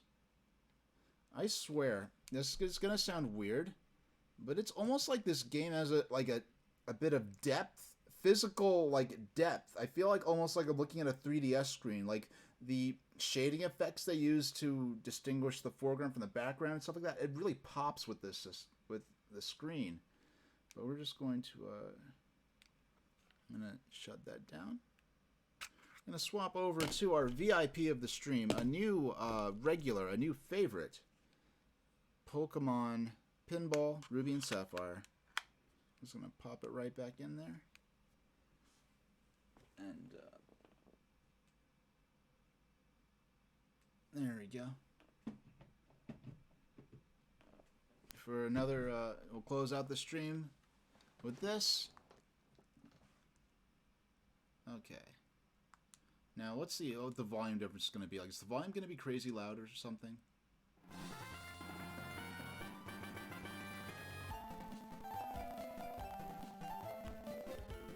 Huh. Hold on, I have to test something. I have to see if this crackling sound is in the actual game too.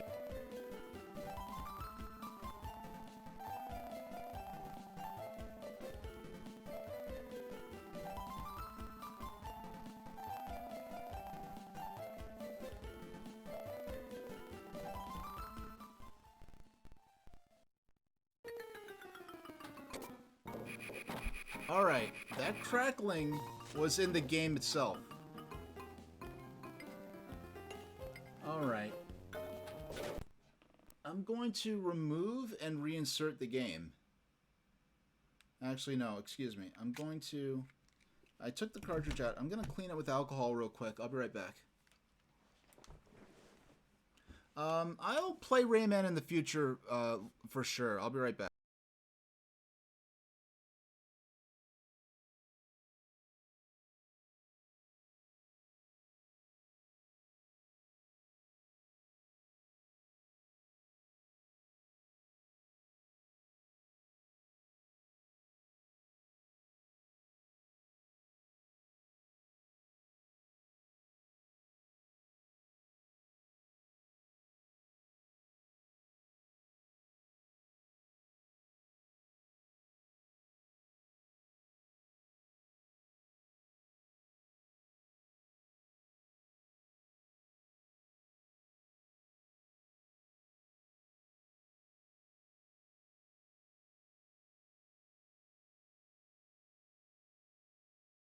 Okay, so I used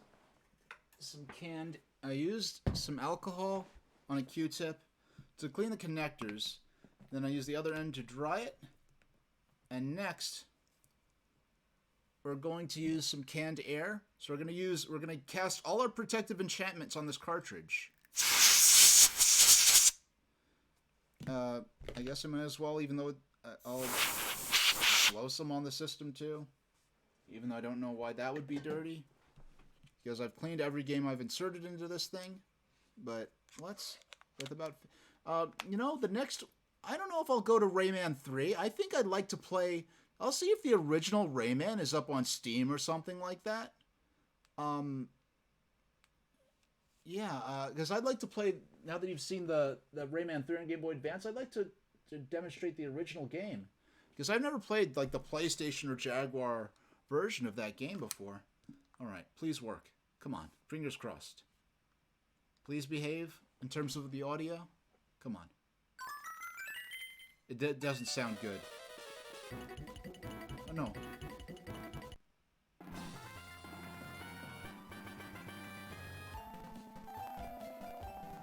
Why am I having crackling sounds? This wasn't happening before. Now let's see. Hold on. No, I've got to test with the actual system. Let's see if it's having the crackling sounds.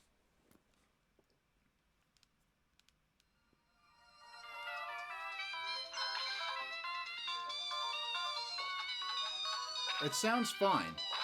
And it looks, you can't tell, but it looks absolutely beautiful.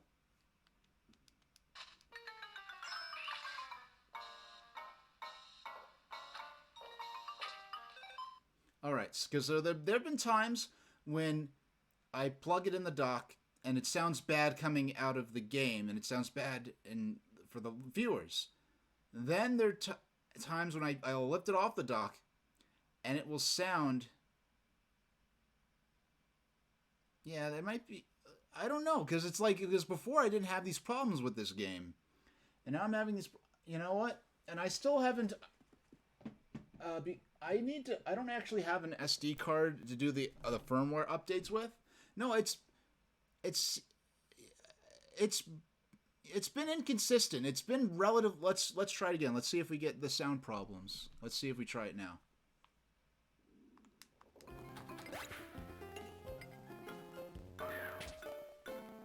Yeah, it's happening now that it's on the dock.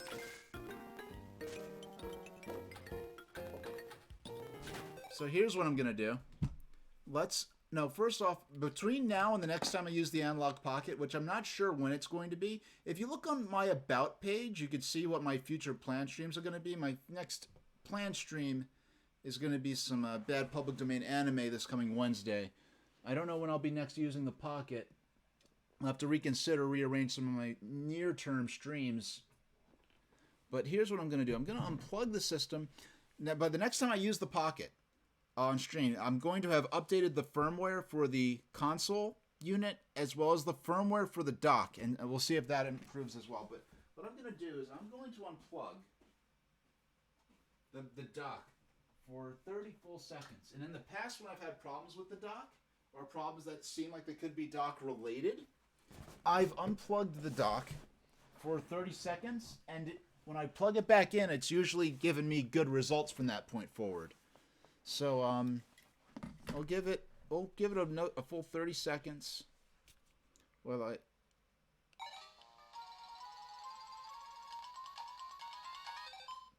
and I can't tell you. I'm going to be playing more. Now I've streamed 4 days in a row, which is incredible for me. That's not something I don't think I've ever streamed 4 days in a row in my entire history of streaming. But so I'm actually been playing so much more than usual that it might be affecting my wrist a bit, which is not normally a problem I have. Now we plug the dock back in.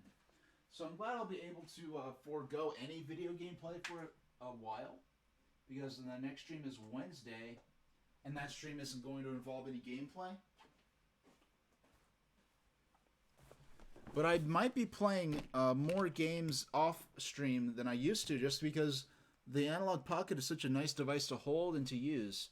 So, alright, the game is running. Let's drop it on the dock, see what results we get in terms of the audio.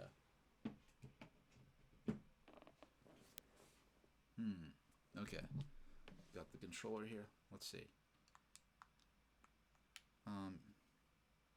It's going to take a second to connect with the controller. Yeah, I kind of trying to resync the controller right now. I have it plugged in with USB-C. I unplugged it. I'm going to plug it back in, see if it recognizes now.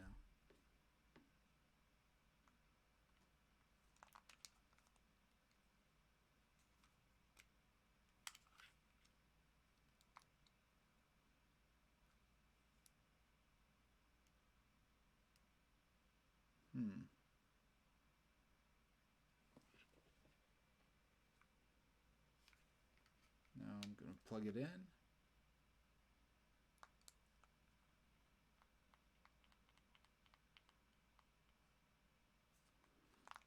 Like right now, I'm just having trouble syncing the controller, which is something that's happened from time to time. I'm thinking once I update the firmware on the dock, that it should be better with this kind of stuff. Now I just japped my my webcam a bit, and I did not mean to. But let's see.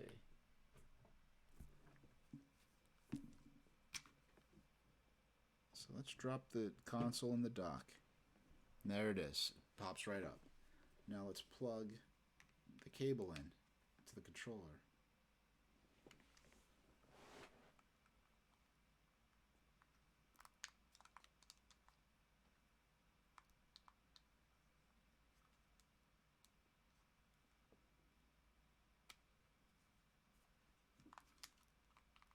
Yeah, like most of the trouble you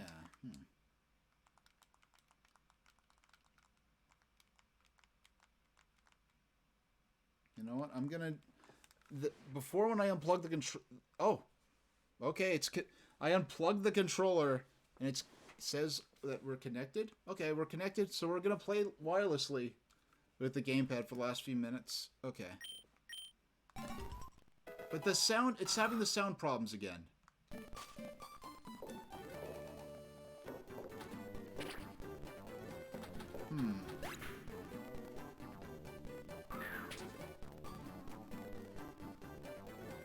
So let's see if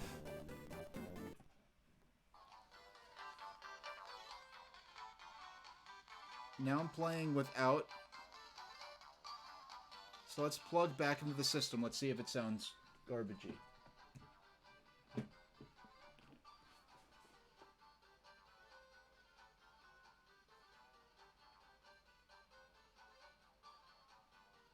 It's not even...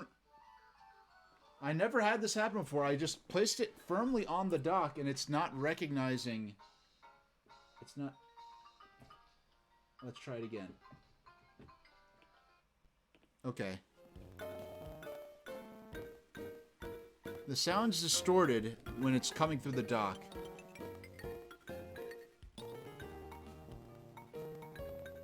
Alright. So next thing to try, we'll try a different game. Let's try the one we just played. Let's try Pokemon Fire Leaf Green, because we know that worked fine. Okay, so it's in there. We'll run it, make sure it sounds good on the console unit. Or I guess the handheld unit, technically. Okay. Play cartridge.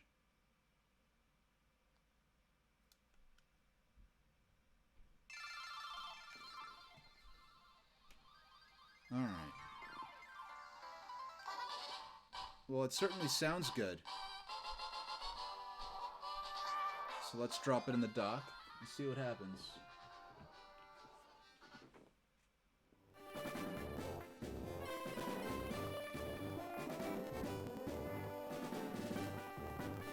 Alright, we're having audio problems with the dock. Only with the dock. But when we take it out of the system...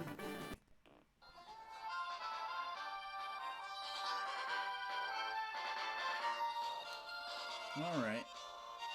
So I guess, I mean, I was going to go on for another 5 minutes anyway, but I guess this is a good point to end the stream.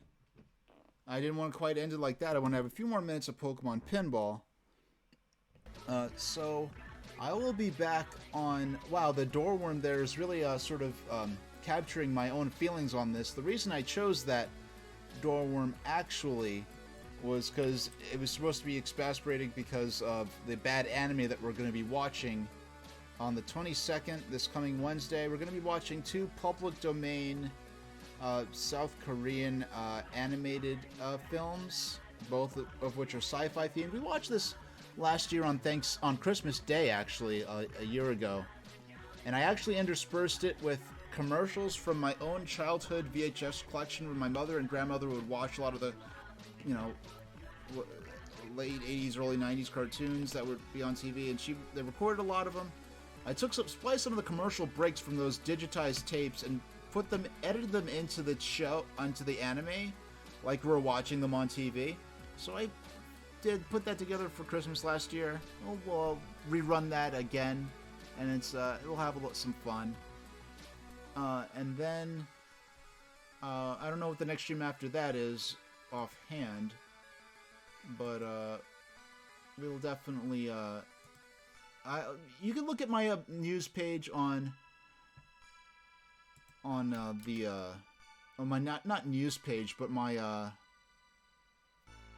on my about page. There's a section with my currently posted schedule, because each stream you see is pretty much planned weeks in advance, except for these Analogue Pocket streams, because we weren't sure quite when they were going to ship the units out.